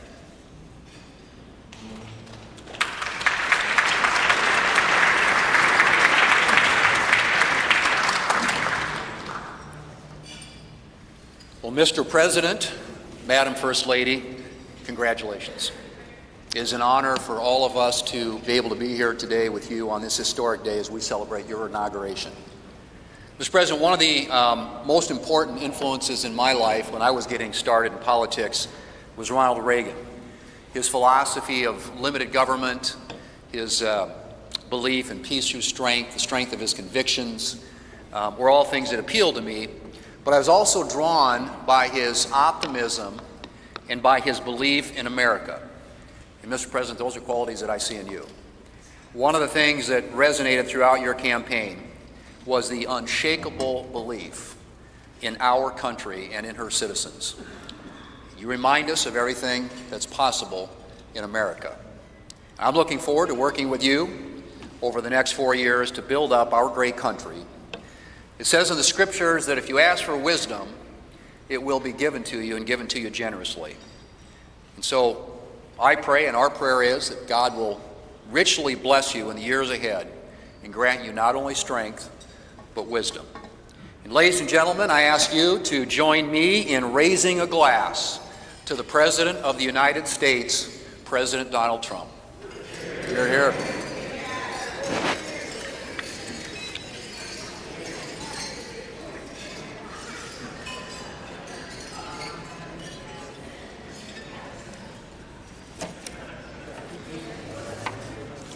So, this has been a long day with many other things ahead for so many of you. But I want to thank you for attending the 60th inaugural ceremonies. And as we close, we ask that you pick up a gift. All of our guests are going to get a set of commemorative glasses in embossed leather featuring the Great Seal of the United States, which Senator Fisher and I selected together, and maybe Senator McConnell added some bourbon from Kentucky. Just saying. It is now my privilege to conclude this luncheon by asking Margaret Kibben, the chaplain for the House of Representatives, to deliver the benediction. Thank you. And we know we love this eagle podium. It's pretty good, Mr. President. Ladies and gentlemen, please rise for the benediction.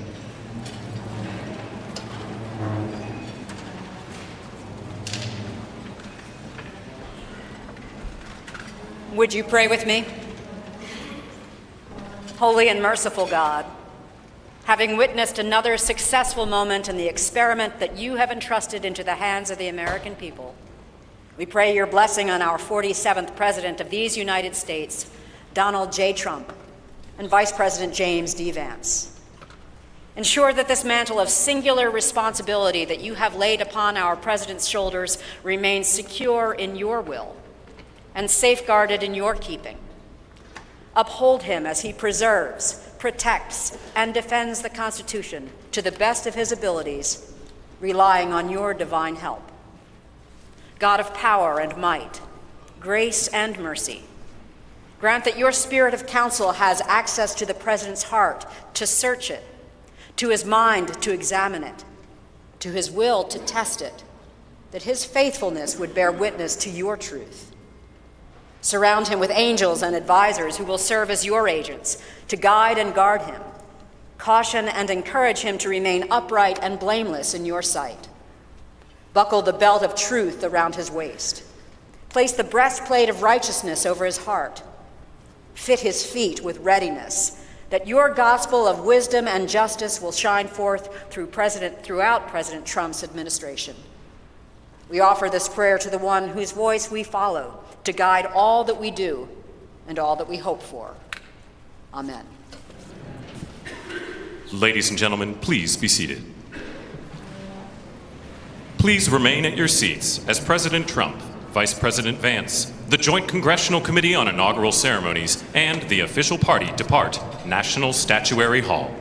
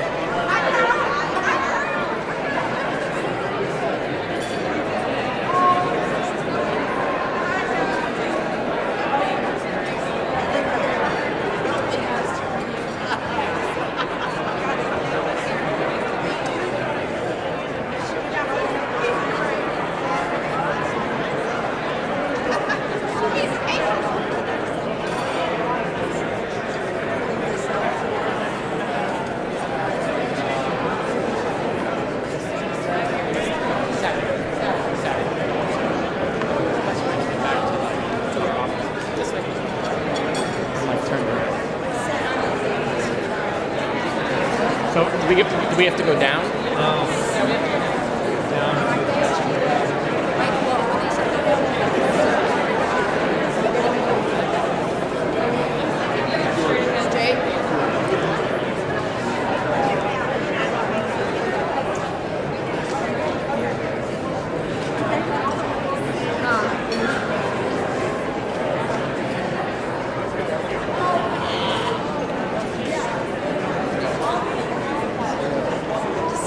Step to the governor's mansion, and then 1600 Pennsylvania.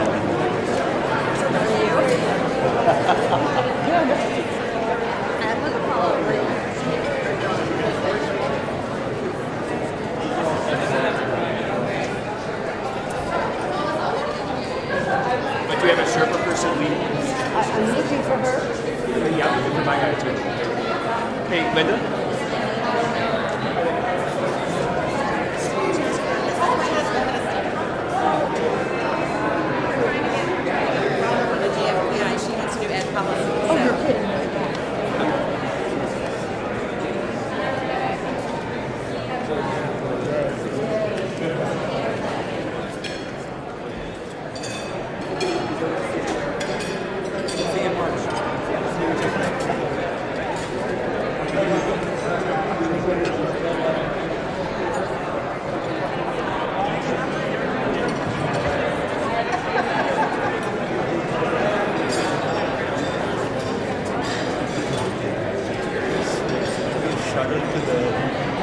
Village Hotel, and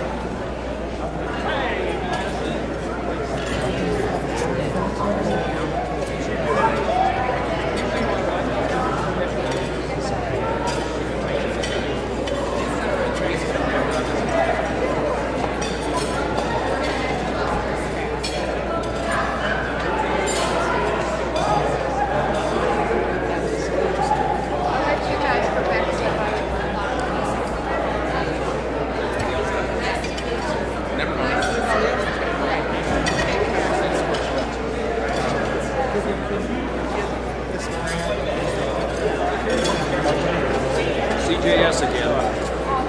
You too? I'm Jared Moran. Hello there. Hello, Cynthia.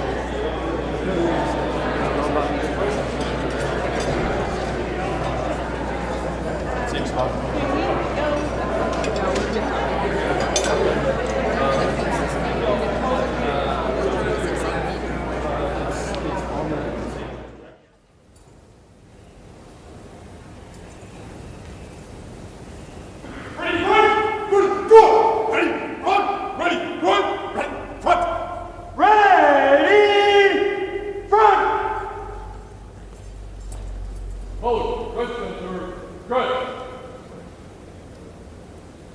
Officers, just center! Just! Hold, ready, front. Officers, ready, front! Ceremonial! Ceremonial! At ease! Hold, stand at ease. Attack! Ceremonial! At ease!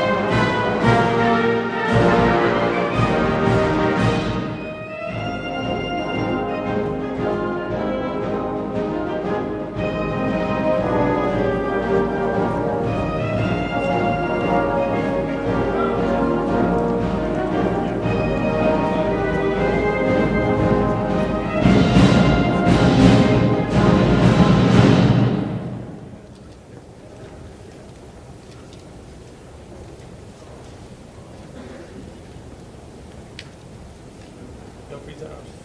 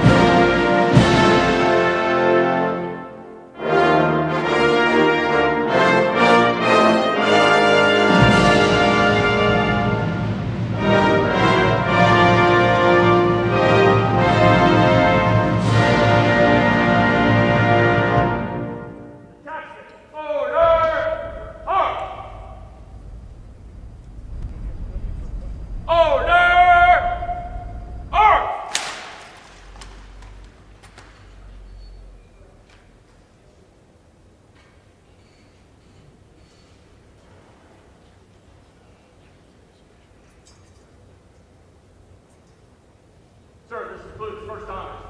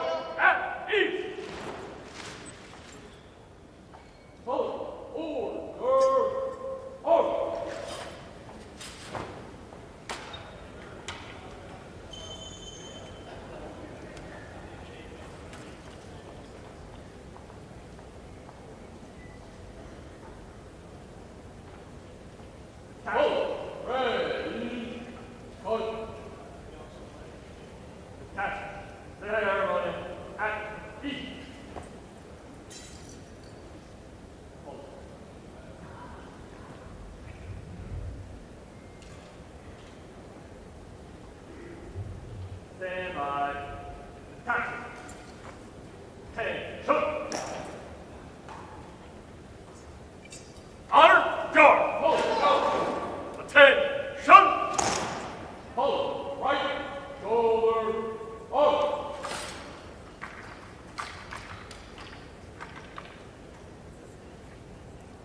Hold. Ready. Going. Commanders, take charge of your units.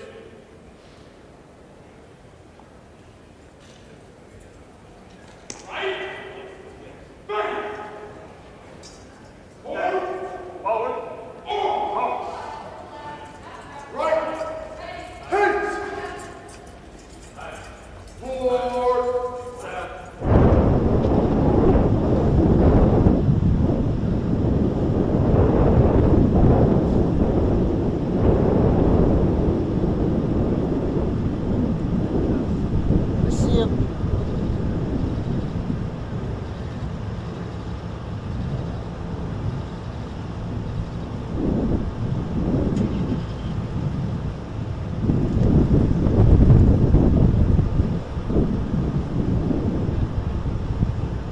That was it. Got in the passenger side, I think. Or sorry, the driver's side. Right? Well, we'll find out.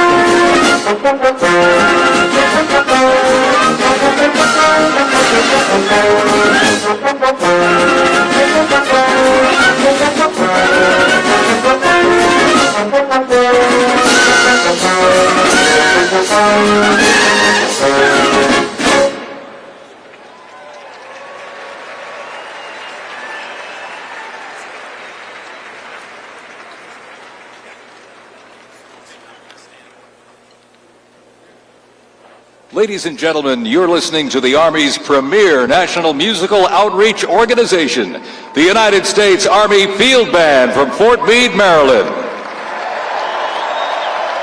They are led by Commander and Conductor Lieutenant Colonel Domingo S. Robinson.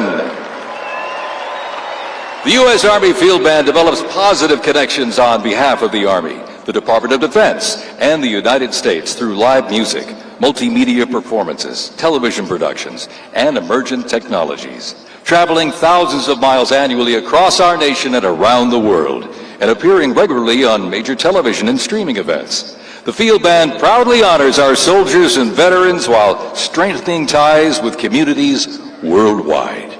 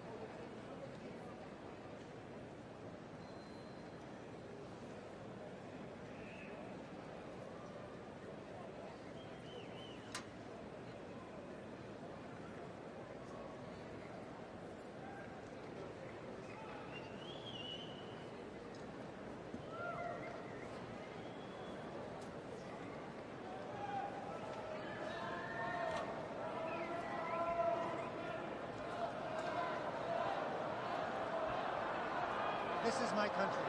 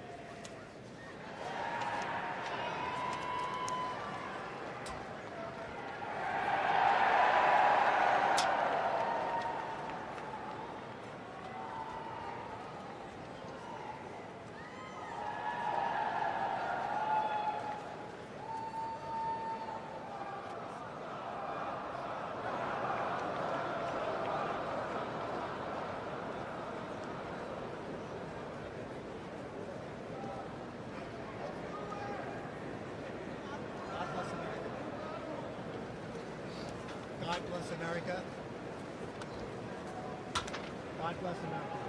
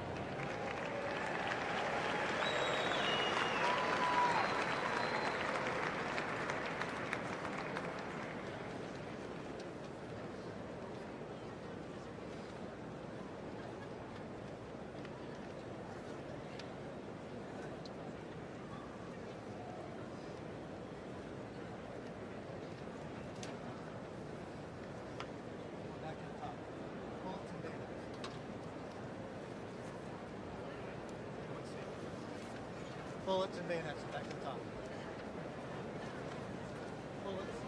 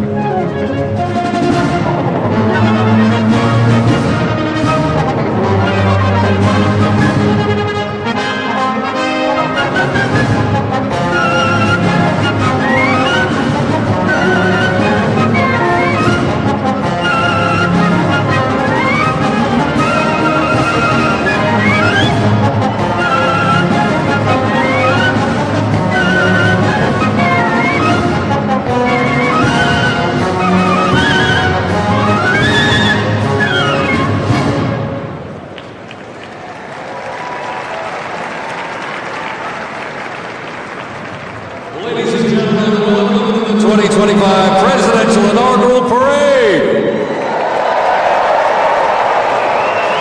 My name is Dan Taylor, and I'm very honored to be requested by our president to be your parade announcer. And it's great to be here with you. I have to say it is a bit of a different format for a parade, but of course our president wanted to keep us safe, wanted to keep us warm.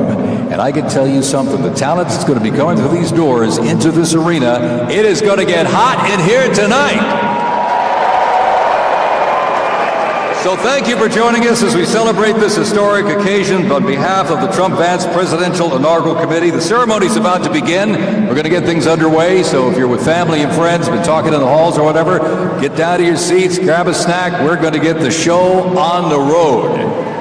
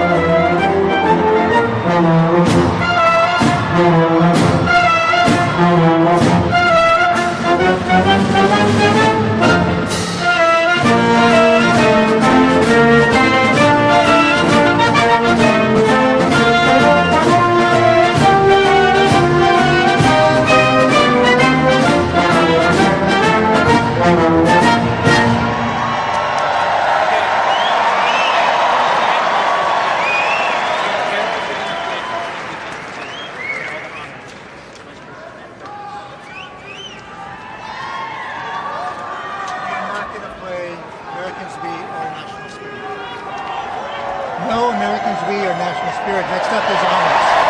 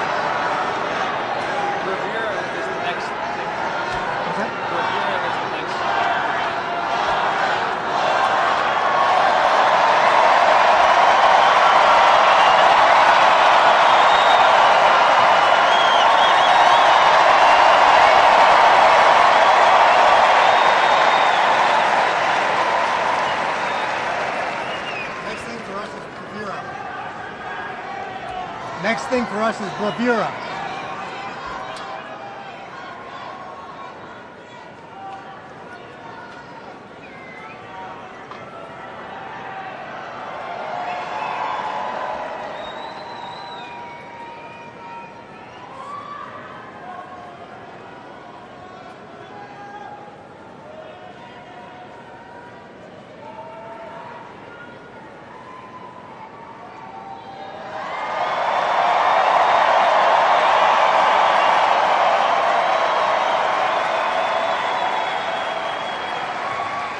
Ladies and gentlemen, we'd like to welcome the official fanfare music group of the President of the United States.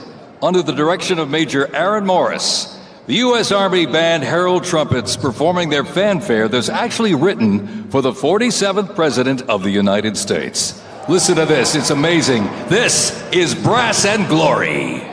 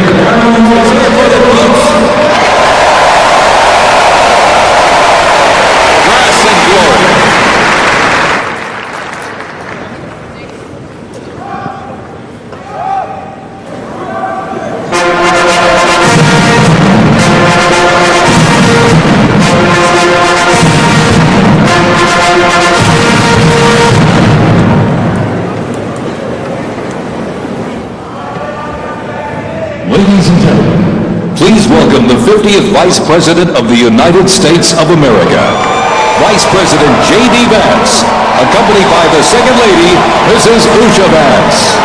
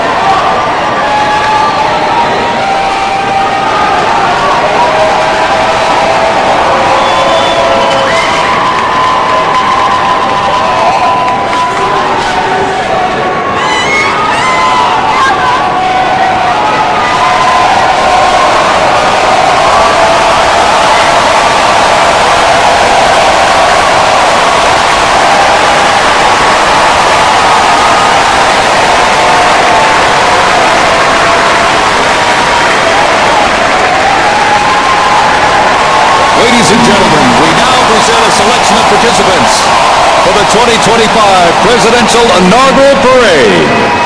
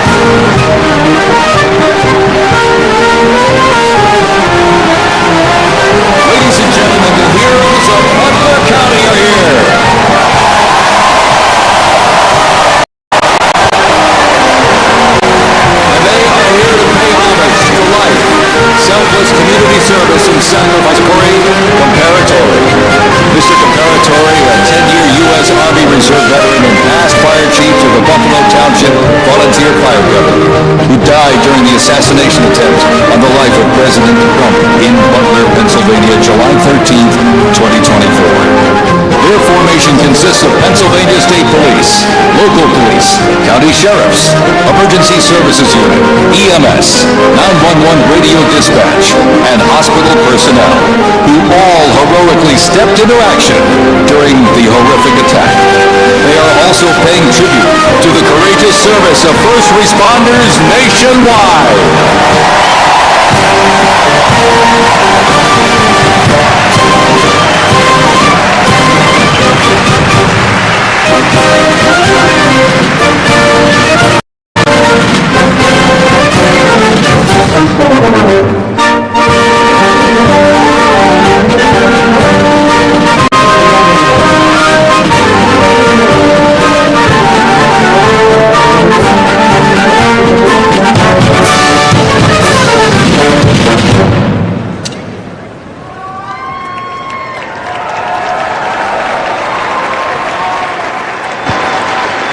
Ladies and gentlemen, at this very special event, let us now take a moment of silence in honor of Corey Comparatori.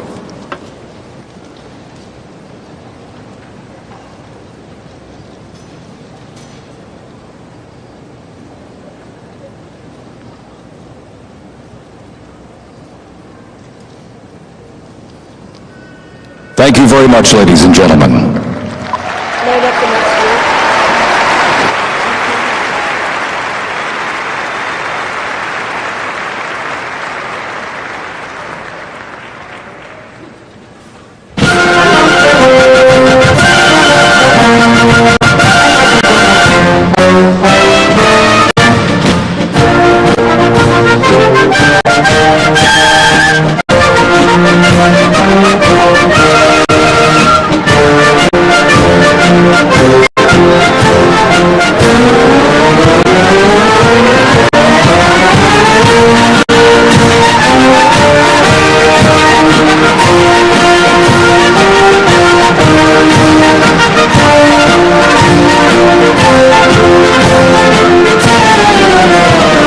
present to you the New York Military Academy from Cornwall-on-Hudson, New York.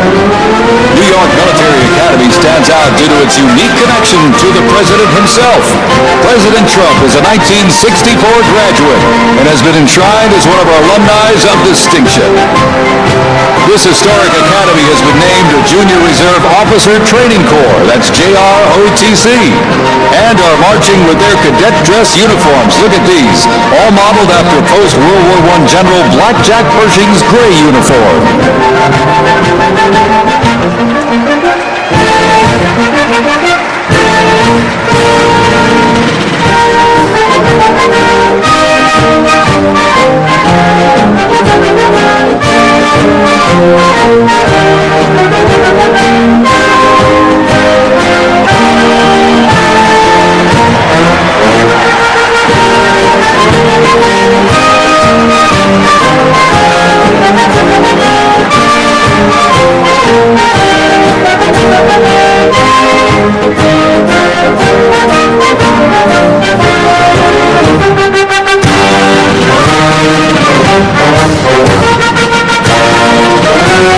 Introducing the Palm Beach Police and Fire Honor Guard unit, representing the town of Palm Beach, Florida.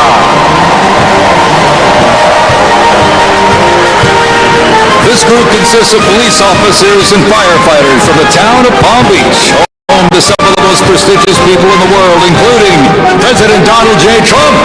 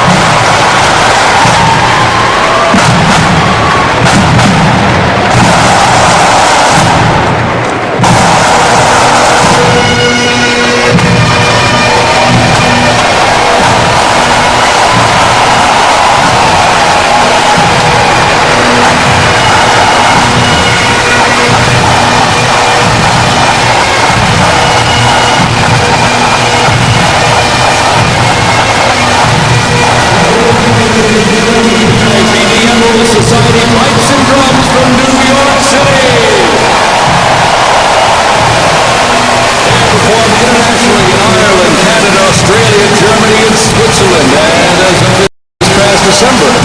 The band has had the distinct honor to perform at the 75th commemoration of the attack on Pearl Harbor in Oahu, Hawaii. The band has also played for hospitalized children, military veterans, as well as the 1980 and 2005 presidential inaugural parades. And His Holiness Pope John Paul II. The NYPD Emerald Society Pipes and Drums formed way back in 1960. And you know, they are the oldest, largest police pipe band in the United States, comprised of all active and retired police officers of various ranks and assignments. Listen to those bagpipes. Let's hear it for it, folks.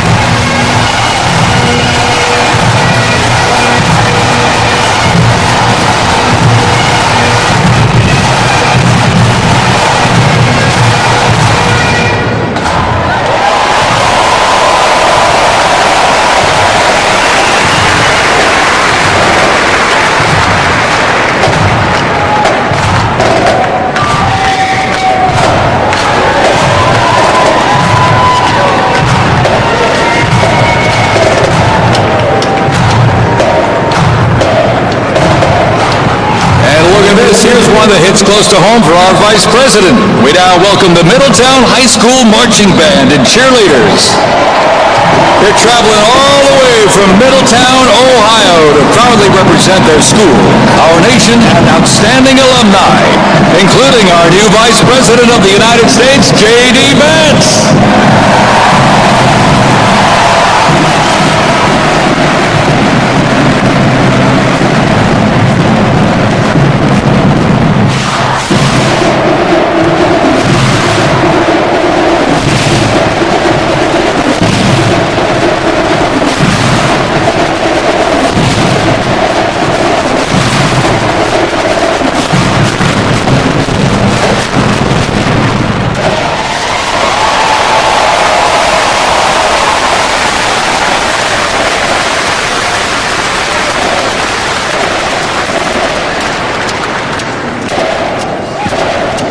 Has performed in countless parades, community and sporting events, as well as competitions. They have also always qualified for the Ohio Music Educators Association state finals for 23 years straight. How about that? And have earned the highest rating in 18 of those appearances. Woo! And today they performed America's Sweet Land of Liberty.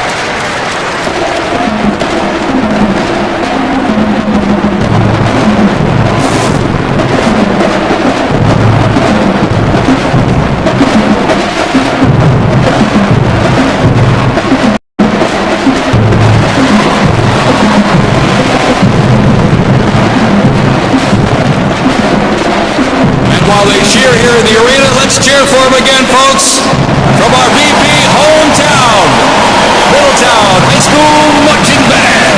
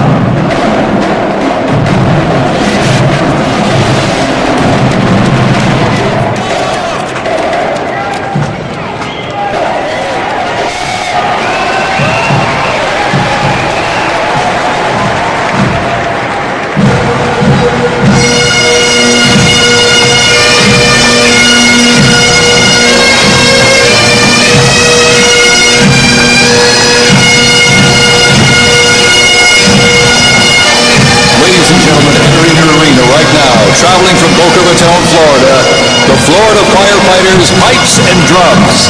And they are well seasoned when it comes to civic events. They've played and participated in parades, memorials, and other ceremonial events across both the United States and Europe. Today, they are wearing their most notable uniforms. What a great photo opportunity. Consisting of the Glengarry headgear and kilts. And they are proud to honor their fallen brothers and sisters each and every day.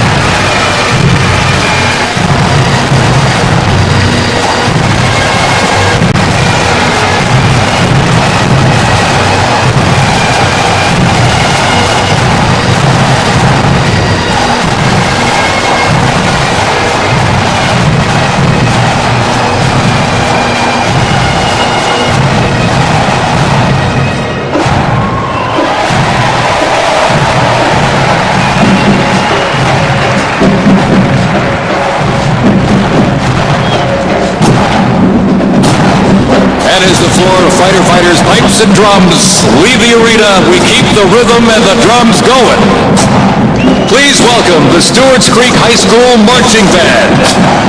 Traveling all the way from Smyrna, Tennessee, they are proud to represent the volunteer state in the 2025 Presidential Inaugural Parade.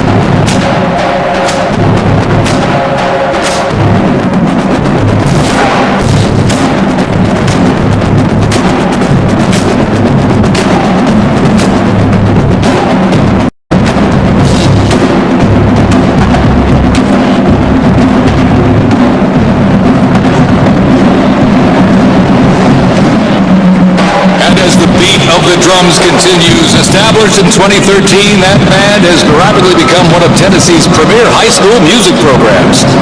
This band has participated in numerous civic events that honor significant moments in our nation's history, like the 75th anniversary of the attack on Pearl Harbor, Captain Jeff Cuss, United States Marine Corps Memorial Dedication, Chicago Thanksgiving Day Parade, and a Lincoln Memorial performance as well. The Stewart's Creek High School Marching Band, everybody! Make them feel welcome here in D.C.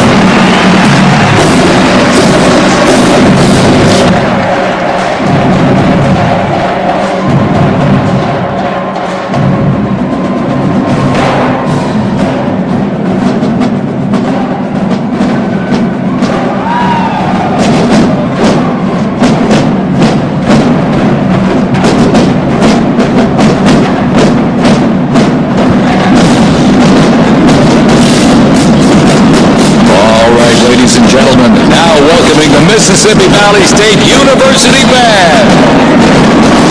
They're traveling all the way from Edabita, Mississippi. Look at this, gang. This is the Mean Green Marching Machine. They are proud to represent historically black colleges and universities at the 60th Presidential Inauguration.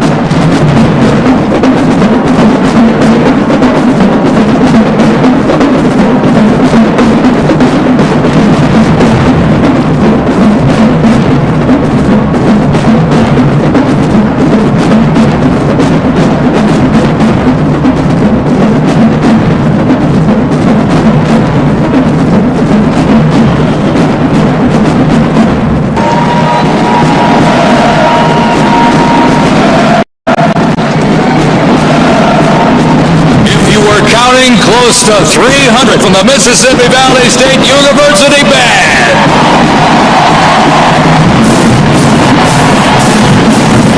You know, since its founding, the band has consistently played a significant role at the university and across the United States. They have performed for athletic events, Mardi Gras parades, Rose Bowl parades, and many, many more.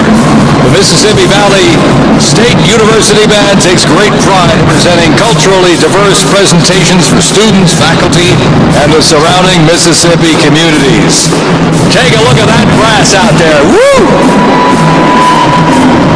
That's just part of a big green marching machine. The big green marching machine from Inaugural, Mississippi, ladies and gentlemen.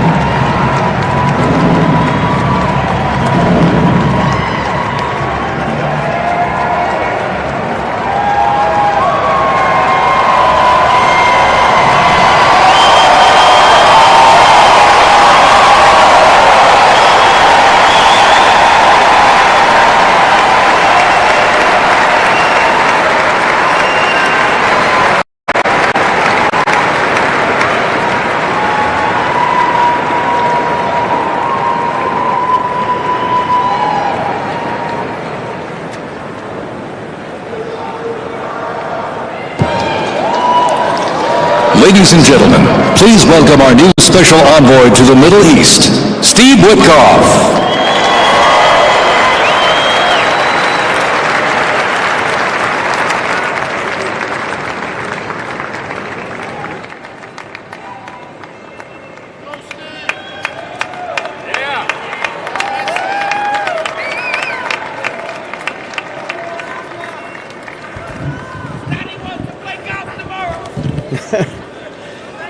Good evening, everybody.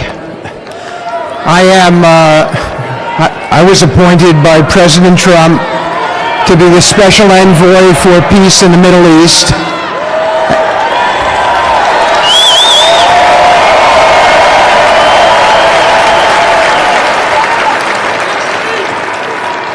And I'd like to describe to you some of the things we're doing and how it informs on President Trump's policies.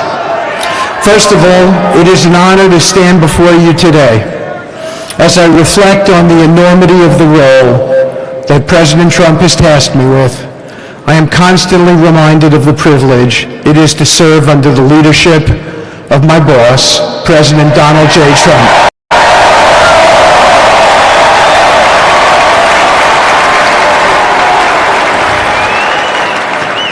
His presidency has provided a clear, bold vision for the Middle East, and it is this vision that guides every step I take in the mission. President Trump's leadership has redefined what is possible in the pursuit of progress and stability in the Middle East. His decisive, pragmatic approach ensures that even the most entrenched conflicts are met with fresh perspectives and innovative strategies. His policies have already delivered remarkable successes, such as yesterday's release of hostages in Gaza.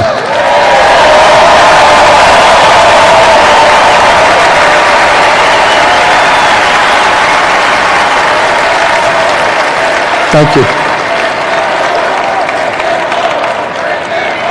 This achievement demonstrates the strength of President Trump's leadership and the respect he commands on the global stage. It is yet another example of his ability to deliver results in the most complex and challenging situations. The Abraham Accords, a testament to his vision and determination, have also brought historic progress to the region, transforming old rivalries into new alliances. These agreements are not merely symbolic. They represent a practical roadmap for peace, economic cooperation, and mutual respect across nations. My role, as President Trump has tasked me, is straightforward yet profoundly challenging: to turn his vision into actionable outcomes. He sets the agenda, he lays the framework, and he inspires people like me into bold action. My responsibility is to implement his vision, engaging with leaders across the region to find pathways towards sustainable peace and stability. And let me tell you, having Donald Trump as a boss makes this task not only possible, but far more effective.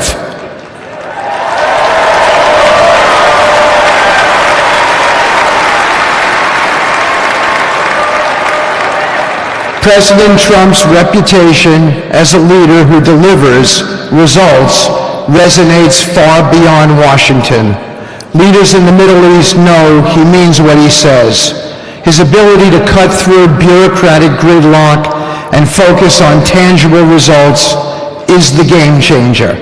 It allows me to approach delicate negotiations with the confidence that the full weight of the United States is behind me. The principles President Trump has laid out for our approach to the Middle East and foreign policy in general are fourfold, and they are clear. 1, respect for sovereignty. Every nation deserves the right to determine its own destiny, free from the interference of external powers. 2, economic prosperity as a bridge to stability. Through economic partnerships and investment, we can build a foundation for cooperation that transcends historical grievances. 3, courageous diplomacy. Real progress requires difficult conversations and bold decisions, and it is through these that trust is built and maintained. And finally, 4, reciprocity and accountability. The United States requires reciprocal actions from our partners. We are done carrying the financial burden for nations that are unwilling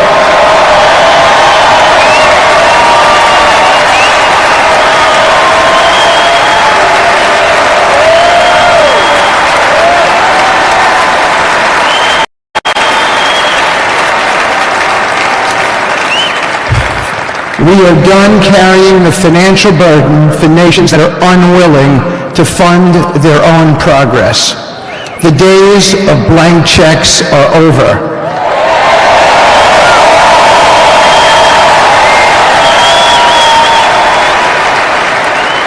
Partnerships under President Trump's leadership must be equitable, and contributions must reflect shared commitments to our goals.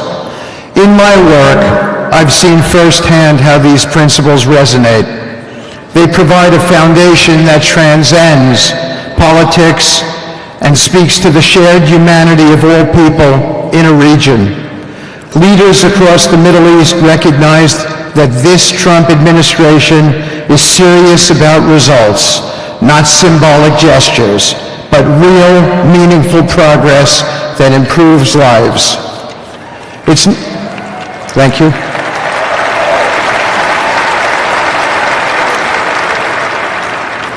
It's not always easy. There are moments of deep challenge and frustration. Decades of mistrust cannot be undone overnight. Yet I take comfort in knowing that I am not in this alone. President Trump's clarity of vision ensures that I never have to question what success looks like. His leadership provides the confidence and direction necessary to navigate these complexities. As we move forward, my commitment is to continue the work of advancing President Trump's vision for the Middle East. Whether through expanding the Abraham Peace Accords, fostering economic development, or facilitating dialogue between long-standing adversaries, my focus remains on actionable results. Let me close by saying this: a stable and prosperous Middle East is not an unattainable dream. It is a goal within our reach, made possible by strong leadership and unwavering commitment. Under President Trump's guidance, we are proving that the impossible can become reality. Thank you, but I have one more thing to say. We have some special people for me to introduce you to tonight. President Trump has been talking to them as well. They are the families of hostages from Israel who have been in Gaza for the last year and a half. There are many of them here today. Several of the families have lost children and loved ones, and they're here because they're part of an effort to retrieve their bodies so they can be buried in a proper way. Several have children who are still in captivity. There is an American family here whose loved one is scheduled to come out in 14 days, and they're going to be meeting the president tonight. So let's give them all some love and a big hand. Come on up.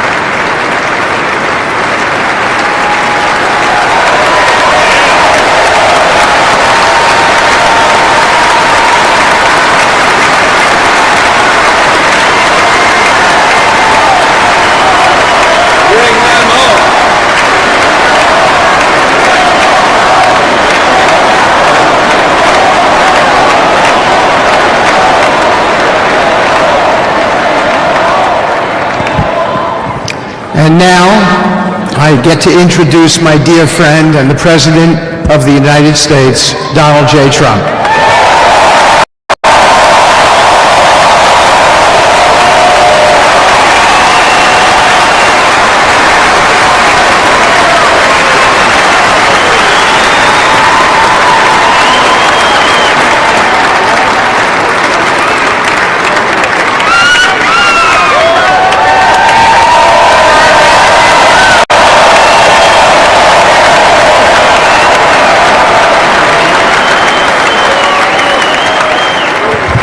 Thank you very much, everybody. Appreciate it. Thank you.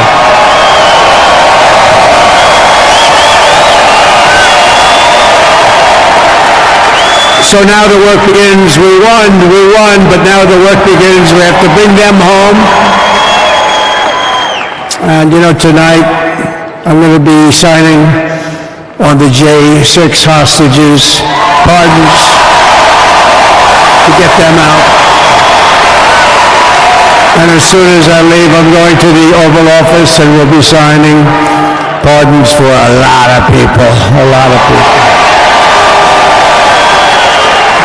And thank you to Steve Witkoff. He's a great guy. He's a friend of mine. He's been a very successful man. He's a great negotiator. He's a wonderful guy. People love him. And he's got a tremendous power of persuasion. And that's what we need. We don't need stiffs. We don't need stiffs. We got a lot of stiffs. You just had a whole load of them.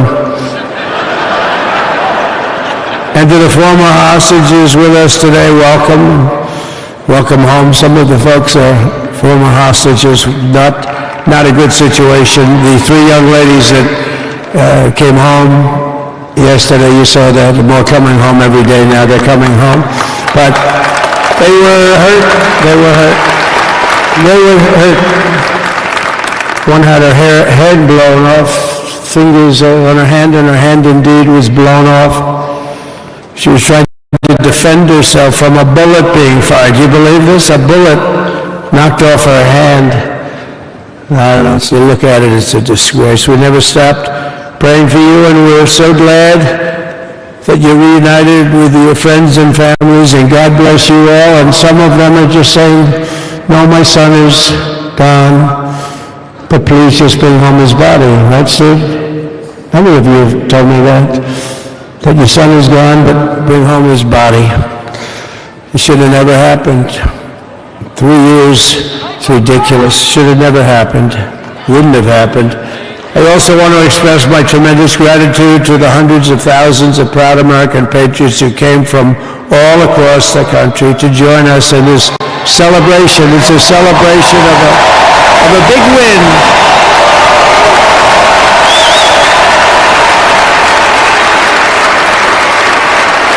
And you're witnessing the dawn of the golden age of America. That's what it's going to be. We're bringing it back. We're going to bring it back fast.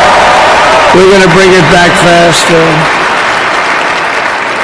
Let us also thank the incredible service members, National Guardsmen, Police, Secret Service, and law enforcement personnel who are keeping us all safe, even though they are great people. New York's finest. I grew up with New York's finest, and we got to give them their authority back. You won't have any crime. There'll be no crime. You give them little authority back. The whole way they run things in this country now, it's disgraceful. But it's going to change rapidly to make our cities safe again, too. Even though we're indoors, we've had a magnificent inaugural parade. And let's give a big round of applause. They were great. To all of the incredible performers and hardworking men and women who made it possible. Those people, really talented, amazing people.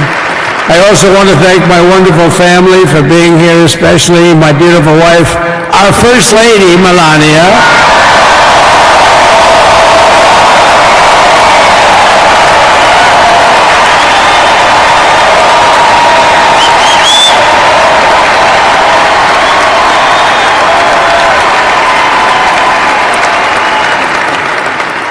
I love our First Lady. And also, JD. How good has JD been? And his beautiful wife. Usha. How good is JB? JD has been great. He's another good negotiator, Steve. He's a great negotiator, too. We need negotiators in this country. But so many of the people on this stage, we had not only family members, as an example, Laura Trump, the wife of Eric. She was the head of the Republican Party, along with my friend Michael. Stand up, the two of you. What a job. What a job they did. They worked so hard. They knew there'd be rigging, but they said, we're going to make it too big to rig, and we did. We made it too big to rig. We won every swing state by a lot. We won the popular vote by millions and millions of votes. We won the whole ball of wax. And now we're going to go and drill, baby, drill, and do all the things that we've wanted to do and bring your costs down, your prices down, and make our country safe. So thank you very much, Michael. Thank you very much. What a job you've done, Michael. I'm never moving you, you know. He was thinking about getting a nice job in the administration. I said, no, I'm moving you right where you are. You've done a very good job. We're not moving you, Michael. I'm sorry. Anyway, thank you very much. Appreciate it. Appreciate it very much. Right here with us also in the arena, I'm about to sign some very important executive orders of our new administration. Hey, Don, will you stand up, please? Don is another one. How about Don? This guy.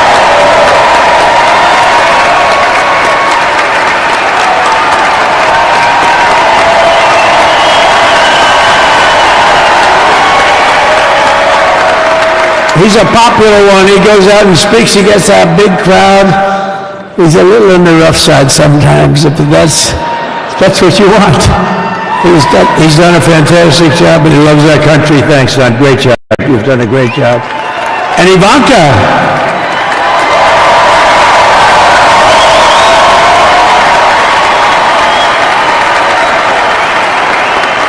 And you know, Jared negotiated the Abraham Accords, which are it's the biggest deal made in the Middle East in many, many years, and it's really something. Jared, stand up, Jared. The Abraham Accords.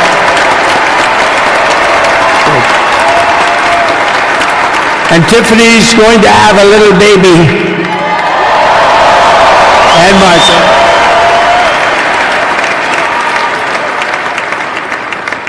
And then I have a very tall son named Baron. Has anyone ever heard of him?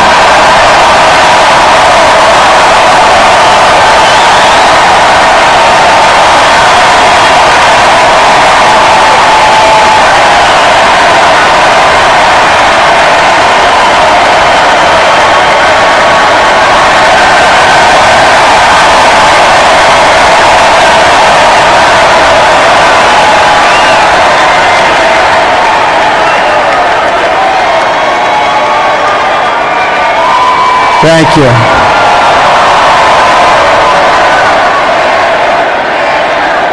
He knew the youth vote. You know, we won the youth vote by 36 points. And he was saying, Dad, you got to go out and do this one or that one. And we did a lot of them. And he respects them all. He understood them very well. And he said, Dad, you got to go out, do Joe Rogan, do all these guys. And we did. We did, and Joe Rogan was great. They were all great, right? Yeah, they were all good. He understood the market. Another famous one, how about Kai? Stand up, Kai.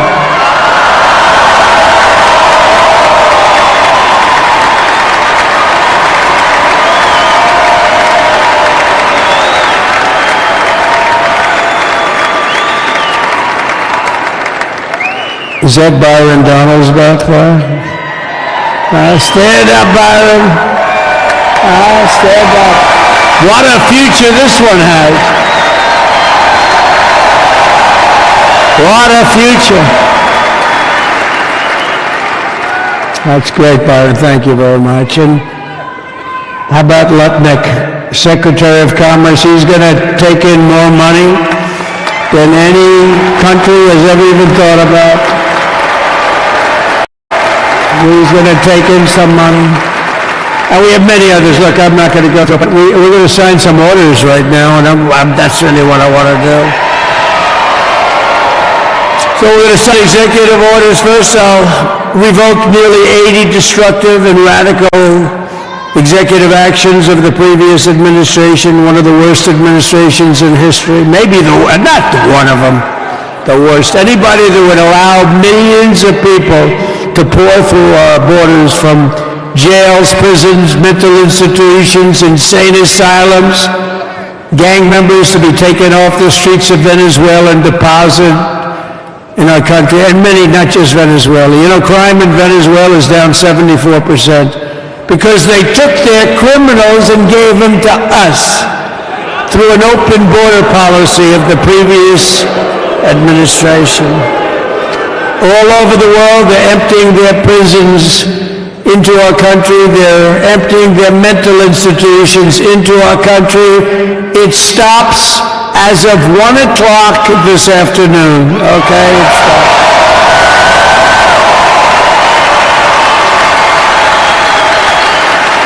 So I'm revoking nearly 80 destructive, radical executive actions of the previous administration. They'll all be null and void within about, 5 minutes? Is that them over there? 5 minutes? And next, to gain immediate control of the vast federal, out-of-control bureaucracy, I will implement an immediate regulation freeze which will stop Biden bureaucrats from continuing to regulate. Most of those bureaucrats are being fired. They're gone.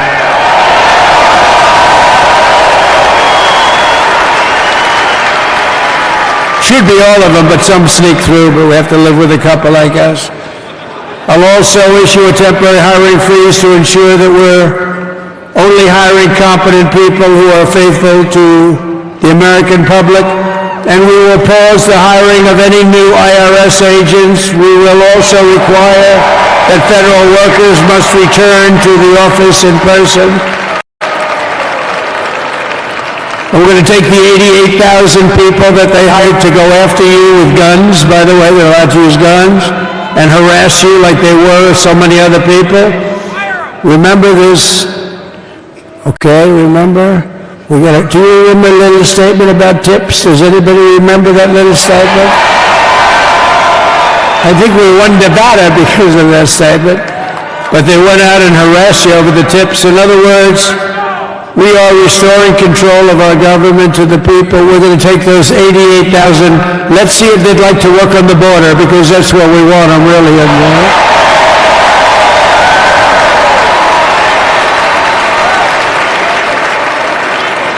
So we're going to have no tax on tips, right? No tax on tips.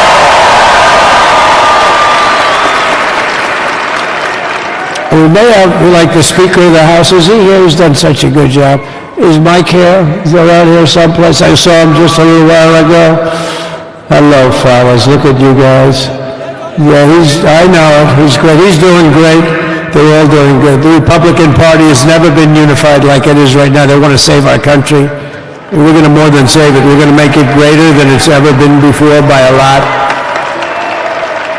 Next, I'm going to sign a presidential memorandum directing every member of my cabinet to marshal every power at their disposal to defeat inflation and rapidly bring down the cost of daily life, because your costs have gone through the roof in the last 4 years.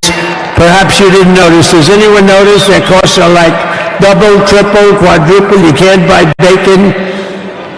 Apples have doubled in price. You want an apple, anybody? Pay twice what you did 2 years ago. We'll put more money in your pocket, and we'll bring back the American dream and to reduce energy costs and liberate our economy. So we have more oil and gas than any country in the world, and we're going to use it. We're not going to do the wind thing. Big ugly windmills, they ruin your neighborhood, they ruin your... If you have a house that's near a windmill, guess what? Your house is worth less than half. And did you see up in New England with the whales? You see what's happening? So they had 2 whales killed in about 14 years. Last year and the year before, total they had 28. So if you're into whales, you don't want windmills either. They're the most expensive form of energy that you can have by far. And they're all made in China, by the way, practically all of them. And they kill your birds and they ruin your beautiful landscapes. But other than that, I think they're quite good, right? Now, remember when we used to joke and kid, when we were kidding, but we don't kid anymore? They want to watch the debates on television. They want to watch your favorite president on television. But the wind isn't blowing, so we can't watch television at night, Gladys. Remember? Gladys, I'm sorry, the wind is just not blowing. We're not watching Trump tonight. But I'm immediately withdrawing from the unfair, one-sided Paris Climate Accord ripoff.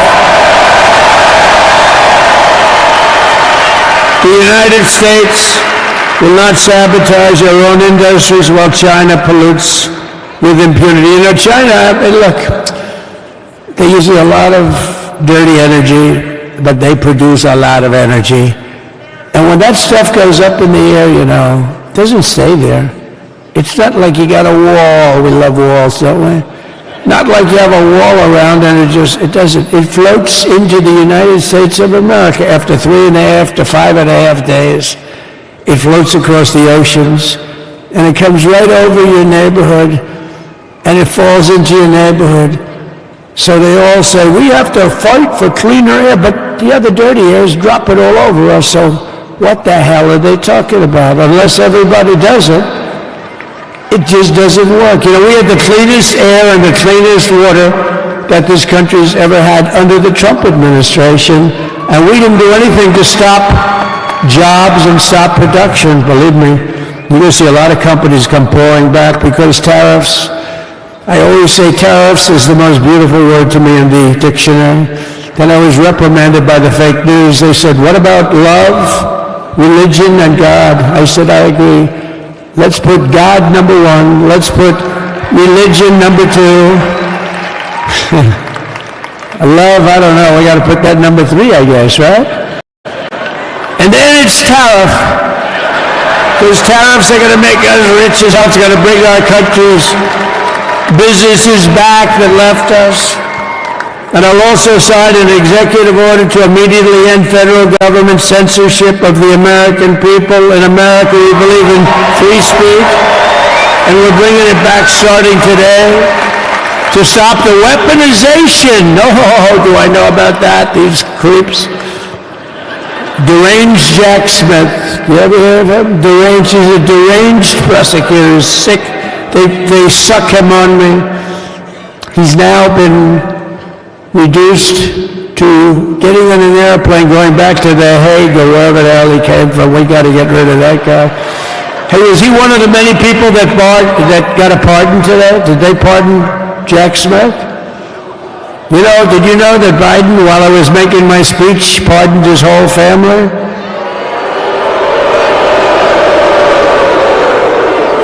The brother, the whole deal was pardoned. Can you imagine that? While I was making my speech. Did everybody hear my speech? Did you like my speech?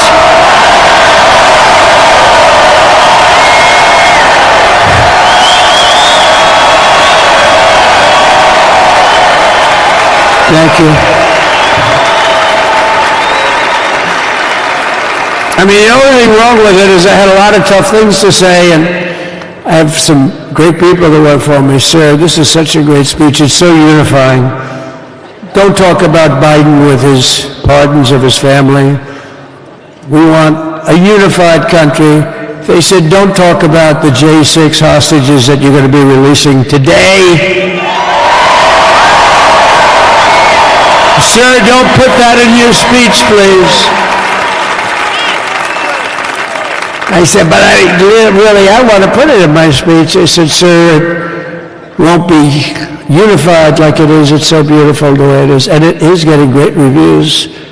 You know, if I put things like that in, I'll get terrible reviews. One little paragraph that's a little bit wrong with the fake news goes crazy, right?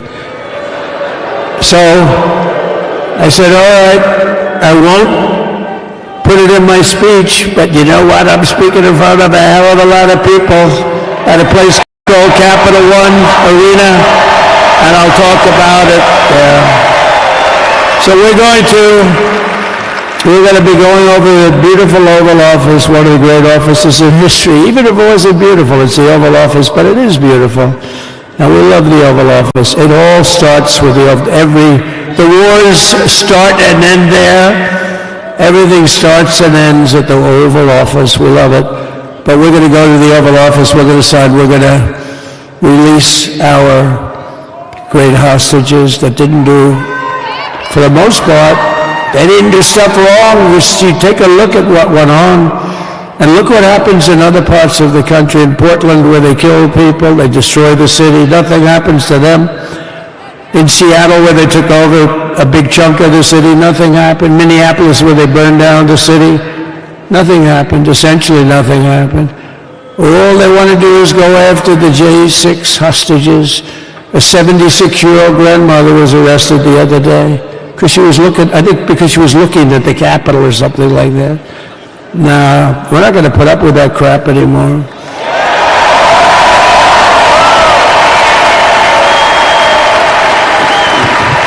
And to stop the weaponization of law enforcement, I've been investigated more than any human being in the world. I believe I have the all-time record. Every day a subpoena. Every single day we get subpoenas. I was more than any person. Alphonse Capone, remember I used to talk about him? Now, Alphonse Capone, Scarface, he was a pretty rough guy. He was investigated about 1/100th what Trump was investigated. My father's looking down at me, my mother, how the hell did this happen? You know what it is? They investigated their political opponent, the opponent of Biden, and then ultimately Kamala. Has anyone ever heard of Kamala?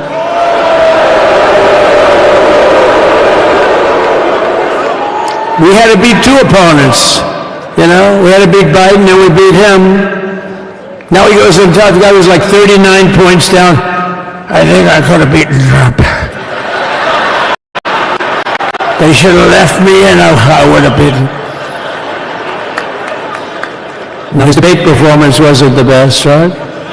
That's what killed him. And then they had to change, and it's like you get into a fight. The great Dana White spoke last night. We love Dana White, right? UFC. That's like he puts in two fighters, one of them's getting creamed, getting really beaten, and they say, all right, take him out, let's put somebody else in to finish up the fight. That's what they did to us. They gave us somebody new, but we took care of both of them.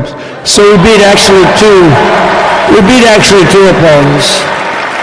But to stop the weaponization of law enforcement and our government, I will also sign an order directing every federal agency to preserve all records pertaining to political persecutions under the last administration, of which there were many, and beginning the process of exposing any and all abuses of power, even though he's pardoned many of these people.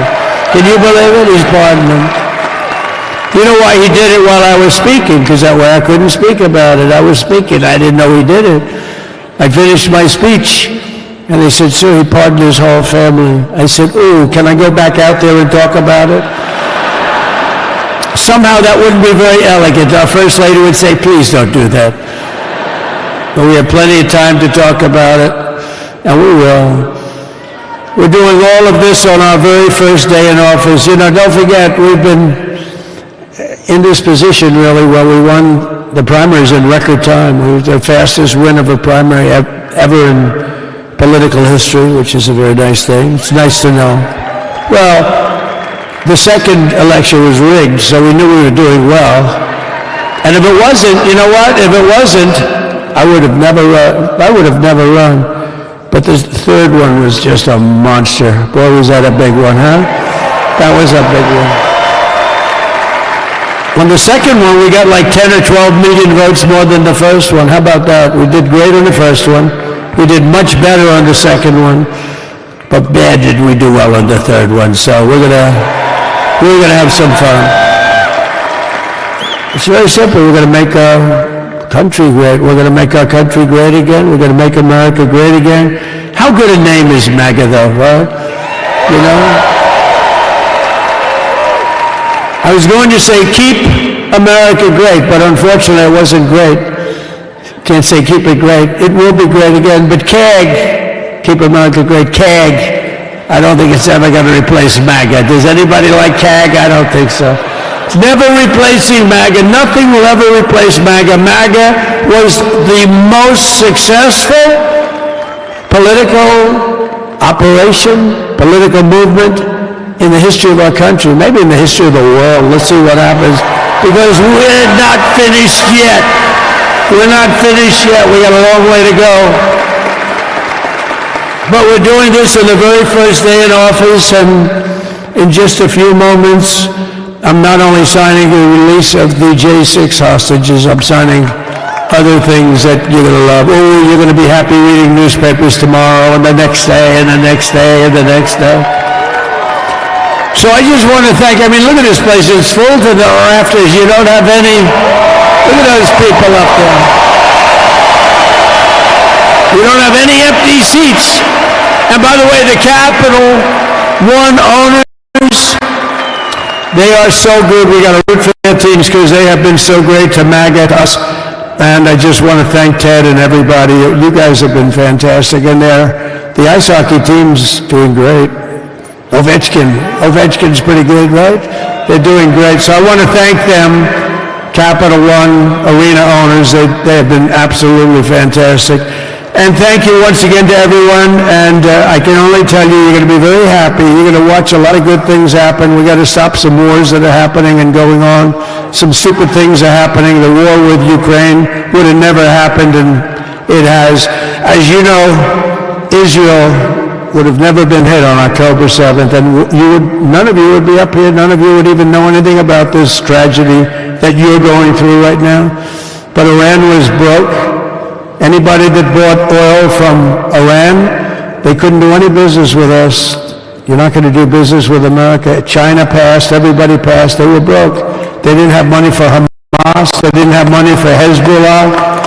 And your sons would be alive, and they certainly wouldn't be incarcerated like they are at such a, but we're getting a lot of people out in a short period of time. So I'm going to go right over to here, and I'm going to sign in front of you. Is that okay? Good.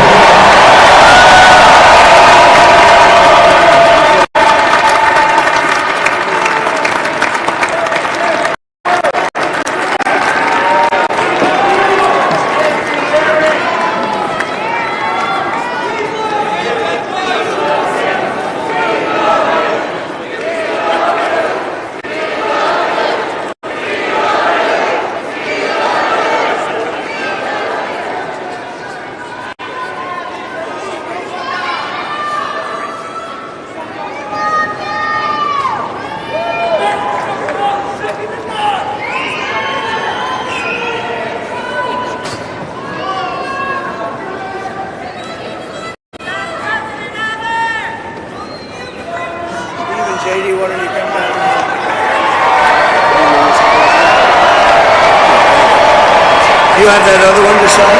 Sorry, what's it? You have the other one to sign? We don't have it over here yet, sir. We'll have it for you back at the other one. The first is the rescissions of 78 Biden-era EOs and presidential memoranda. You want to go over that? Do you want to say it? You want to say it? Oh, if you want me to, sir. Why don't you say what I'm signing? Sure. The first item that President Trump is signing is the rescission of 78 Biden-era executive actions, executive orders, presidential memoranda, and others.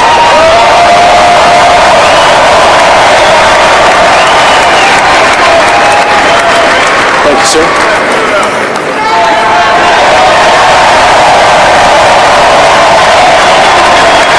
Thank you. The second item, President Trump, is a regulatory freeze, as you announced in your speech, preventing bureaucrats from issuing any more regulations until we have full control of this, the government and this administration.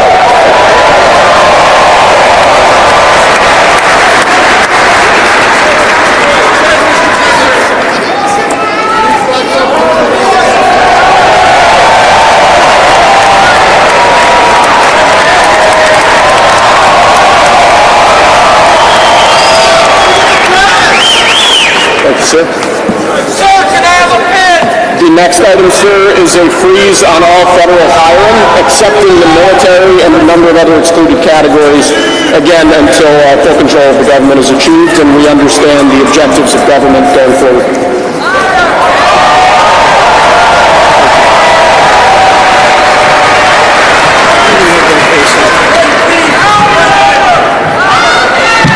Could you imagine Biden doing this? I don't think so.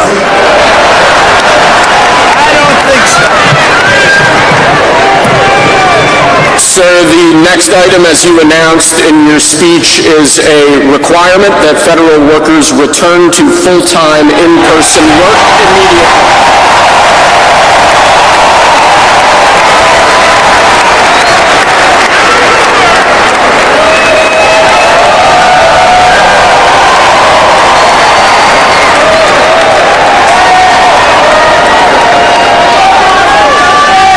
Thank you, sir. Next, we have a directive to every department and agency in the federal government to address the cost of living crisis that has cost Americans so dearly.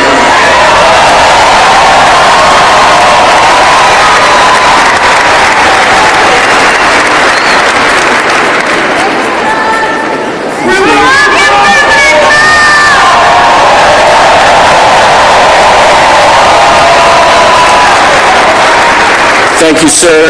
The next item here is the withdrawal from the Paris Climate Treaty.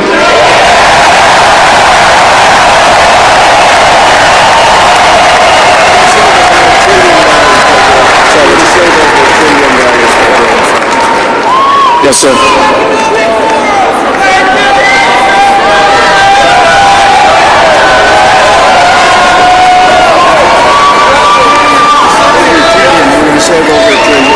We're going to save over $1 trillion by withdrawing from that treaty.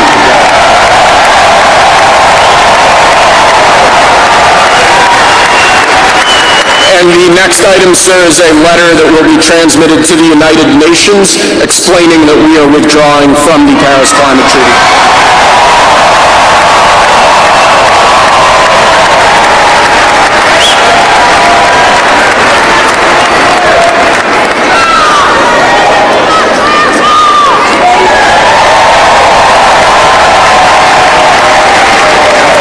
Thank you, sir. This next item is a directive to the federal government ordering the restoration of freedom of speech and preventing government censorship of free speech going forward.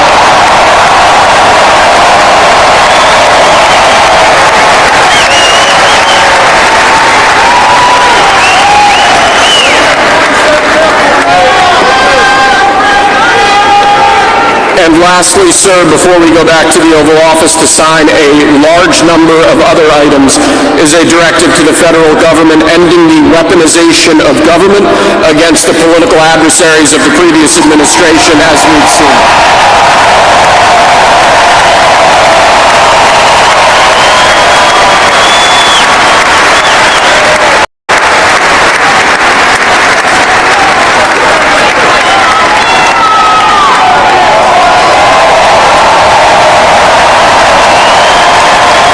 Thank you very much, sir. Appreciate it.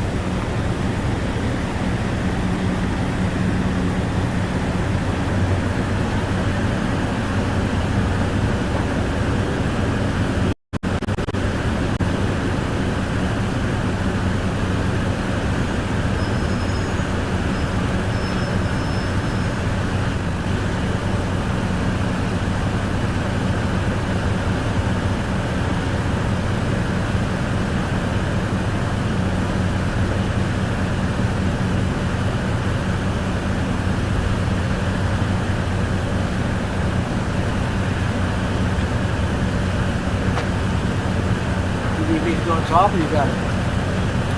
I should be able to just swing it in.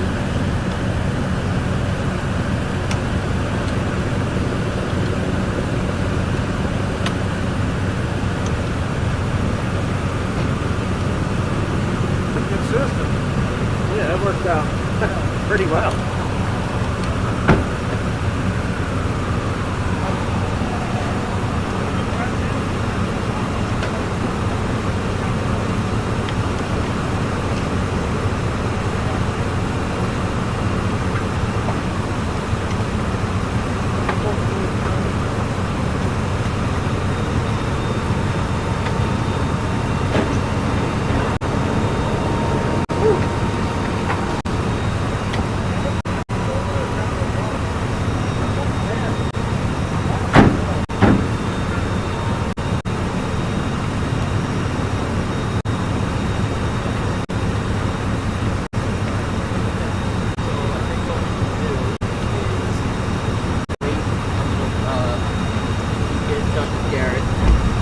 Sure we're good to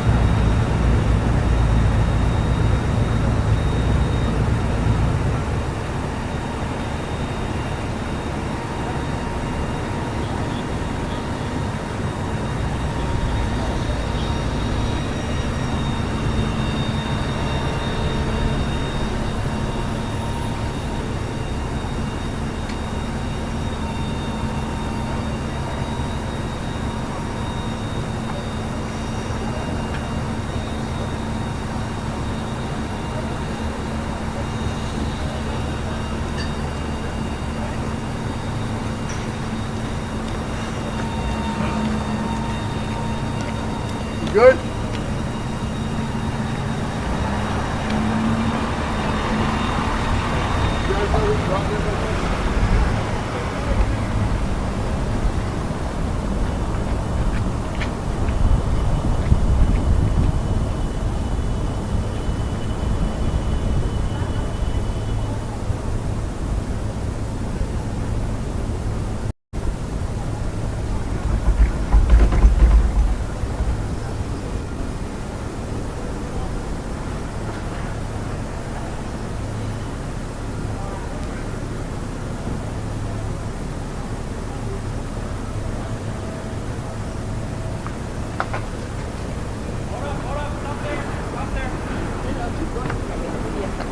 I think he was talking about the pedestrians. Oh. Hey, Sarge, you want me to put? I'm assuming you want me to put this back, right? Yeah, it's a little further up. It's the remnants of it, but it's from that Ballard. I think it's windshield wiper fluid.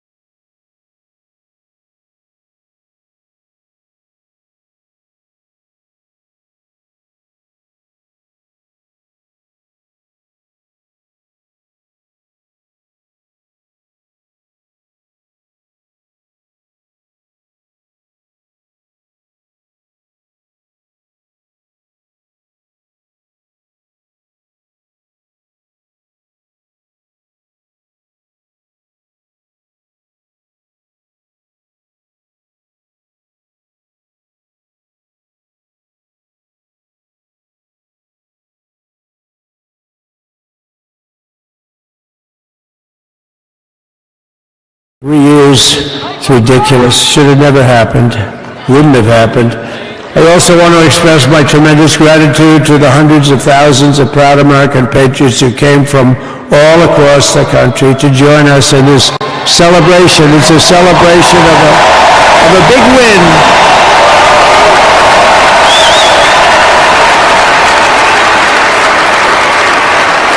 And you're witnessing the dawn of the golden age of America. That's what it's going to be. We're bringing it back. We're going to bring it back fast. We're going to bring it back fast. Let us also thank the incredible service members, National Guardsmen, Police, Secret Service, and law enforcement personnel who are keeping us all safe. even though they are great people. New York's finest. I grew up with New York's finest, and we got to give them their authority back. You won't have any crime. There'll be no crime. You give them little authority back. The whole way they run things in this country now, it's disgraceful. But it's going to change rapidly to make our cities safe again, too. Even though we're indoors, we've had a magnificent inaugural parade. And let's give a big round of applause. They were great.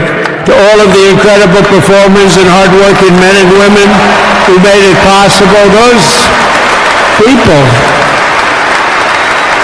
really talented, amazing people. I also want to thank my wonderful family for being here, especially my beautiful wife, our First Lady, Melania.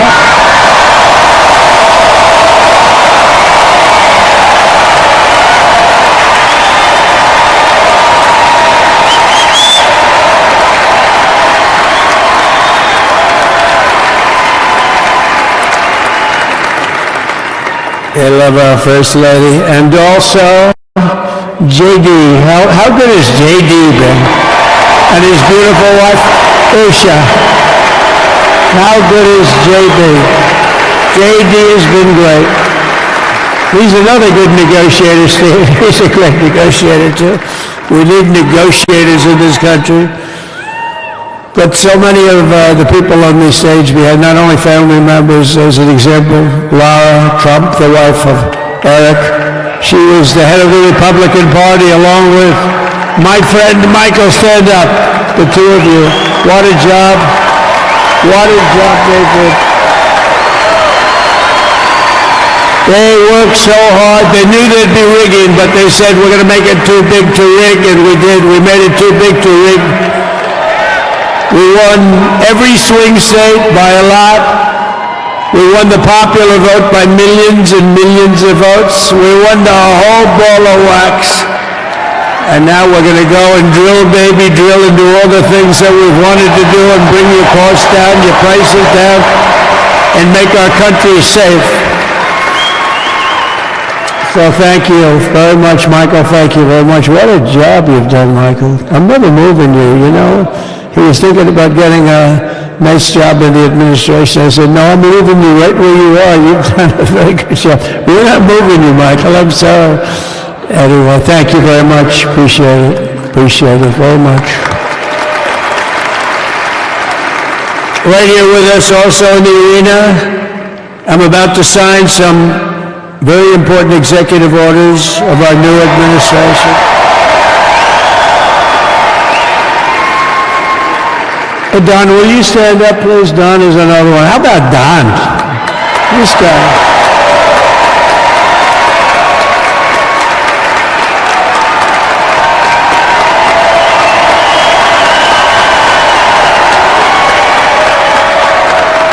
He's a popular one. He goes out and speaks. He gets that big crowd. He's a little on the rough side sometimes, but that's what you want. He's done a fantastic job, and he loves our country. Thanks, Don. Great job. You've done a great job. And Ivanka.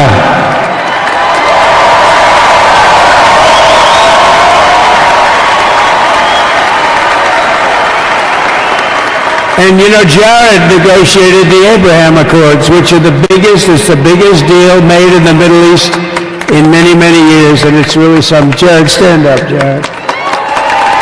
The Abraham Accords.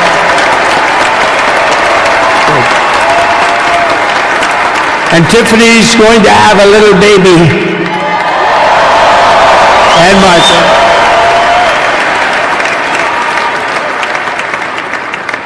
And then I have a very tall son named Baron. Has anyone ever heard of him?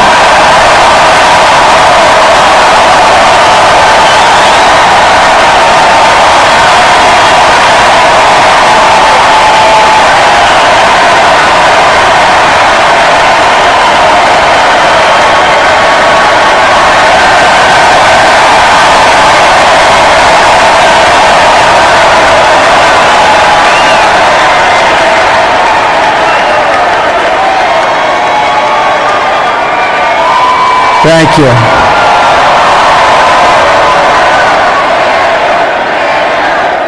We knew the youth vote. You know, we won the youth vote by 36 points. And he was saying, Dad, you got to go out and do this one and that one. And we did a lot of them. And he respects them all. He understood them very well. And he said, Dad, you got to go out, do Joe Rogan, do all these guys. And we did. We did, and Joe Rogan was great. They were all great, right? Yeah, they were all good. He understood the market. Another famous one, how about Kai? Stand up, Kai.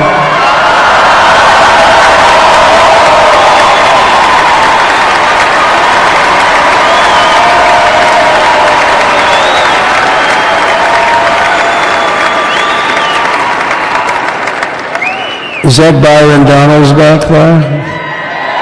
Stand up, Byron. Stand up. What a future this one has. What a future. That's great, Byron. Thank you very much. And how about Lutnick, Secretary of Commerce? He's going to take in more money than any country has ever even thought about. He's going to take in some money. And we have many others. Look, I'm not going to go through, but we're going to sign some orders right now, and that's really what I want to do.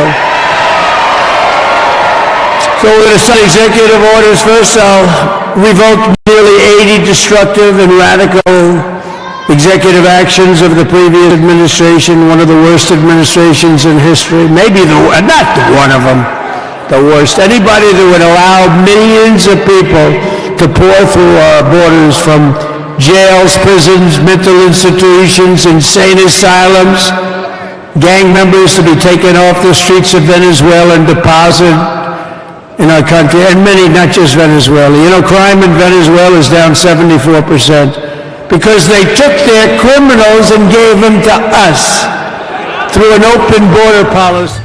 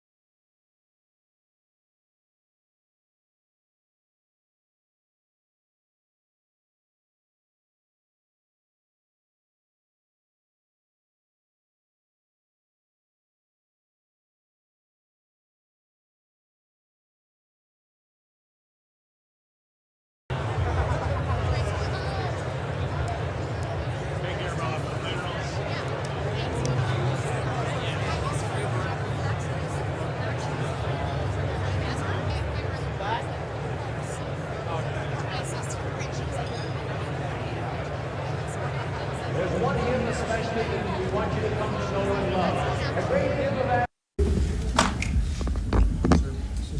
Yes, sir. First, we have a list of pardons and commutations relating to events that occurred on January 6, 2021. Okay, and how many people is this? I think this order will apply to approximately 1,500 people, sir. So this is January 6th, and these are the hostages? Approximately 1,500 for a pardon? Yes. Full pardon? Full pardon or commutation? Full pardon. We have about 6 commutations in there where we're doing further research. Okay. Nice to see you again.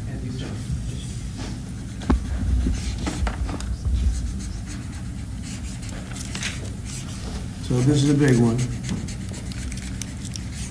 Anything you want to explain about this? We hope they get them. We hope they come out tonight, frankly.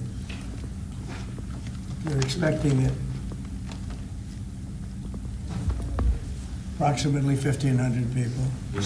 Six commutations. Were there any cases you did not commute or pardon of people? We're looking at different things, but the commutations would be the ones that we'll take a look, and maybe it'll stay that way, or it'll go to full pardon. And the order does require the Bureau of Prisons to act immediately on receipt of the pardons and commutation orders. Sir, this is an executive... Why don't we get that down so they can get them going right now? Yes, sir. Okay? Yep, absolutely. This is a proclamation guaranteeing the state's protection against invasion based on the current crisis at the southern border. It invokes various executive powers relating to the ongoing invasion at the southern border.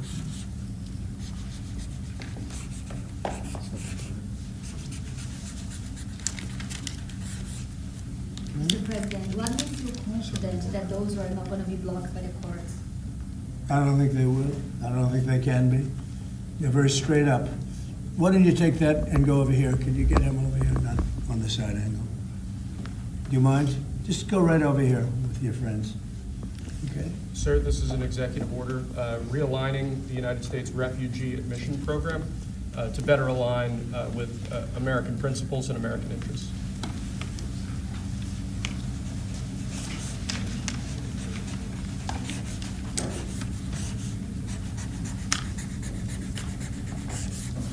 Okay.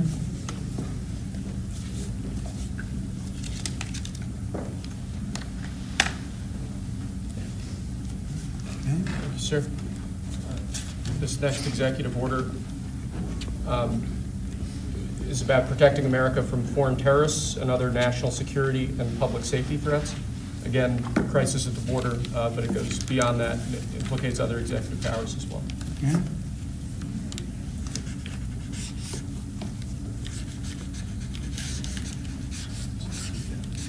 President Trump, if cartels are now going to be seen as foreign terror organizations, would you think about ordering U.S. Special Forces into Mexico to take them out? Could happen. Stranger things have happened. Mr. President, And that was actually that Maduro would accept Venezuelans. Say it. How will you make sure that Maduro will accept Venezuelans? Well, we're going to see on Venezuela. We're looking at Venezuela very strongly.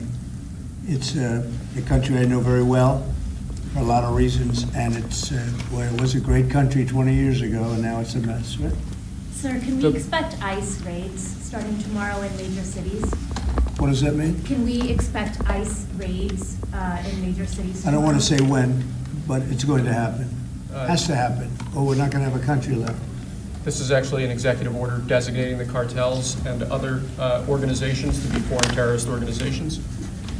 It's a big one. Yes, sir. People have wanted to do this for years.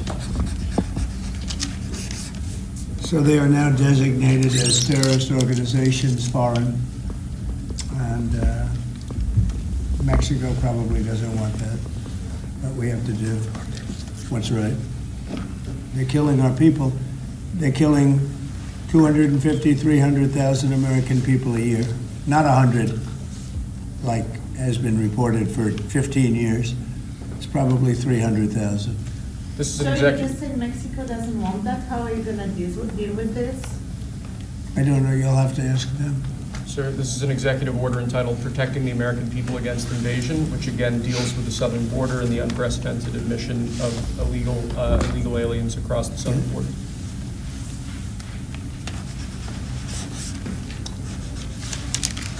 What do you see the biggest national security threat to the U.S., Mr. President? What's going to be your priority on foreign policy? Say?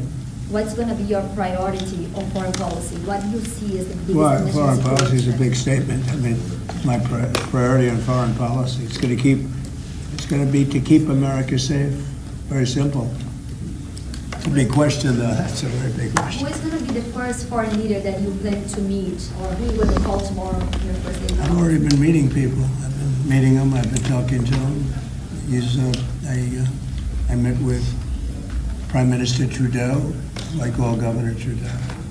I met with numerous foreign leaders.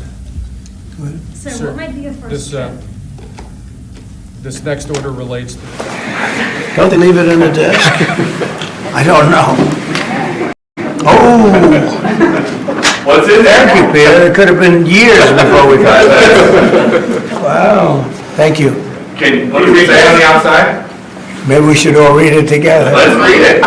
Well, maybe I'll read it first and then make that determination. That sounds great. Peter, thank you very much. I may not have seen this for months. Happy to help with the passing of the torch. I left him one in the desk just like this. What are you talking about with him? Unification of our country. You know, I didn't know that he gave a pardon to his family because he did it during my speech. He didn't tell you in the limo? No, he didn't tell me. No. He did it. They released it during my speech. During my speech. So all I could do was say, excuse me, I'd like to come back and speak some more.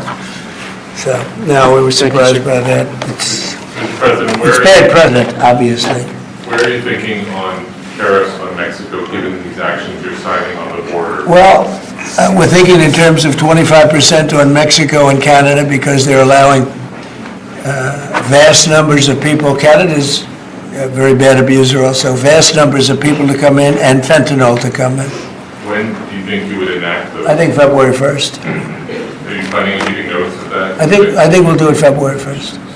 25% on both, sir? Sir, On each. On each, yes. this is an executive order taking a large number of executive actions to secure our southern border. Okay? Sounds reasonable. President Trump, we remember 4 years ago, Barack Obama had told you that the top threat to the country was going to be North Korea. Did Joe Biden tell you what he thinks the top threat to the country is right now? No. Why not? I think we have a lot of them. Right now, I think we have a lot. I think North Korea turned out to be good. I was very friendly with him. He liked me. I liked him. We got along very well. They thought that was a tremendous threat. Now, he is a nuclear power, but we got along. I think he'll be happy to see him coming back. And I think he has tremendous condo capability. He's got a lot of shoreline. Thank you, sir. Are you going to work with countries from South America to coordinate on immigration? About who? About immigration in general? This is an executive order. Sorry, sir. I'm fine with legal immigration. I like it. We need people, and I'm absolutely fine with it. We want to have it. We need it because we're going to have a lot of companies coming in to avoid tariffs. You know, if you don't want tariffs, all you have to do is build your plant in the U.S., so we're going to have a lot of workers coming in, but we have to have legal immigration. Do you have a date in mind for when you want to put on the China tariffs that you're talking about? Which one? 60%? No. You're talking about which? Say it again. The China tariffs, the broad China? tariffs? Well, as you know, I put on large tariffs on China, and they've really been forced to leave them.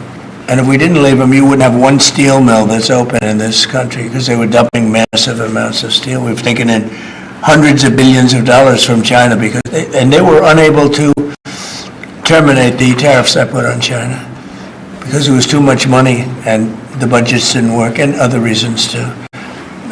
No, I mean, we're going to have meetings and calls with President Xi. I spoke to President Xi last week, as you know. Did you know that? I had a very good phone call. along. Did you when you come with NATO at this moment? Are you planning to meet your NATO allies? No, NATO has to pay more money. NATO has to pay 5%. We are, we're into the Ukraine war by $200 billion more than NATO. It's ridiculous because it affects them a lot more. We have an ocean in between. And we've spent $200 billion more on Ukraine than NATO has spent. And they've got to equalize. Did you talk to Xi about? Did you talk to Xi about the Ukraine war? Yeah. Because China and Brazil together has a proposal to bring Russia and Ukraine to talk. Oh, that's good. That's fine. I'm ready. When are you going to talk with the Brazilian president? How did Brazil get involved? Brazil's involved. This is a new one. When are you going to talk to Lula? Are you from Brazil? I'm from Brazil. When are you talking? That's why they're involved, I guess. When are you going to talk with the Brazilian president? How do you see your relationship with Latin America and Brazil? Great. Should be great. They need us much more than we need them. We don't need them. They need us. Everybody needs us. Mr. President, it sounds like you will not receive an additional China tariff necessarily, depending on how talks go with President Xi. Is that correct? What does that define that? Well, we are asking, you pledged in the campaign potentially a 10% tariff on China or as much as Because of fentanyl. Right. So I'm asking where you're. That's only because of fentanyl. There are other things too. Are additional. And a very big thing is the Panama Canal. China controls the Panama Canal. What's that all about? They're not supposed to be good. When Jimmy Carter gave it, which was a terrible mistake, he didn't do it. He didn't give it to China. He gave it to Panama. And China controls the Panama Canal. So are China tariffs? And we're not going to allow that to happen. Are they still on the table or is that? We're not going to allow that to happen. Thank you, sir. What can we expect of the countries in NATO that spend the least amount of money, like Spain, France, below the 5%? Spain is very low. And yet, are they a BRICS nation? What? They're a BRICS nation, Spain. Okay. You know what a BRICS nation is? You'll figure it out. But, and if the BRICS nations want to do that, that's okay, but we're going to put at least a 100% tariff on the business they do with the United States. You know what the BRICS is, right? You guys know. Brazil, You know what I'm saying, right? You know what I'm saying. So It's not even a threat. In fact, since I made that statement, Biden said, well, they have us over a barrel. I said, no, we have them over a barrel. And there's no way they're going to be able to do that. This is an executive order relating to... tariffs, those countries, like Spain? As a BRICS nation, yes. But They'll have 100% tariff if they so much as even think about doing what they thought. Can you explain how is And therefore they'll give it up immediately. So will China give it up. So this is about reforming the system of hiring in the federal government to ensure that merit is the lodestar of hiring decisions As per the Supreme Court. other matters. Yes, sir. This is a big deal, merit. Our country is going to be based on merit again. Can you believe it?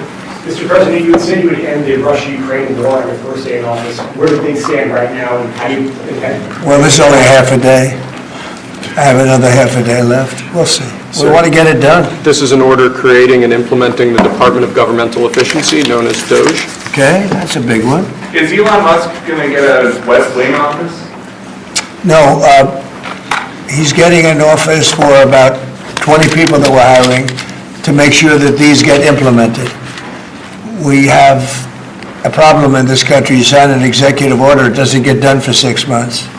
As an example, when we allow the J6 hostages to go out, it might not be approved under the old days for 2 weeks, 3 weeks, 6 months. You know, they had a good ruling from the Supreme Court, and it's like nothing happened. That ruling was 6 months ago, you know that. And it was like they didn't have a ruling.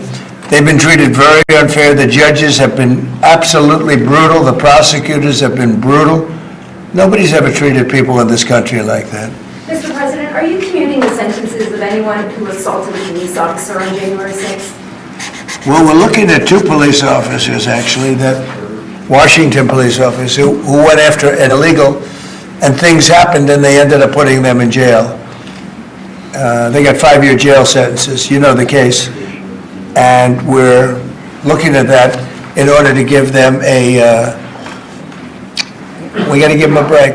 But is there clemency in your actions today for anyone? Well, would be a pardon. That would be a pardon. The one I'm talking about would be a pardon. Here you go, sir. Should there be punishment for the people who assaulted law enforcement officers that day? Well, I will say this, they've been in jail for a long time already. I see murderers in this country get 2 years, 1 year, and maybe no time. So they've already been in jail for a long time. These people have been destroyed. What they've done to these people is outrageous. There's rarely been anything like it in history, in the history of our country. And even people that were aggressive, and in many cases, I believe they happen to be outside agitators, but, what do I know, right? But I think they were outside agitators. There were outside agitators involved.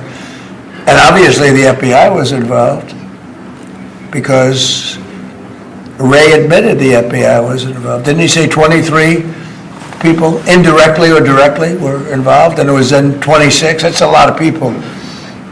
Now we got to take care of these people have been treated so badly. It's never happened before. What happened in Seattle where they took over a big portion of the city? What happened in Portland where they burn down the city every day and people die? Nothing happened to anybody. But they go after these people violently. I mean, they're still going after brand new people. They found somebody else with a picture. There's never been anything like this. And it's almost 100%. Think of this. Almost 100% of the people are convicted. 100%.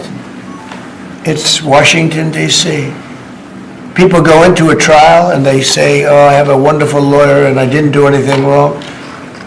And they end up in shackles almost immediately and jail. No, we're not going to let it happen.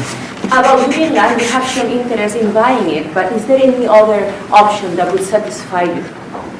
About what? Greenland, instead of buying it. Finland? Greenland. Oh, Greenland.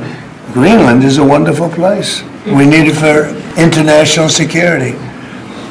And I'm sure that Denmark will come along. I think it's costing them a lot of money to maintain it, to keep it. The people of Greenland are not happy with Denmark, as you know. I think they're happy with us. We had representatives, my son and representatives went up there 2 weeks ago, and they're like us. So we'll see what happens. But Greenland is necessary, not for us, it's necessary for international security. You have Russian boats all over the place, you have China boats all over the place, warships, and they can't maintain it. When are you going to be talking Vladimir Putin? Who? Do you plan to meet President Putin, sir? I'll be meeting with President Putin. When do you plan? I don't know, I can't, it's being set What up. your first trip foreign that might be, sir? So first foreign trip typically has been with UK, but I did it with Saudi Arabia last time because they agreed to buy $450 billion worth of our product. I said, I'll do it, but you have to buy American product, and they agreed to do that. They bought $450 billion. It was the least reported story I've ever been involved in. And now, where are you planning to go now? Well, I don't know. If Saudi Arabia wanted to buy another 450 or 500, we'll up it for all the inflation. Mr. President, you say you were going to end the war's first day. How do you plan to end the Ukraine war? Well, we're going to try and get it done as quickly as possible. Do you want to push Israel and Saudi Arabia? It should have never started. The war with Ukraine and Russia should have never started. It would have never started if I were president. Will you push Israel and Saudi Arabia to normalize relations? I don't think I have to push them. I think it's going to happen, but maybe not quite yet. But they'll end up being in the Accords, the Abraham Accords. President Trump, I think Saudi Arabia will end up being in the Abraham Accords. This year? Could be, but soon. Not in a very long way. Ooh, look at that! It says TikTok. My! What is that all about? First, we have Alaska, sir. This is an executive order relating to unleashing Alaska's potential as an energy reservoir for the entire nation. And what about ANWR?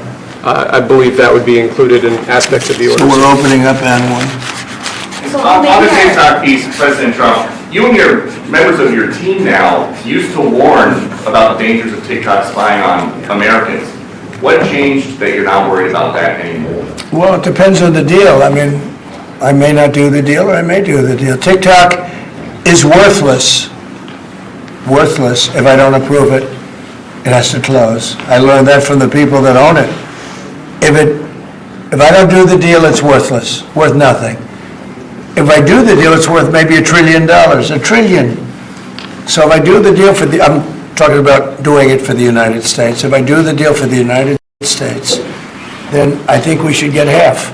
The TikTok In other words, wait, I think the U.S. should be entitled to get half of TikTok. And congratulations, TikTok has a good partner. And that would be worth, could be $500 billion or something. It's crazy, the numbers are crazy. But it's worthless if the president doesn't sign, then it's worthless. If the president does sign, it's worth maybe $1 trillion. So I think, like a joint venture, I think we would have a joint venture with the people from TikTok. We'll see what happens. I mean, that's one of many ideas I've had. The CEO's in town. Did he say that he's open to that idea? Who? The CEO of TikTok is around. Oh, I think he'd probably like it. Because he's got nothing. I mean, they really have nothing. It's passed in Congress. It gives the president a right to make a deal or to close it. And we have 90 days to make that decision. But I could see making a deal where the U.S. gets 50% of TikTok, polices it a little bit or a lot, depends on them. But remember, they make telephones in China, they make all sorts of things in China, and nobody ever complains about that. Here they're complaining about this. There's so many different products made in China, and nobody ever complained about it. The only one they complain about is TikTok. And TikTok is largely young people. I guess I have a warm spot for TikTok that I didn't have originally, but I went on TikTok, and I won young people up by 36%, Peter. And Republicans typically don't do too well with young people, but it's a different Republican Party. Would the U.S. government buy a portion of TikTok then, or how would it get that 50%? No, you take 50% of TikTok for the approval that TikTok can continue in business. And they'd have a great partner. The U.S. would be their partner. But the U.S. essentially would be paid for doing that half of the value of TikTok. Would there be a private sector owner as well? Could be, yeah, could be a lot. Tell you what, every rich person has called me about TikTok. You wanted to block TikTok. Why did you change your mind? Because I got to use it. And remember, TikTok is largely about kids, young kids. If China's going to get information about young kids, I don't know. I think, to be honest with you, I think we have bigger problems than that.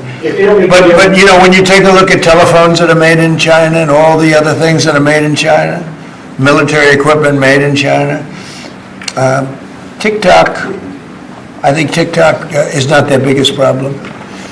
But there's big value in TikTok if it gets approved. If it doesn't get approved, there's no value. So if we create that value, why aren't we entitled to like half? So if you do 90 days, will you shut them down? Does Biden ever do news conferences like this? How many news conferences, Peter, has he done like this? Like this? None. 0. And it would be 0 for the next infinity. For infinity, it would be 0. Mr. President, is President Musk going to help implement the executive orders? I think you mentioned implementations in your Elon, no. Elon's very busy sending rocket ships up to various places with lots of satellites on them. What is your reaction to the confirmation of Marco Rubio, and what does it mean for Latin America? Which one? Marco Rubio. Marco Rubio. You said Marco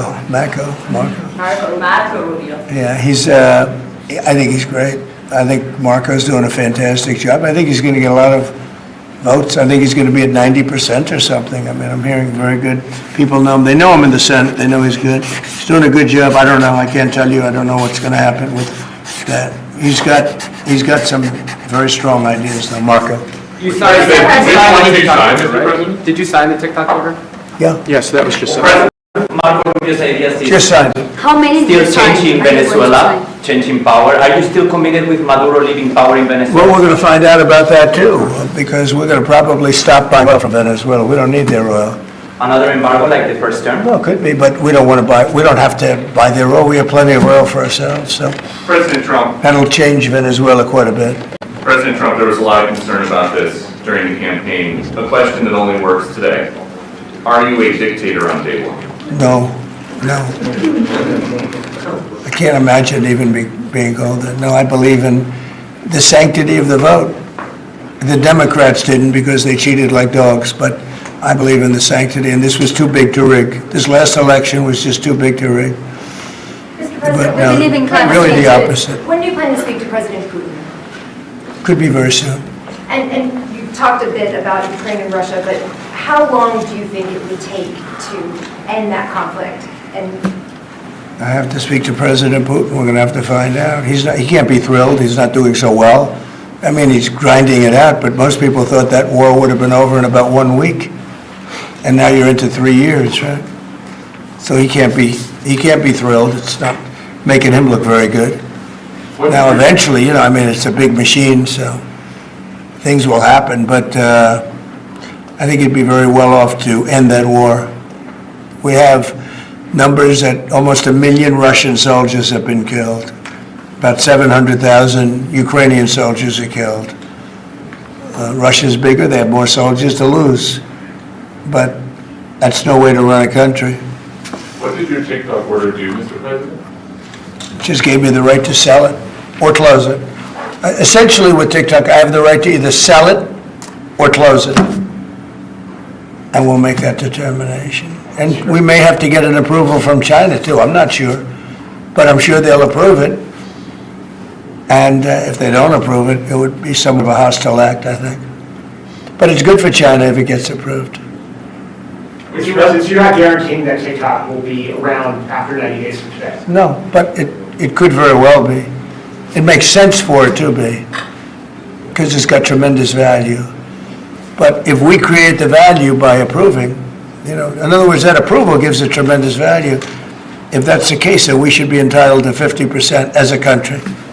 You understand? You haven't heard that one before, right? That's called a joint venture.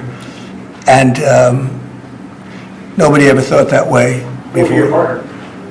Well, I don't know. I think you have a lot of people that would be interested in TikTok with the United States as a partner. Mr. President, what was it like walking into the Oval Office this evening? Oh, what a great feeling. One of the better feelings I've ever had. Do you like this town better now than in 2017? Well, we're very experienced now. You would say nobody's ever had experience like I have. I've dealt with some very good people. I've dealt with some very bad people, and I know who the bad ones are and the good ones are. Don't forget, I was very successful in primarily the real estate business. And people used to say, who's worse, a politician or a vicious real estate developer? And I'd always say, the real estate developer is far worse. But after about 3 months and getting to know scum like Adam Schiff and other people like that, I said, no, actually, real estate people are quite nice by comparison. You said you plan to speak with President Putin soon. What about President Zelensky, and what's your message? Yeah, I would, but he's told me he wants to make a deal. Zelensky wants to make a deal. I don't know if Putin does, he might not, I don't know. He should make a deal. I think he's destroying Russia by not making a deal. I think Russia's going to be in big trouble. You take a look at their economy, you take a look at the inflation in Russia. So I would hope, I got along with him great, and, I would hope he wants to make a deal. Mr. President, are you keeping U.S. sanctions on Russia until he makes a deal? Well, sanctions or tariffs. I think the word tariff is much better because it keeps your dollar stronger. I think tariffs are more effective. I mean, I used sanctions on Iran. Iran was broke. When I left office, Iran was broke. They had no money for Hamas or Hezbollah, none. They were flat broke. And October 7th would have never happened. And I think you all know that. It would have never happened. They had no money. Now they're rich, but they're weakened in a different way. I would say that the one attack by Israel really set them back. It really set them back. The Pagers and others. The attack on air defense was a bad attack for Iran.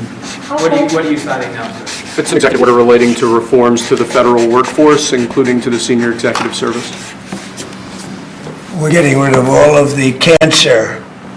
I call it cancer. The cancer caused by the Biden administration. How confident are you, Mr. President, that you can keep the ceasefire in Gaza and conclude the 3 phases of this deal? I'm not confident. This is not our war, it's their war, but I'm not confident, but I think they're very weakened on the other side. Do you support the 2-state Gaza, boy, I looked at a picture of Gaza. Gaza is like a massive demolition site. That place it's really got to be rebuilt in a different way. Do you plan to help rebuilding Gaza? I might. You know, Gaza is interesting. It's a phenomenal location. On the sea, best weather. You know, everything's good. It's like some beautiful things could be done with it, but it's very interesting. But some fantastic things could be done with Gaza. How do you see the future in governance for Gaza? Well, it depends. I can't imagine you could have, well, you certainly can't have the people that were there. Most of them are dead, by the way, right? Most of them are dead. But they didn't exactly run it well.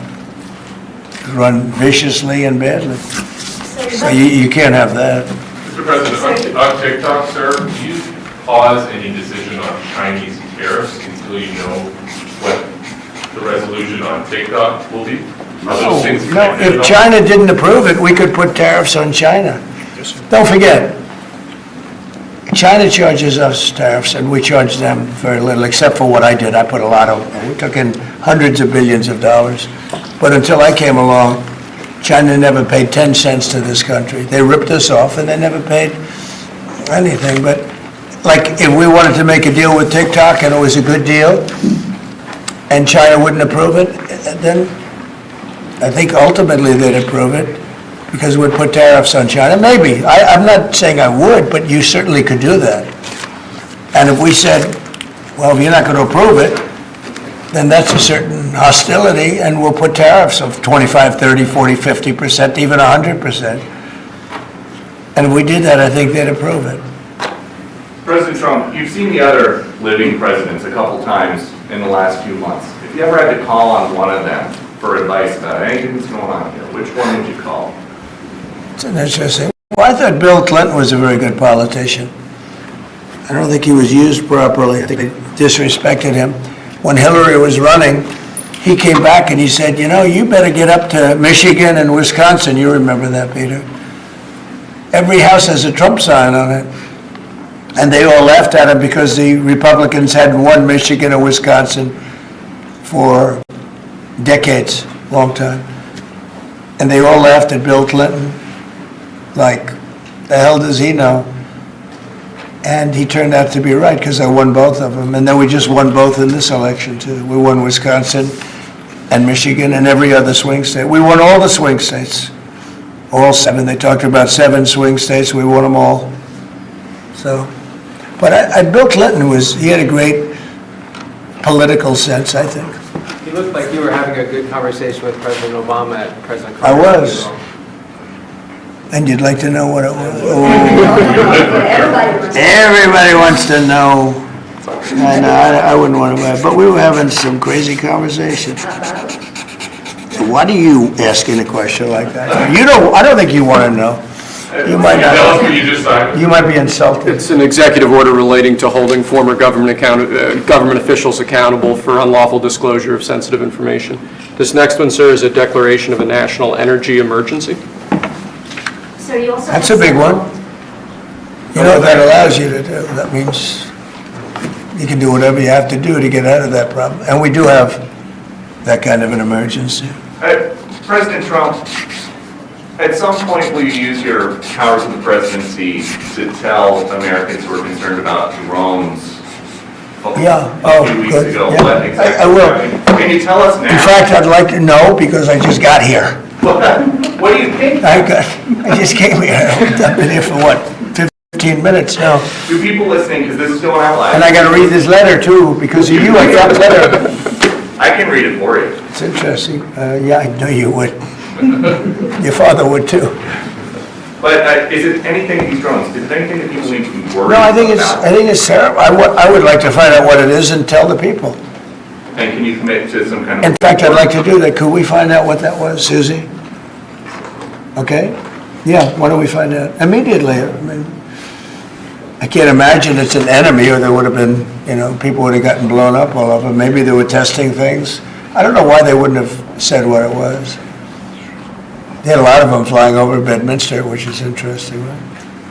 And with the events today and yesterday, was everything moved inside just for cold weather, or was there some kind of security concern? No security, because they had everything shut down to drones. You can shut that down pretty easily if you're sophisticated. They're very sophisticated, these people. No, it was just cold weather, and we made a good move because, first of all, I thought it was incredible in the Capitol today. You know why I liked it? Because I got great reviews on that speech. I got great reviews. Can you believe it? They actually were fair. This is Maybe the fake news is changing.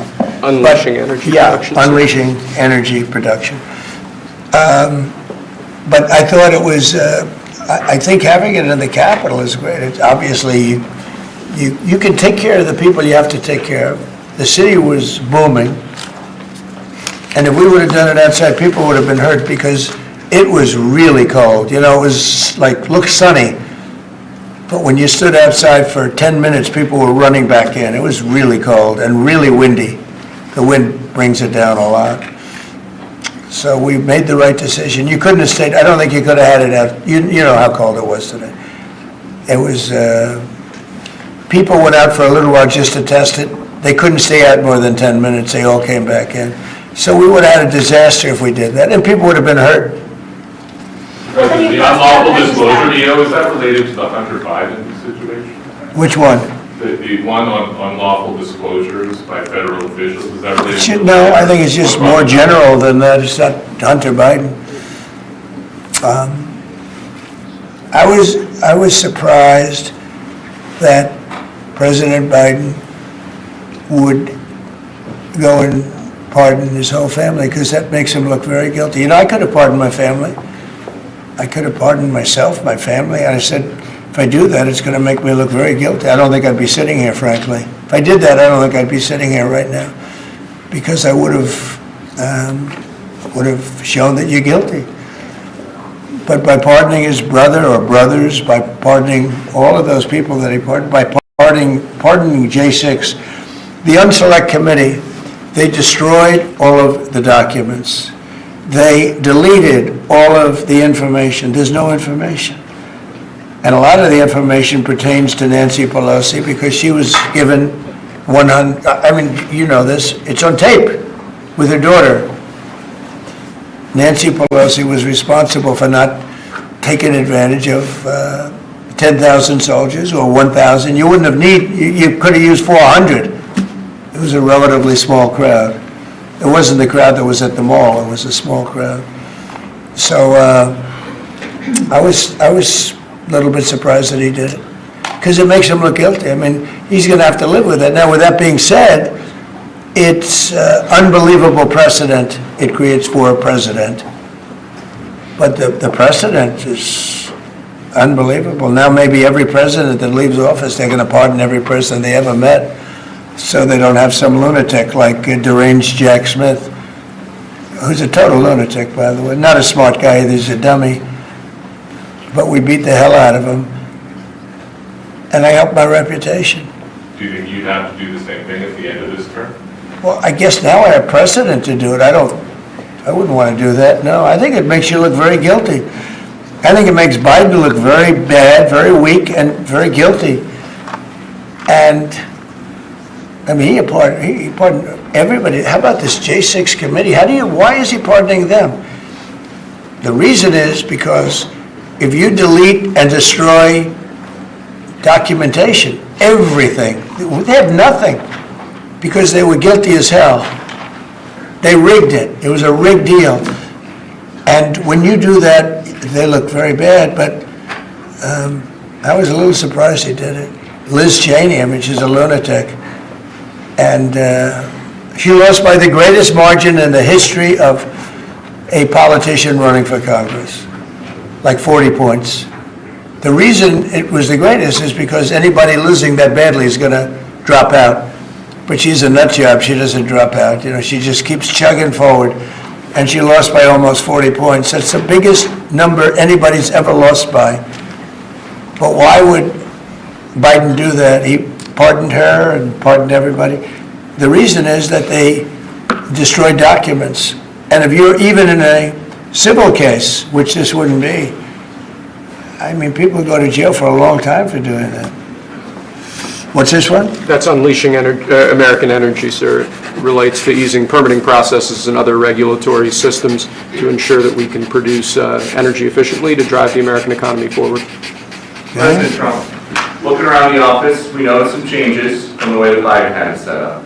Can you confirm that you have added back the Diet Coke play? I think this, first of all, I just got here. So my people came in. They have extraordinary decorator sense, right? Let me just see some of the pictures. That's a good one. I could live with him. I could live with George Washington, I can tell you. I could live with Thomas Jefferson. I could live with most of them. They took a very safe route. They don't have any bad ones up there. Withdrawing from What is this one? Withdrawing from the World Health Organization, sir. Ooh, that's a big one. So we paid $500 million to World Health when I was here, and I terminated it. China with 1.4 billion people. We have 350 to pay. We have, nobody knows what we have because so many people came in illegally, but let's say we have 325. They had 1.4 billion. They were paying 39 million, we were paying 500 million. It seemed a little unfair to me. So that wasn't the reason, but I dropped out. They offered me to come back for 39 million. In theory, it should be less than that, but, you know. And when Biden came back, they came back for 500 million. He knew that you could have come back for 39 million. They wanted us back so badly, so we'll see what happens. Mr. President, Pretty sad to think of it. China pays 39 million and we pay 500 million. And China's a bigger country. Mr. President, you spoke about inflation today in your remarks. What actions are you taking today that will have a direct impact for Americans on their everyday costs to bring the costs down? The biggest thing and factor for inflation is energy. They screwed up my energy policy, and then they went back to it. You know, they heard it really badly, and then they went back to it, and they started drilling more, but by that time it was too late. Many of these things that we're signing and that Doug Burgum is going to be signing, and Chris Wright, who's phenomenal, you know, Department of Energy.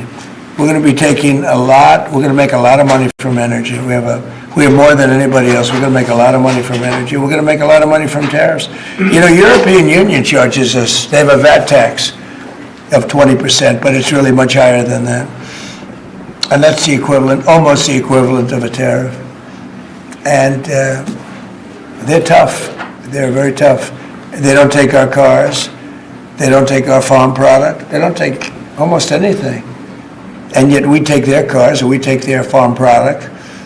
We take a lot from them. So, you know, we have like a $300 billion deficit with the European Union. So we'll straighten that out with either tariffs or they have to buy our oil. The one thing they can do, our oil and gas, the one thing they can do to catch up quickly, buy our oil and gas. Will you travel? And they should do that. Will you travel to China this year? Yeah, it could be. I've had the invite. Mr. President, she said I would have come this year. Talking about the European Union and the tariffs, like, what do you mean when you say that European Union country like Spain is part of BRICS? That a what? BRICS. Oh, BRICS. No, I was talking about BRICS. BRICS is 6 nations. I think it's 7 nations. And they were looking to do a number in the United States. And if they do that, they won't be happy about what's going to happen to them. Are you still considering a universal tariff, Mr. President, on all countries? I may, yeah, but we're not ready for that yet. We may put it, wrap it, because essentially all countries take advantage of the U.S.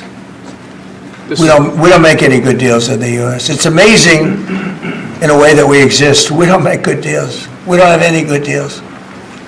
We have a deficit with almost, not all, there are a couple, I won't tell you their names because I don't want them to find out about it because they'll feel stupid. But there are a couple of countries that actually don't make money with us. But I don't want to let you know because they'll immediately change that. But we're gonna do, I tell you what, our country has an amazing economic future. I really believe that. What kind of universal tariff if you did do one? Well, you put a universal tariff on anybody doing business in the United States because they're coming in and they're stealing our wealth, they're stealing our jobs, they're stealing our companies, they're hurting our companies. So you put a tariff on to keep them from doing that. Mr. President, you surrounded yourself with a whole bunch of billionaires today. President Biden, as in his farewell address, warned about an oligarchy. I was wondering if you could respond to that. Well, he had a lot of guys, and then they found out that he didn't know what the hell he was talking about, and I think they deserted him. They deserted him, those same guys.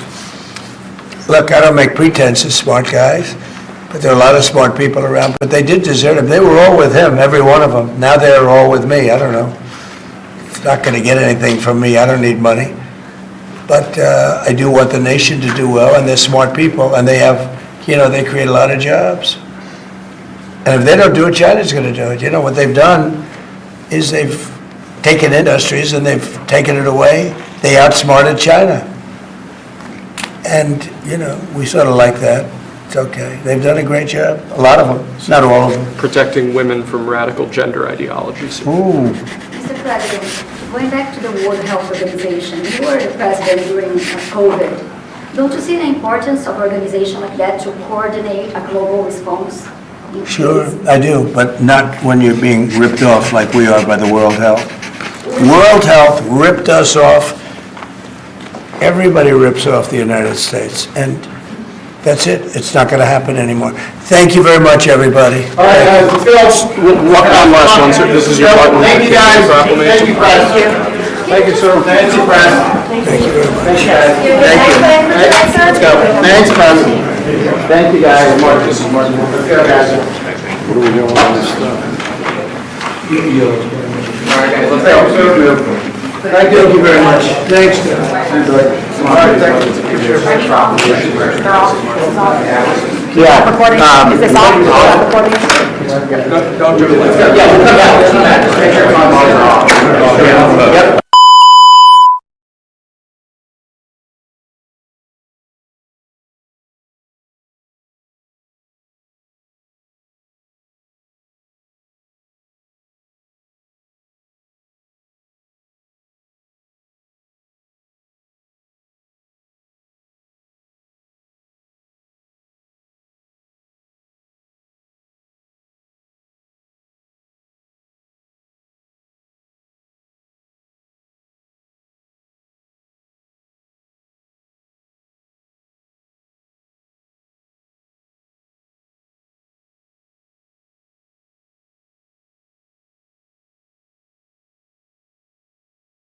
Of the previous administration. All over the world, they're emptying their prisons into our country. They're emptying their mental institutions.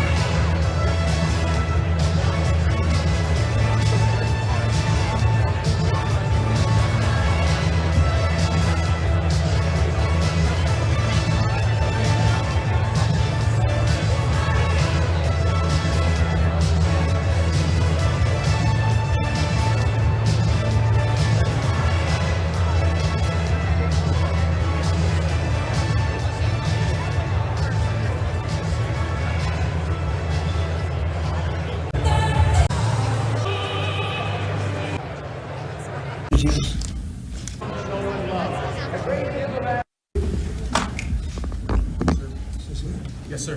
First, we have a list of pardons and commutations relating to events that occurred on January 6, 2021. Okay, and how many people is this? I think this order will apply to approximately 1,500 people, sir. So this is January 6th. These are the hostages. Approximately 1,500 for a pardon. Yes. Full pardon. Full pardon or commutation? Full pardon. We have about 6 commutations. Love you, but I was just a kid.